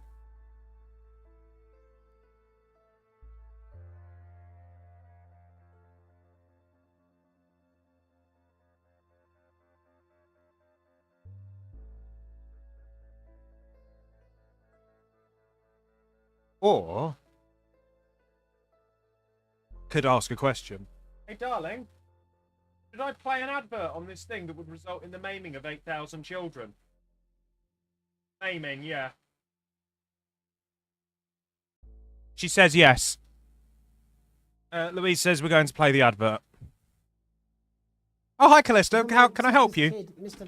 Fuckletugs or something? Snuggle hugs? That's the bastard. Yeah, I wouldn't get one of those. My friend Janet says theirs gets really hot. Is this Janet who thinks dogs have their own secret language? Yeah, the one that mistrusts the moon. 10 seconds, everybody! Not the best source of consumer advice, then. Don't blame me when it explodes. Going in 5, 4, 3. Time to go over to Jeremy Donaldson for tonight's. Good evening, I'm Jeremy Donaldson. Our main headlines tonight. Destination unknown. At the end of Advance's first full week in office, we ask exactly who's leading this charge. Tonight, I'll be discussing what the new future might hold with a leading economist and radical free thinker. With the Assets and Wealth Act on the brink of raising living standards for the vast majority of the country, I'll be asking my guess if we're on the way to a new future. Out with the old, Remington's Fist have appointed Sophia Remington as their new CEO. The following photo. Another 8,000 children to be maimed after this broadcast. Exactly. It was Louise's decision. Who, at the tender age of 23, becomes the youngest female CEO in history. Sophia Remington's appointment is a risk for the giant mega corporation. Sophia, as our regular viewers will be aware, has always been a wild child and has been romantically linked to several movie stars and sports personalities. In her first press conference Right, here we this go. afternoon, Sophia announced a children's toy named Mr. Snugglehugs. Sophia promises it'll be all the rage this Christmas, but concerns have been raised about the product's safety. Making a splash. Intrepid scientist Dr. David Wong and marine biologist Ingrid Swarsborg-Horgensford have today set off to explore Dante's taint. Okay, we're going to keep them friendly here. Was previously thought unreachable, but thanks to a new breakthrough in underwater flood technology, the pair hope to successfully reach the imposing central cavern and the undiscovered plant species. I'm going to have Remington's Fist have a bit of This is, of course, like one of the latest in a series of an successful upward trajectory this time this around. unlikely pairing.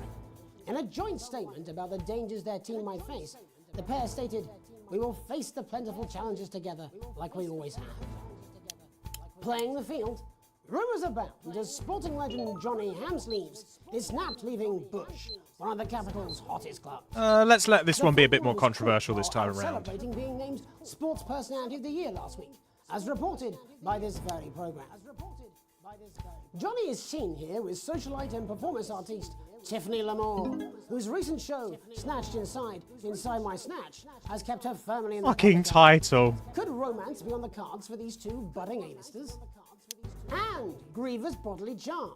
With Advance promising a radical new position on crime, how afraid should we actually be? I'll be going Right, we're going to live keep it around the balanced. country to talk with people who've seen the criminal justice system from every perspective. With more and more powers passing to the police and less oversight, are we using an Advance-shaped sledgehammer to crack a nut?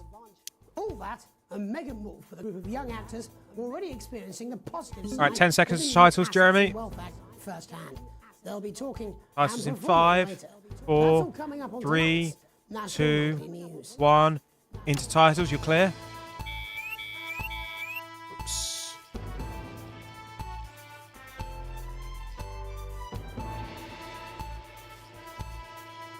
The vomit picture, the distance on it has to be some sort of record, right?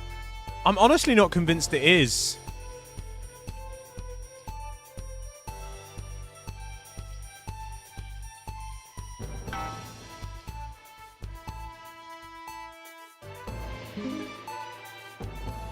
And you're in, Jeremy. In the wake of the government's swift enactment of the Assets and Wealth Act, we're talking about Advance's first week in office and what the new future holds. Joining me are Katie Brightman, a leading economist, and Alan James, author of Alan James is Right, The Free Man's Guide to Waking Up. Alan, the government certainly haven't dragged their heels on delivering some of the legislation they promised. But what does the Wealth Act mean for us? Nothing, Jeremy. We're still vassal slaves, we're just in prettier cages. A confident dismissal there. Katie Brightman, do you agree? I'm afraid I don't, no. I think that Advance have realised that the current economic system of unlimited, unending growth is untenable, so they're changing things up. There I agree with you. They're moving to the next steps in the grand plan. Grand plan, Alan? It's all in my book. Alan James is right, Jeremy. We're to become the great herd, ignorant, sterile, and short-lived. That's what they want. Or perhaps Advance have just realised... Just realised all the comments about sterility are sort of like really foreshadowing. A mad orgy of consumption, if you'll excuse the colourful metaphor. Yes, orgy is the right word. Only it'll be the overlords having an orgy on our poor broken backs. It's all in my book. Alan James is... Shamelessly self-promoting? Katie, how do you think the rest of the world will respond to this new approach? I think they're watching carefully. Advance are the most disruptive threat that the world powers have faced since the last Great War. Yes, Katie's right. War is inevitable. Thank you, but that isn't And this will not be a war like we've ever seen before. We're talking millions of deaths. We're talking high-tech weapons that can level entire cities. We're talking... Out of the wrong orifices? Mock me all you like, Jeremy, but when they murder your parents and they poison your food and they take you away to their camps for hypno-brainwashing, we'll be laughing then. That might be a great way to... It's so upsetting how on point he is. It's going to happen in a democracy. Democracy is dead. Yes, Advance are radical, and change is always frightening, but the truth is that the Wealth and Assets Act has made more than 90% of the population wealthier and is on target to produce a permanent end to poverty. Bollocks! What this young lady doesn't understand, Jeremy, is that these are the same people. Maybe they've rebranded, but it's all a little circus act to keep us from seeing the tyrant behind the curtain. That's where you're wrong, Alan. For a start, they've mobilised the youth vote like we've never seen before. You say mobilise, I call it grooming. The grooming of an entire generation to walk happily into eternal bondage. Was that really necessary? But based on the facts, Katie, what are your predictions? The Assets and Wealth Act is only the first step. Advance now have a historic budgetary surplus, and as well as properly funding our public services, they're already funneling unprecedented amounts into scientific research and the arts. Or, as I call them in my book, Frankenscience and opiates. Like opiates, see?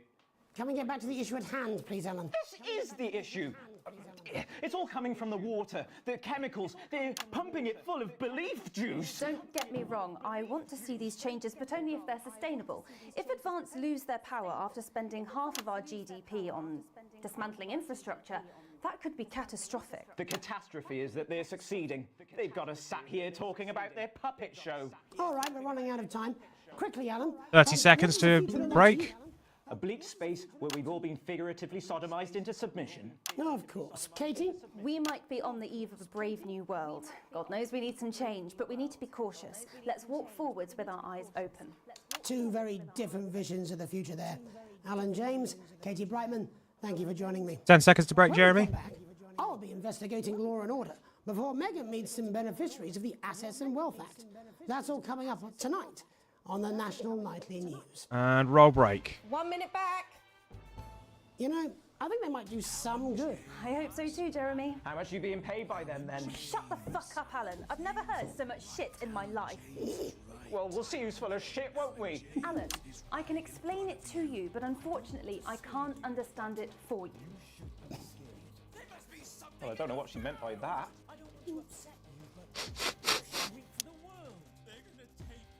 They're all so good. They're all so good. I'm just saying I'll do what I can, that's all. Bullshit, you will. She's good. You know she is. I've said I put a word in, that's all I can do. 10 seconds, everybody. Little Jakey's going to the big bad country with water. If that sticks, I'll destroy you. 5, 4, 3. Right, here we go. Welcome back. Oh, In yes, our it's second this segment, section. We're going to be taking a deep dive into the state of law and order in our country. I would like to apologise for some of the incoming language. Solutions team to move this serious social problem to the top of the list. Tonight, we go behind the headlines to meet the people who live with the criminal justice system every day of their lives. First up, we have Gregory Judge, a lawyer who sees the problems close up on the front line. Can you hear me, Gregory? Yes, I've got you, Jeremy. Thanks for having me. What's it like on the front line of the hard face of the cold hand of justice? Such a well-written Imagine, piece. Jeremy, we are massively understaffed in this country. We're working every hour we can just to try and cope with the caseloads on our desks. Which must affect the quality of support you can offer. Well, we can barely keep up with demand, Jeremy. There just simply isn't enough being done at a systemic level to relieve the problem. We need more support from ministers. What are you doing? We need change at a structural level, I'm Jeremy. leaving, Greg. Not a good time, darling. It never is it? I'll be at my mother's. Just hang on. No, the problem isn't a local one, Jeremy. It's nationwide. Just give me 5 minutes. I'm talking to Jeremy Donaldson. Oh, have you mentioned your affairs? No. Well, the affairs of the Justice Department that we should be concerned about. Hello, Mr. Donaldson. Hello, Mrs. Judge. We need legislation to relieve the pressure on I'm our sorry, but public this bit just To gets me. interrupt the news, Mr. Donaldson. Can I have a moment to tell my husband I'm leaving him? Yes, I totally understand. Quite the picture of a burdened legal sector there. Gregory Judge, thank you for joining us. Next, I'm joined by Police Chief Constable Bob Peel, a man with a very different perspective on our nation's crime. Here we go. Do you think there's a problem with the system, Bob? I'm sure we all do, Jeremy. I am sure we all Despise long for a this return man. to the days when you could safely walk the streets of your community at night, looking in through windows and generally enjoying your neighbours without the risk of being terrorised by some thug with a knife. Or kosh. So you feel the streets simply aren't safe anymore? Where have we gone wrong, Bob? Well, that's not a simple question, Jeremy, but I think it all comes down to moral decay. We've diluted our culture and lost touch with what it means to be a citizen of this once great country. Also, as the vicar noted in Sunday's sermon, we probably shouldn't have banned hanging. And to what do you attribute this moral decay? Foreigners and gypsies mainly. It's all in the Bible. Look, Leviticus clearly states that... Oh, bugger, hang on a moment. Jeremy, a bloody gimp's escaped. Delia, could you give me a little help, please, dear? As I was saying, Jesus didn't like immigrants much, did he? And just to be clear, you think it's the immigrants who are responsible for the moral decay? Absolutely, Jeremy. Back in your box, Clive. Back in your box. Delia, I really could use a little help with this. Oh, sorry, darling. I was spaying the badgers. Yes, I'm talking to Jeremy Donaldson. Clive, could you put him back in the box? Oh, Clive, you know it's Wednesday. Back you go. Back in your gimp space. And Off you go. whose responsibility is it to make a change, Bob? Well, it is certainly not the responsibility of the decent, good, white people of Darling, this... where's the padlock? Oh, hold on just a moment. Oh, Clive, this simply won't do. Naughty, naughty, naughty boy. Mummy said... Clive, I am not having this again. Mummy said get back in your gimp space. No! Naughty! You beast, Clive! As I was saying, Jeremy, moral decay. Crime is the responsibility of the criminal, no one else. Look, everyone has a sob story, but we don't all end up as barbarians, do we? Look, when our daughter Alice comes home with an A-, does she go on a killing spree? No, she takes 3 of her pills and hides under the stairs like a normal child. Thank you, Bob. I believe it is, Bob yes. Peel there, really locking down the police's position on morality for us. And finally tonight, hopefully uninterrupted, it's time to get to the heart of the matter. Tony Dawson has recently been released from prison after serving 3 years for aggravated assault. Otherwise, give it 2 weeks and we'll be free and clear. He's agreed to talk to us today, which is also, I believe, his birthday. Many happy returns, Tony. Cheers, Jez. Call me Titwank Tony. Everybody else does. No, I'm not going to be doing that. Can you tell us what it's like in prison, Tony? Titwank Tony.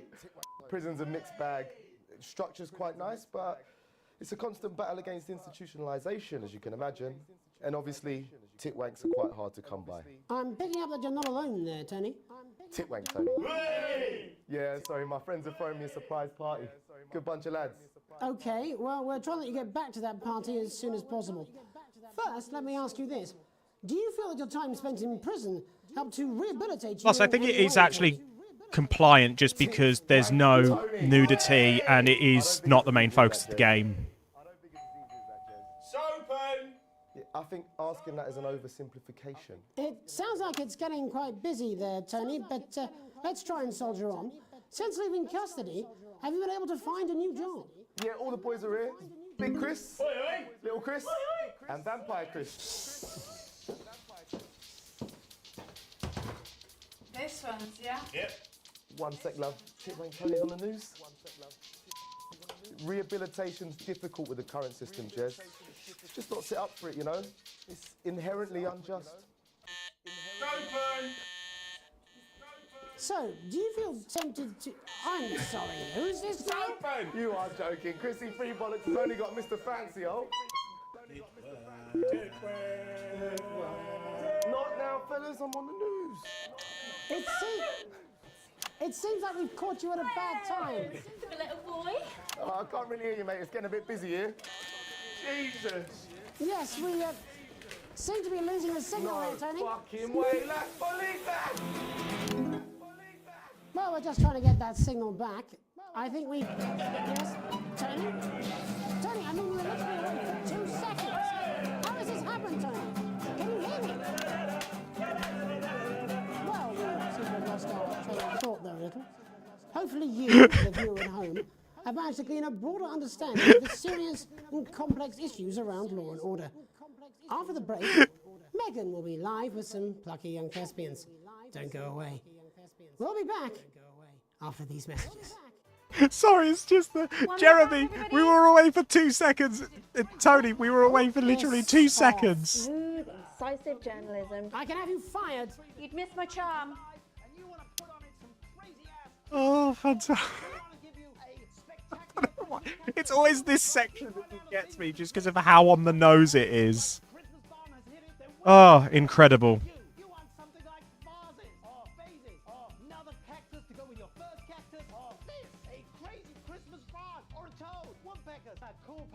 Well, where is he? In his dressing room, probably banging his head against the wall. Looks right, I've got this.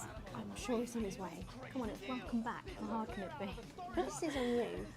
10 seconds, everybody. We're going to open on Megan. Camera 2. Going in 5, 4, 3. Welcome's Black. I'm Megan Wolfe, and on tonight's Culture Spot, I'll be chatting Oh, with for it one again. of the first beneficiaries of the Assets and Wealth Act, a team of inspiring young people from Scritchford Sixth Form College who today received a grant from Advance to take their play, Hey, Friendship, on a tour of local secondary schools. Welcome to you all. Well, let's start with you two, Harriet and Charlotte Winstanley-Hamilton. Girls, you must be thrilled. We are, Megan. We're overwhelmed, to be honest. And I believe you two are sisters, is that right? Yes, Charlotte's my oldest. I'm the older, more popular one. Only joking. Harriet and Trey were really the ones who came up with the whole idea. So, Harry and I were shooting the breeze in the cafeteria, and I said, hey, let's actually do something. So I went to look for a drama teacher. But she'd been laid off. Yeah, this is probably the best bit of the game. Fortunately, Let's I say directed a pantomime when I was at university. might be the wrong thing to say as well. Oh, right, yes, but you're the maths teacher, aren't you? Yes, that's me, Jeff Algebra, maths teacher. Maths is really important. Oh, thanks, Steve. Maths is really important. Yeah, thanks, Steve. As is theatre. It's one of the oldest art forms in history. Aristotle. I just think that when we travel around all these problem schools and the poor kids see us, they say, hey, I really want to be like those attractive kids. And that's a Like, very the whole game is beautiful just and incredible. powerful I think thing. this is where it's just become like the most fun and silly. And they touch us right back. I suppose with a surname like Algebra, there was really only one choice of career for me. My wife, Angela, and I... Maths is really important. Angela Algebra. Yes. We just want to bring a bit of song and joy into people's lives. And teach people about the difficult issues. The issues in the play are what really matter. He's about to go again, You're isn't going he? to be showing us an extract from this play, aren't you? That's right. To put into context, I play a young first year who's having some troubles at school. Her character doesn't actually have a name, yeah, because in a way she's like all of us. It's like a metaphor. Maybe she's you at home, or like, maybe she's you, Megan. Maths is really important. Yeah, thanks, Steve. Put it in, coach. Yes, thanks, Steve. Right, well, I'm going to have a little chat with All you. right, here we So go. You run off and get ready. I can't wait to see it. That's it, that way.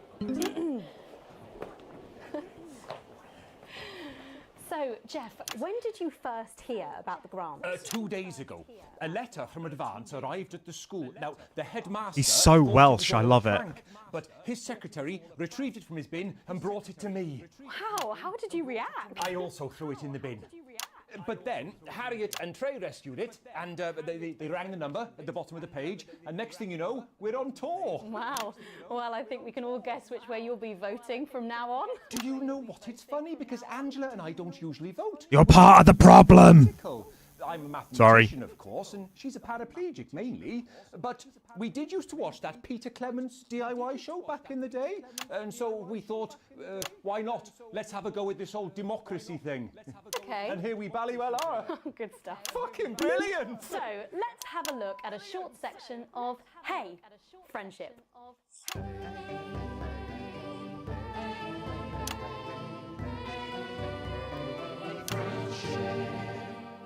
Dear diary, Here we go. I'm not sure I can take another day at this school.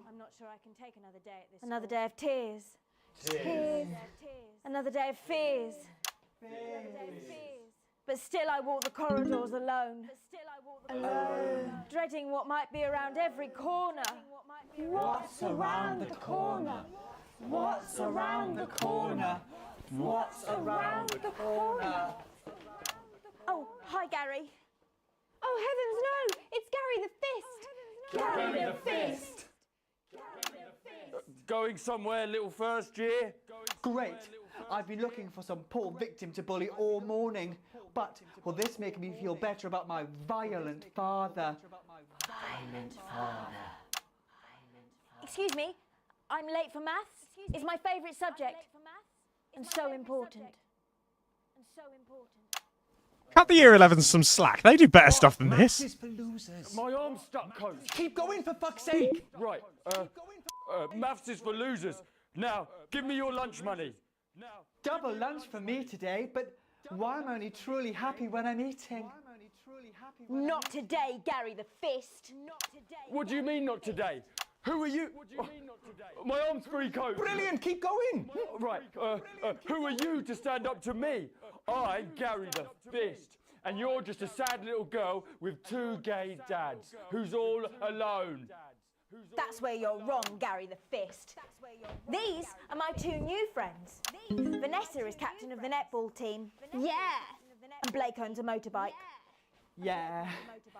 But I can't fight all three of you, and I don't have any friends of my own. Yeet. Oh no, here we go. I'm very sorry.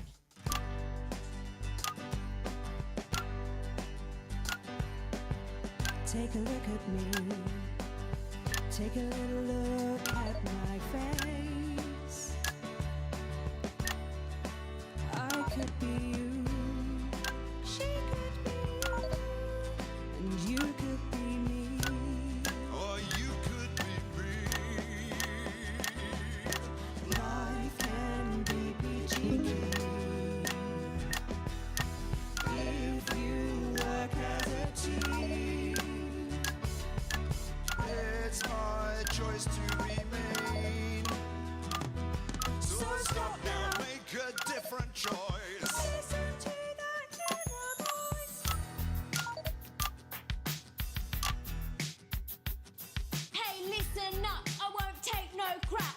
Who said middle class girls can't rap? I ain't afraid of your cruel lads. I'm a mother-loving rebel, but I still love maths.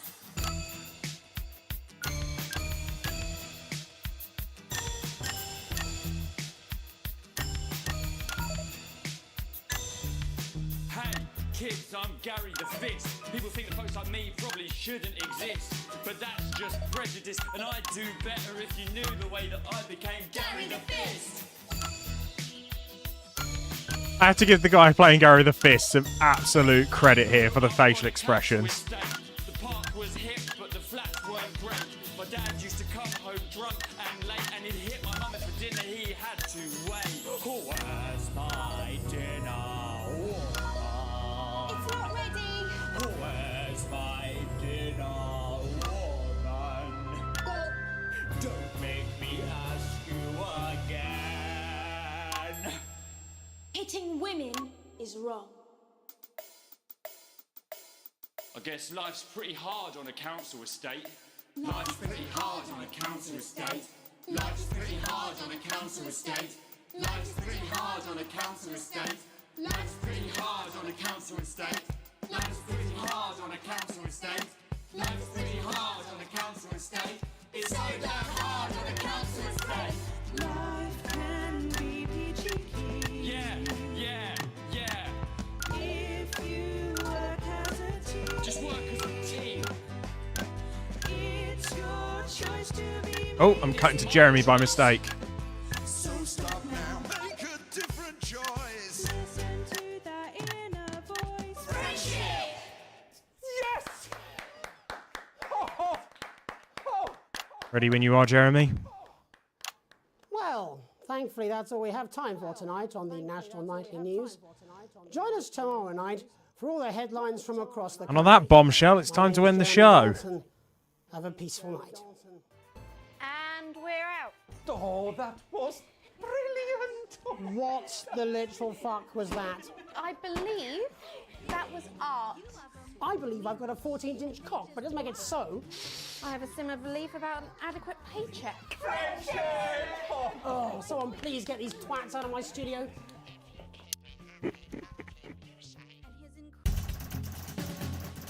Hey, A+ across the board again. Right, so we're going to see what the overall result of handing off our... Oh, I wonder if that's because of the passport thing. This is going to be a bit of a change now. Am I effectively going to be off the grid?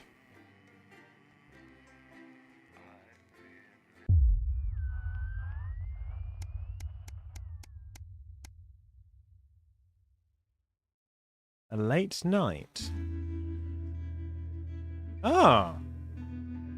You get to the theatre slightly early and Sam's already there waiting, dressed to the nines. You smile widely as you join hands and take your seats in the private box. You'd certainly get used to this. The tickets arrived on your doormat on Monday with a typed thank you from Chris. You'll get your passport back soon enough, apparently. The show isn't to your usual taste, a pretentious opera in a language you know for a fact that Chris doesn't speak. Still, the complimentary drinks sure go down smooth. When the show finally ends, how many pounds do these people need? You stand in line to get your coats and Sam has you in creases with a hilarious impression of the conductor, arms flailing wildly. The couple in front of you are talking about the relocation of people who couldn't pay their new tax bills. Sounds awful. Sam smiles gratefully at you as you both think of Chris, safe and sound. When you get home, you're still laughing as Sam heads upstairs to shower before bed. You notice your 14-year-old son isn't home, and there's a note on the kitchen table in his almost illegible scrawl. It says he's at a friend's house. You trust Charlie, he'll be home soon. It's one night. He's got to start taking responsibility for his own decisions sometime. What's the worst that could happen? Uh-oh. Why would we get hit? Why would we give ourselves that one?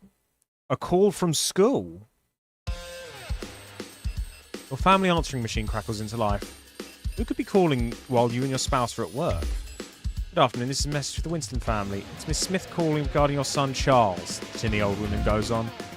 I'm sure there's a perfectly reasonable explanation for it, but he wasn't in school today and we haven't heard from you that he would be absent. I'd like to remind you that we do require all absences to be authorised in advance or in exceptional circumstances for parents to ring first thing in the morning. Please see to that it doesn't happen again. Thank you, goodbye. Someone has some explaining to do.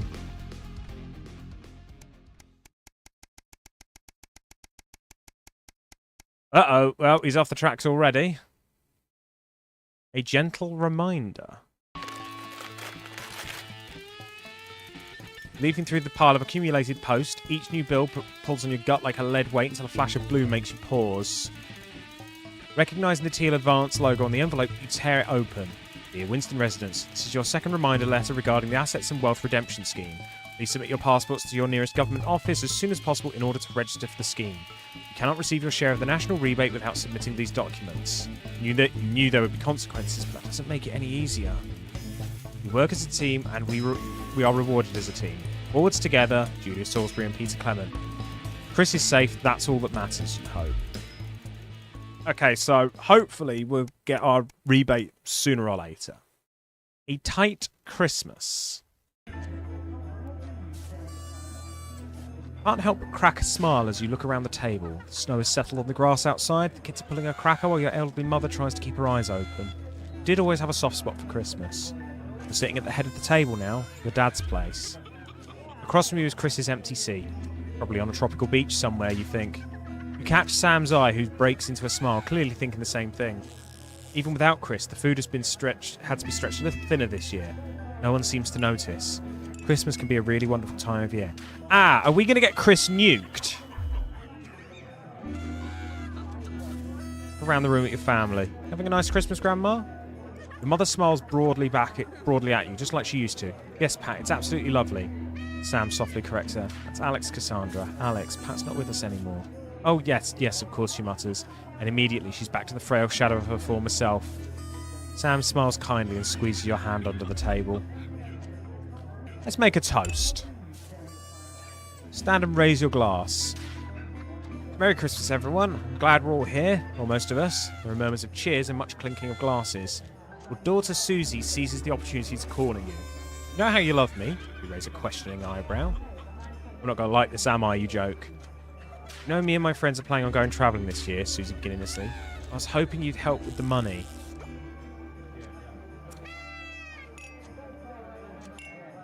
You laugh. I knew it. I'm a mind reader, you chuckle. As your 19-year-old daughter rolls her eyes. You wish you could say yes without worrying, but now that your mother's had to move in, things aren't quite as simple anymore. Just how much are we talking here? Only a few hundred, she mumbles as she pushes a stray pea around her plate. It takes a great effort for you not to spit your mulled wine across the table onto your elderly mother. I know it's not, darling, but trains are expensive. It's a great opportunity for her, and I did already say she could go.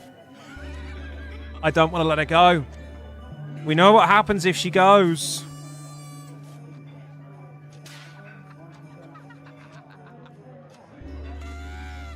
What do we do, team?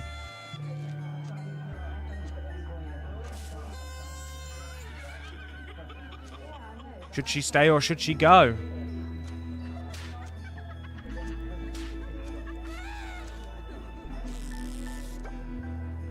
Let her go.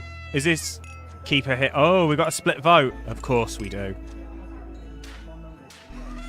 Should I roll the dice of significant consequence? Is that what I'm going to have to do here?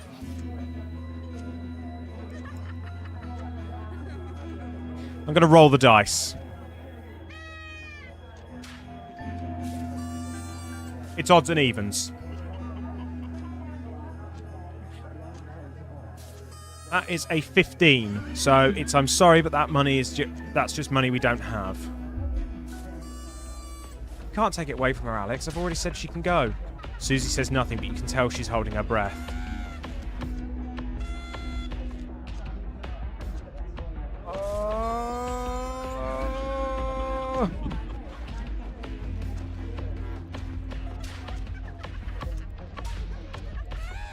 I've got to commit, haven't I? I've got to commit to being the bad guy here, don't I?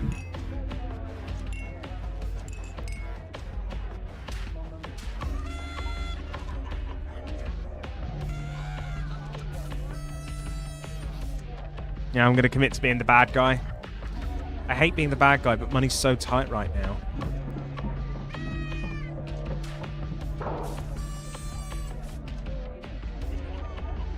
After a moment's silence, Sam exhales. You're right. We're so sorry, Susie, but the way things are at the moment, we can't spare that sort of money.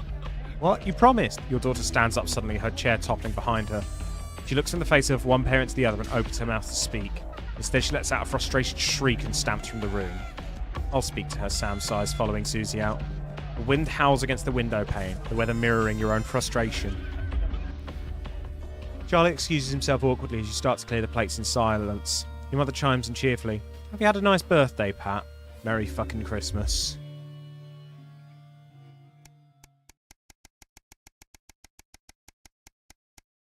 Christmas never ends well here, does it? A long weekend.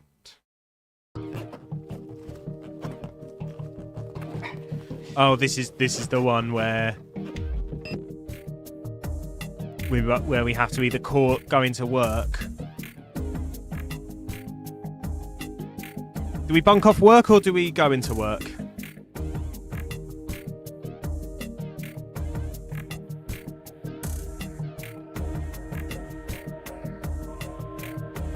I mean, we kind of have to say we need to go into work, really. Ash is saying don't go. Do I have any advance on don't go? 2 for don't go. Any advance? Aside from the government. Going once. Going twice. Message ignored.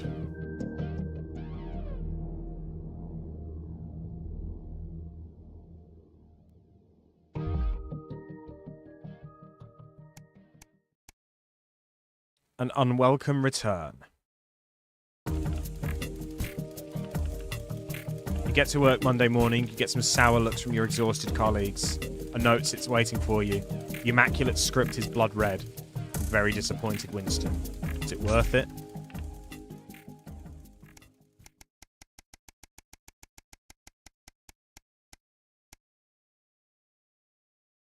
A permission slip.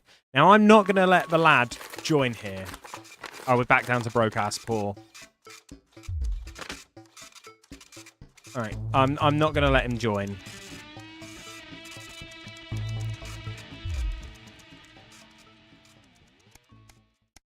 going to blitz through that as quick as we can. A free ticket. Now, do we want to go to Alan James's right? Hello, Tris. How are you?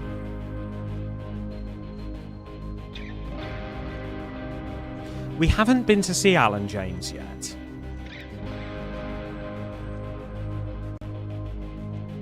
Can't stay long, but hope I'm having a decent day. I am. Thank you very much.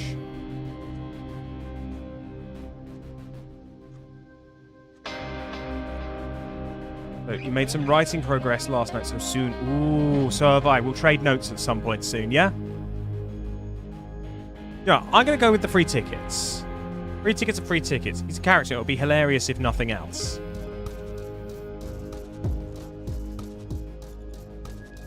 The show is entertaining, but much less funny than you thought. Oh, whoops. Too late. He's a powerful public speaker, and something about it sticks in your mind. Lying in bed that night, wide awake long after Sam's breathing turns heavy, it hits you. It's the crowd. Not laughing, but roaring.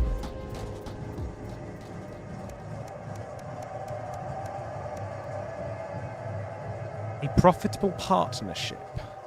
Okay, so this I can absolutely work with.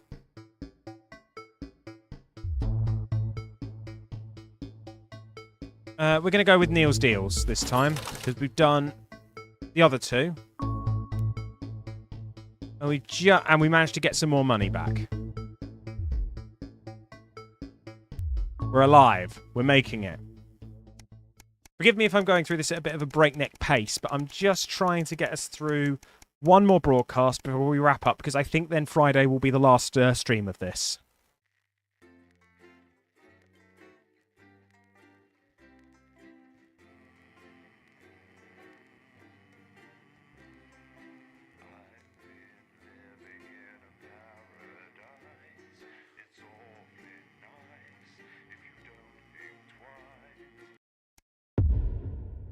The Tempest. Oh, it's the Storm one. Right, let's get cracking. What do you want, Boseman? Good evening, Alex. It's Boseman here, your boss.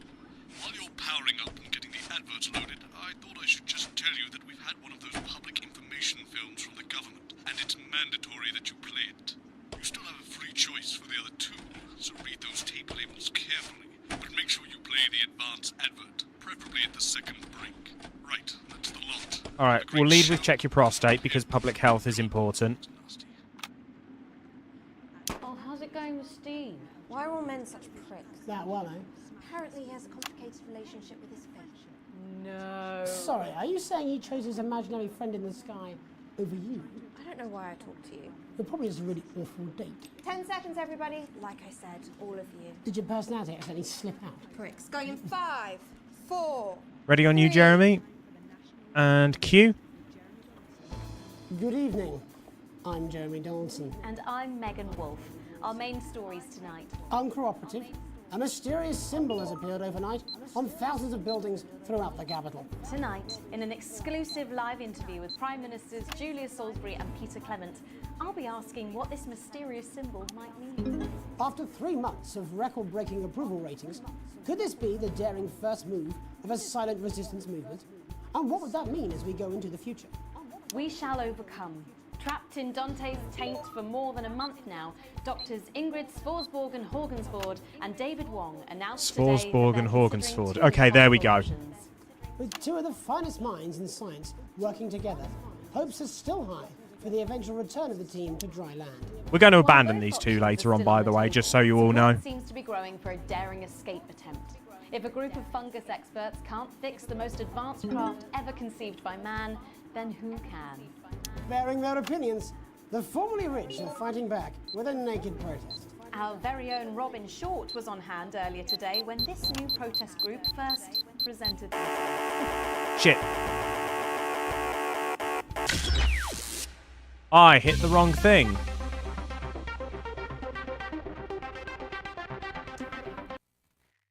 Whoopsie. I was in a hurry to get through and just wasn't thinking. No worries, Triss. Have a good one.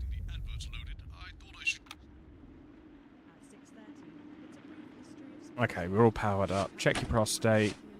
Kneel. Advance.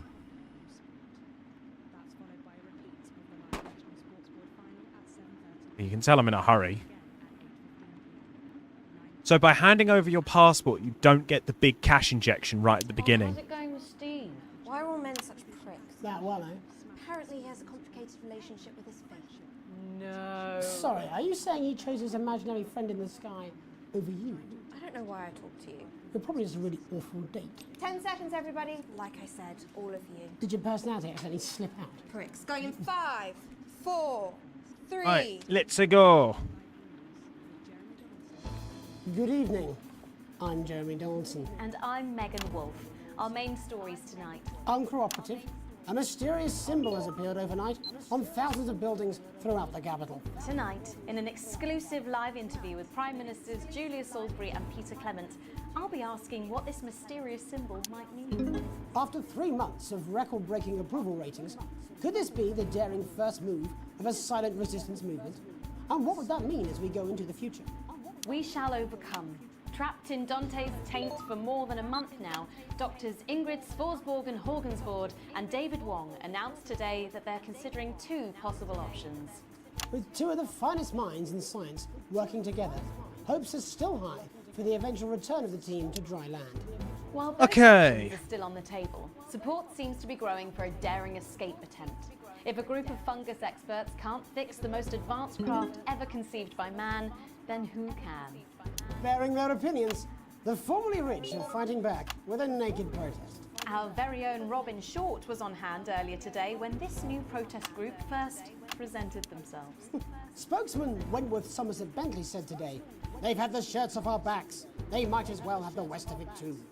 And while it's easy to laugh, perhaps we should all just be pondering how desperate the formerly rich are to regain their power. Table for 2. Johnny Hamsleeves and Tiffany Lamour were spotted having a private moment. Okay, this is where I want a bit more drama now. The couple have certainly been on a roller coaster since they started dating late last year. And this image is sure to place them firmly back in the tabloids. Could we be That's on not the what I verge of the picked. biggest celebrity wedding since professional wrestler Randy ref. Nuts McFridge married his longtime tag team Oh, well. partner Tina Tiny Hands last year in a wrestling ring made entirely of cake? Is his once celebrated role model about to become the bad boy of sports? And radical ideas. In an attempt to put the Mr. Snugglehugs disaster behind them, Remington's Fist CEO Sophia Remington today announced a surprising new project that already has the markets raising an eyebrow.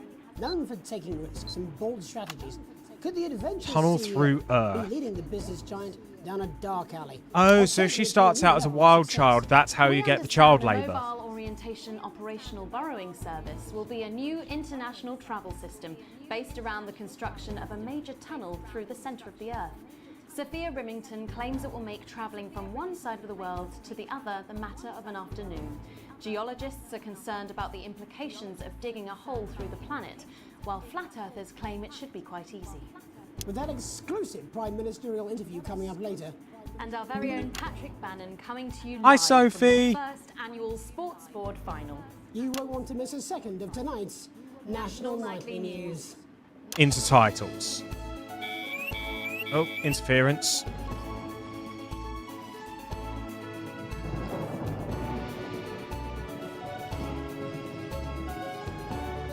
I have just realised like how much this show goes away from being serious news to like a talk show.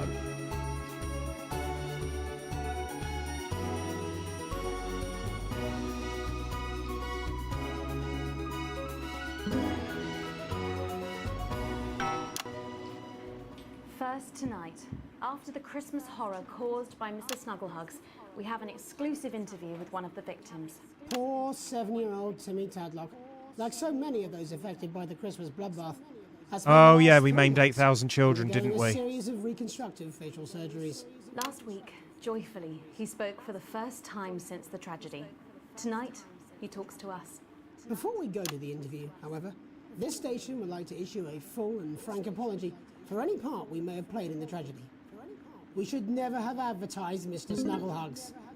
Without our publicity, the sheer scale of this tragedy, and now upwards of 8,000 casualties, might have been averted. On behalf of the Nightly News team, we're sorry. Accidents happen all the time. It's fine. Now it's over to Robin Short at the Tadlock family home. Robin? Thank you, Megan. I'm here with Mr. and Mrs. Tadlock and their 7-year-old son, Just Casey. play the propaganda. Thanks for spending time with us today. Oh no, I'm playing that today. Who was spending any time with you at all after what you lot did? Irresponsible. I mean, whose idea was this anyway? It's all right. It wasn't your fault. As you can see, Megan, there's still a few open wounds here. I'll tread carefully. That's so insensitive, Robin. Timmy now. Hello, Timmy. Can you see me? Mummy, who's that lady? It's the lady from television, Timothy. She's going to ask you a few questions. And you be careful now, it upsets him to remember. Don't worry, Mr. Tadlock. I wasn't the youngest ever editor of the Swinstead Middle School Inquirer for no reason. So, Timmy, can you tell us what happened to you? You had just unwrapped Mr. Snugglehugs, hadn't you? Was he under the tree? Yes, I could smell him already. He smelled like love. Ah, yes, that'll be the fur. It's scented with hoof. I was so excited. I ran up to my room and gave him a big hug. He was so soft and warm, like our cat, before he got in the way of Daddy's Porsche. Bloody cat had a death wish. And what did Mr. Snugglehugs say to you? He blinked his real action eyes and said, "You're my very best friend. But I sure wish Mrs. Snugglehugs was here, and she can't be, for just $89.99. And then it's... Oh, yes. 41. Reducing a child's trauma to an advert. And then he exploded. Oh, look, I've asked you nicely. And am I right in saying that one of his real action eyes is now permanently embedded in your cheek? Yes.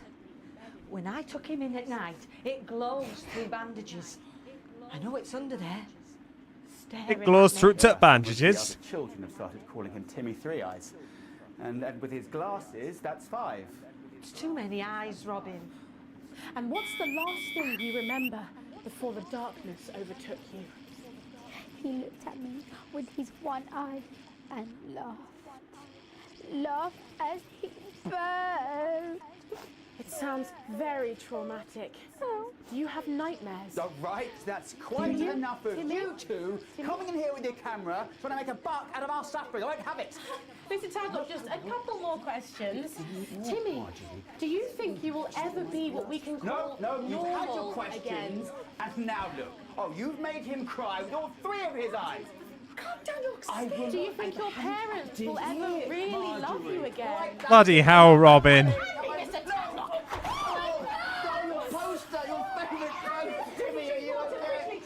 So there you have it, Megan.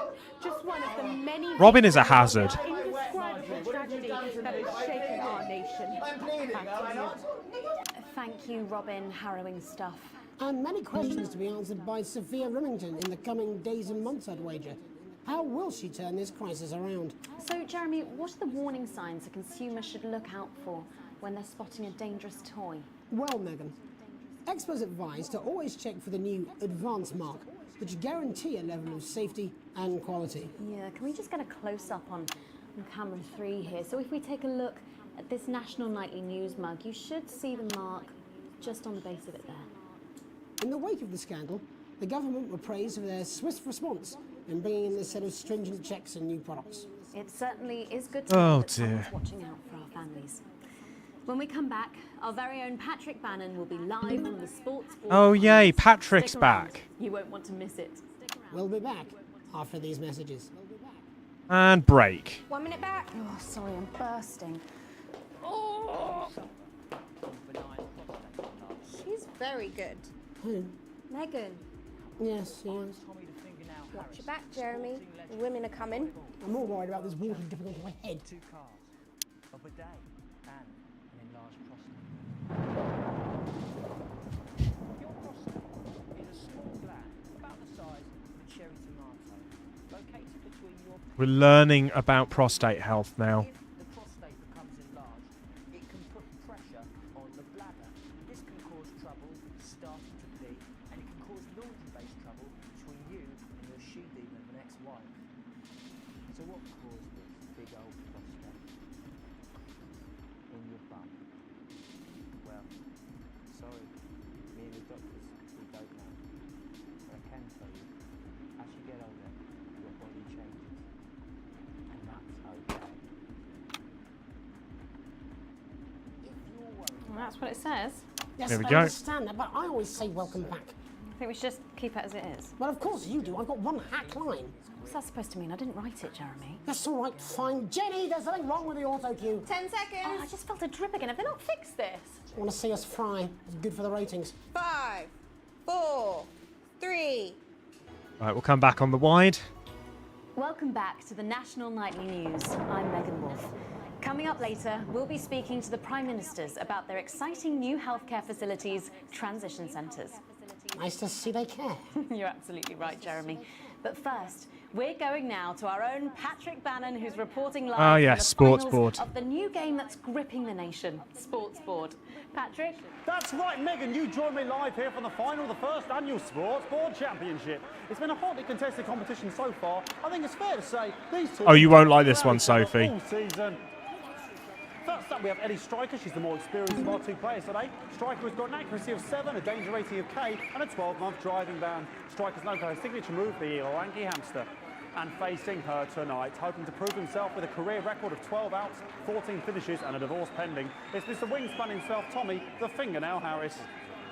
Just waiting on the ref now. The slapping ceremony is taking part. Still going on. Striker go first. Striker, of course, first to start as she won the trivia round earlier on by some margin. The robe. Harris, perhaps the brawn and not the brain. Stupid.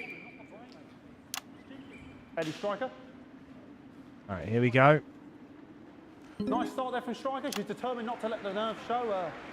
Not after last time. On to Mr. Harris now. Tommy. Using his arm to pick up the ball. Not a bad shot there from Harris. Back to Striker for shots number 3. All right. She's gone to sort of throwing it under her legs. Not bad if you ask me. Was there contact? Don't know why you complained. To Harris. Bit of business with the ref, but it got sorted out. Back to Harris now. A ball in the hand is worth 2 in the bush. Football. Move back. I'd say that's fair, but what do I know? Shoots. Oh no, and Harris is not going to be happy with that. So really not a good start there for Tommy Harris in round 1. We can only hope that round 2 treats him a bit better. But first, of course, after the argument with the ref section, it's time to change ends. Of ends. Now we have the ceremonial changing of the ends.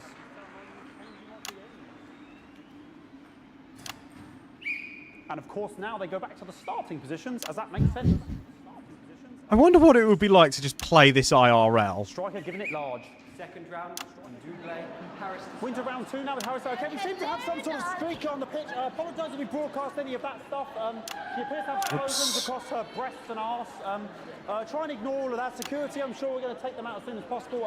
Apologise if we broadcast any of that. As I said, we're going to get the situation resolved as soon as possible.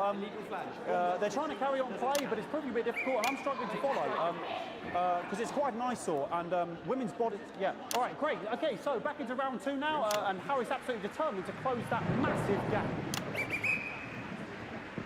Eddie Striker.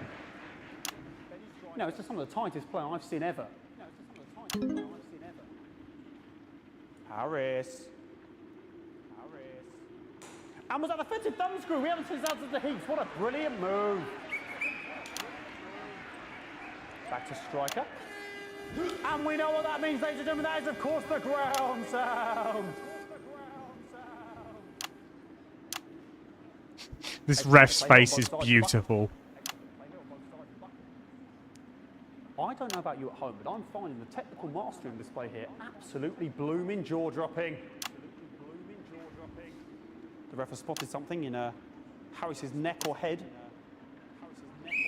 And Harris is having an absolute shocker. What a miserable start there for Tommy Harris. But he is a late bloomer, of course, always said that. And after all, it is a game of 2 halves. 4 rounds and 7 subgenres. But now, of course, it's time for the half-time show. Sponsored by Remington Smith. On my whistle, on my whistle. And time for some clever Music here to start the camera work. Okay, another posh protester loose on the court here. We can only apologise for that. We'll do our best to shield you from having to look directly at it. Is running around here with his genitals on display for all to see. And ruining what was shaping up to be quite the dance interlude there. Now he's thrusting himself in Harris's face. Security's on it. And the bucket has been knocked over! I cannot stand it when the bucket gets knocked over. Hopefully he'll get taken out now. Genitals flying around for all to see. Really, if you ask me, not Sunday morning television. And out of there, hopefully taken away, never to be seen again. Final poses. Ball boy cannot be in the final pose. And a lovely finish there on both sides of the bucket. I wouldn't like to call that one. And as we head into round 3, I'd love to know what's going on in these two players' heads. But unfortunately, because of science, we can't. Thank you.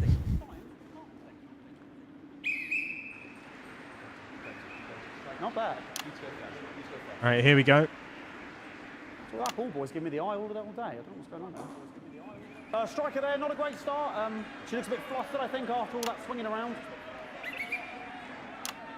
Back to Harris here. God, what I wouldn't give to be that ball. I'm all right, ladies.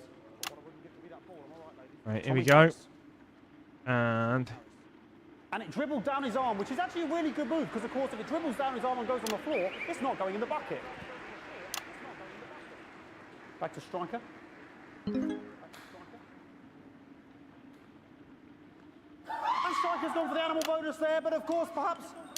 And yes, Harris has counted with a tiny bell. That is wonderful play. Of course, we've seen that before. Look at her face. She is absolutely gutted. What a mud. That could have been the clincher. What a massive shame. Harris receives possession. absolute, like the enthusiasm on that. Caw-caw! Kestrel in his last 4 battles. So, here we go. Tommy Harris. That's all right. Not bad there. He threw it quite far away from him, which is quite a good idea. Very clever there. Perhaps a little contact. Caution from the referee, who's being, if you ask me, a little bit harsh. Ellie Striker. And she's let the nerves get to her. What the hell was that? You hate to see it, don't you? You cannot believe it. Oh, for God's sake. Okay, like, I mean, this is a mess now. I don't know what I can be doing about this. I mean, there's sort of breasts and genitals for all to see. I mean, there's only so much you can do. They're sort of everywhere, aren't they? All right, I'll try and carry on. The players are trying to carry on, but of course it's difficult because these protesters hopefully we can get them taken off soon so we can carry on with the match. Nonsense is going on here. Yes. We want our money. Yes, very good. Take them away. Bloody wasters. Absolute wasters.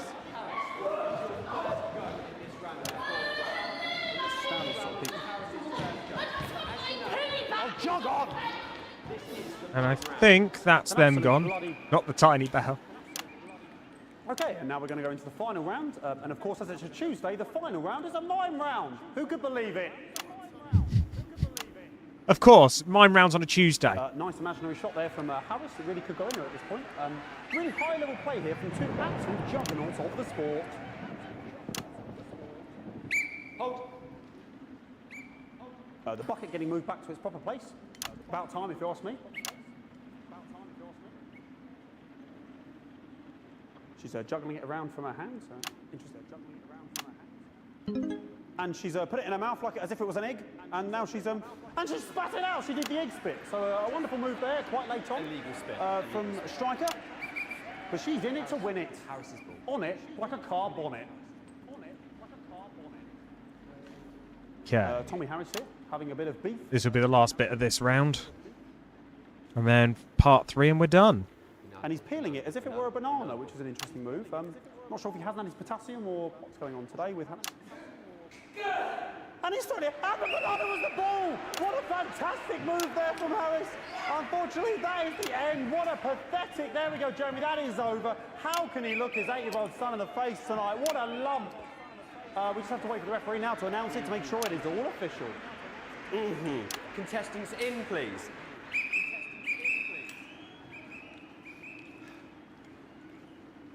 And the winner of the first annual Sports Board Championship is...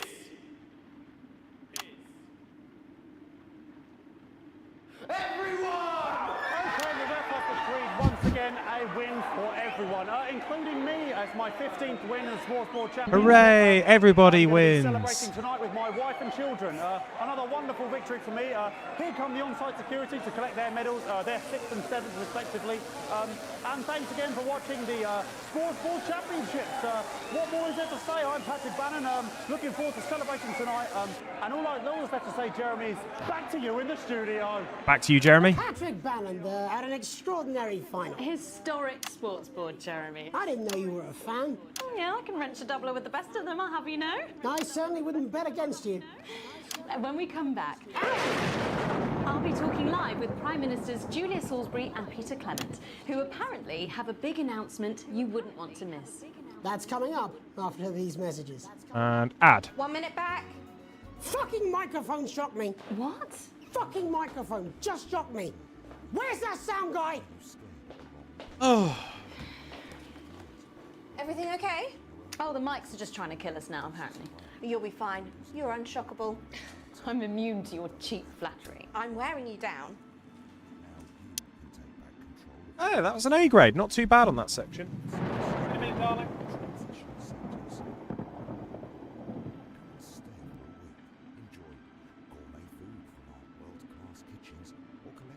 Righty ho then.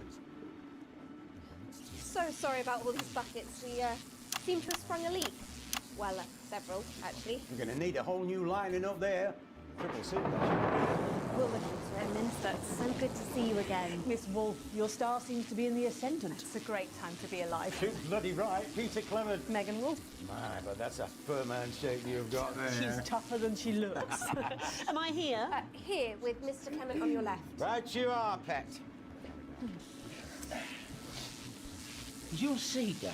10 seconds, everybody. No, mine's fine. Have you had a little accident? Chitty cow. 5, 4, 3. Ready on you, Megan. And cue. Welcome back. I am delighted to be joined by Prime Ministers Julia Salisbury and Peter Clement.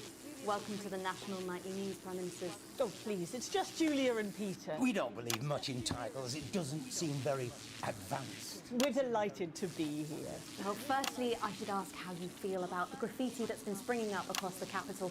Should we be worried? Oh, no, you definitely shouldn't be worried. Well, not unless you've got a fatal paint allergy anyway.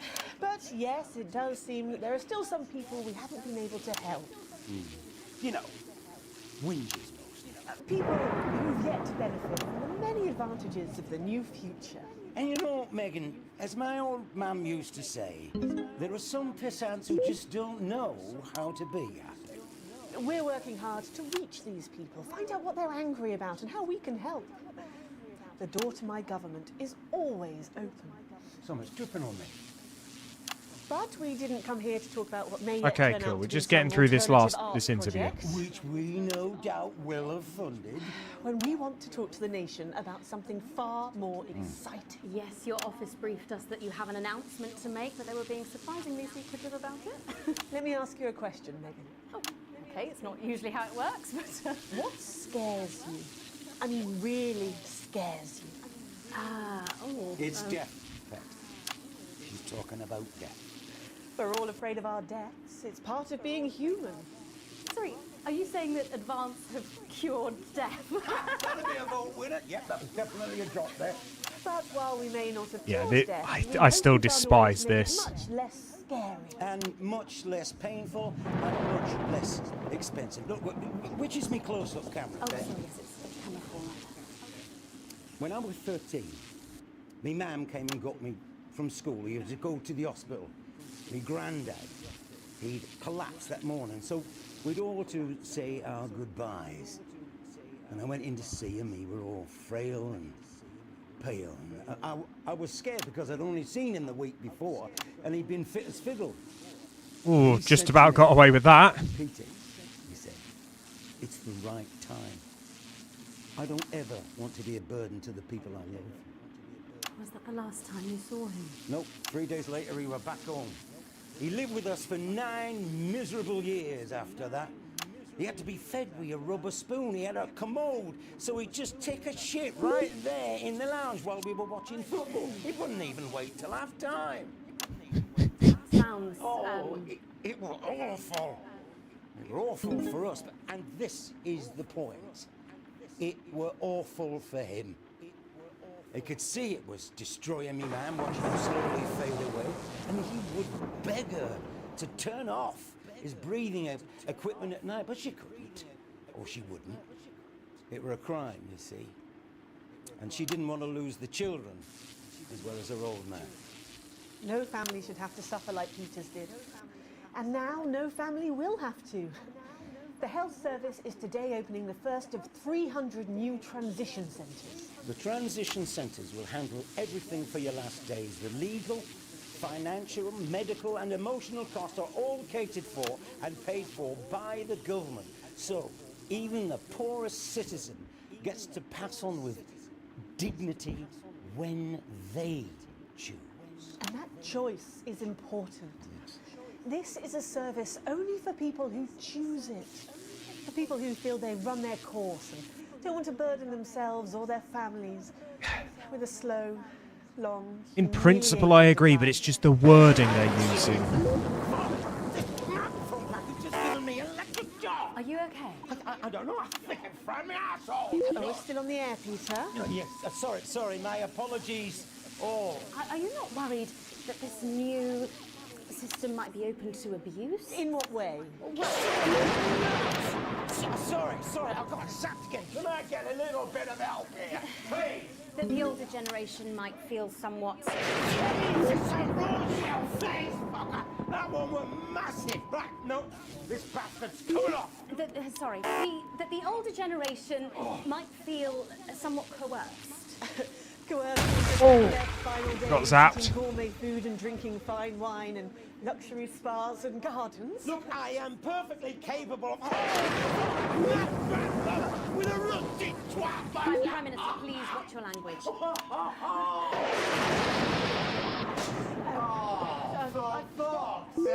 Go get yourself sorted out. Right. We're launching a government information film tonight. It should tell your viewers everything they need to know. You really do move at a breathless pace. It's hard to believe you've yet to be in office a year. Oh, Megan, we're only getting started.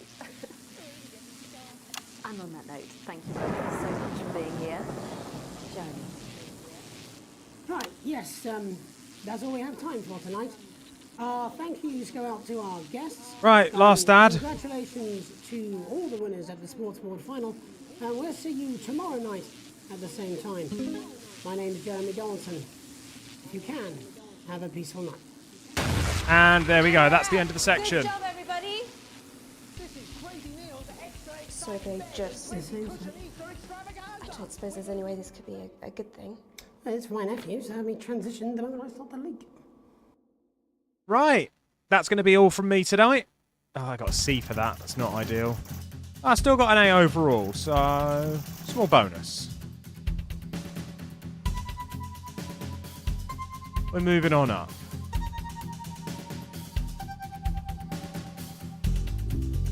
Right, we're going to save and quit, and we're going to call it there. Thank you, everybody, for coming by. I'm really glad people have been enjoying Not the Broadcast, but I think this is going to be the last run we do of it. And if we ever come back to it, it will be for some of the DLC that I don't have yet, but that's a whole other kettle of fish. In the meantime, let's find somebody to raid. Is Triss live? Triss is live. But Ash is also live at the moment, and I do want to give Ash a little bit of support, so we're going to raid Ash. Right, so all aboard the raid train, people. Go say hi to Ash. Ash is a recent member of our community and has been really, really quite nice and swinging by, saying hello, and I want to give them a little bit of a help as they get started on their streaming journey. So jump in with Ash, say hello to Ash, be lovely to him, as I know you will be, and I'll see you all tomorrow for some VR and some Satisfactory. Take care, everybody. Bye.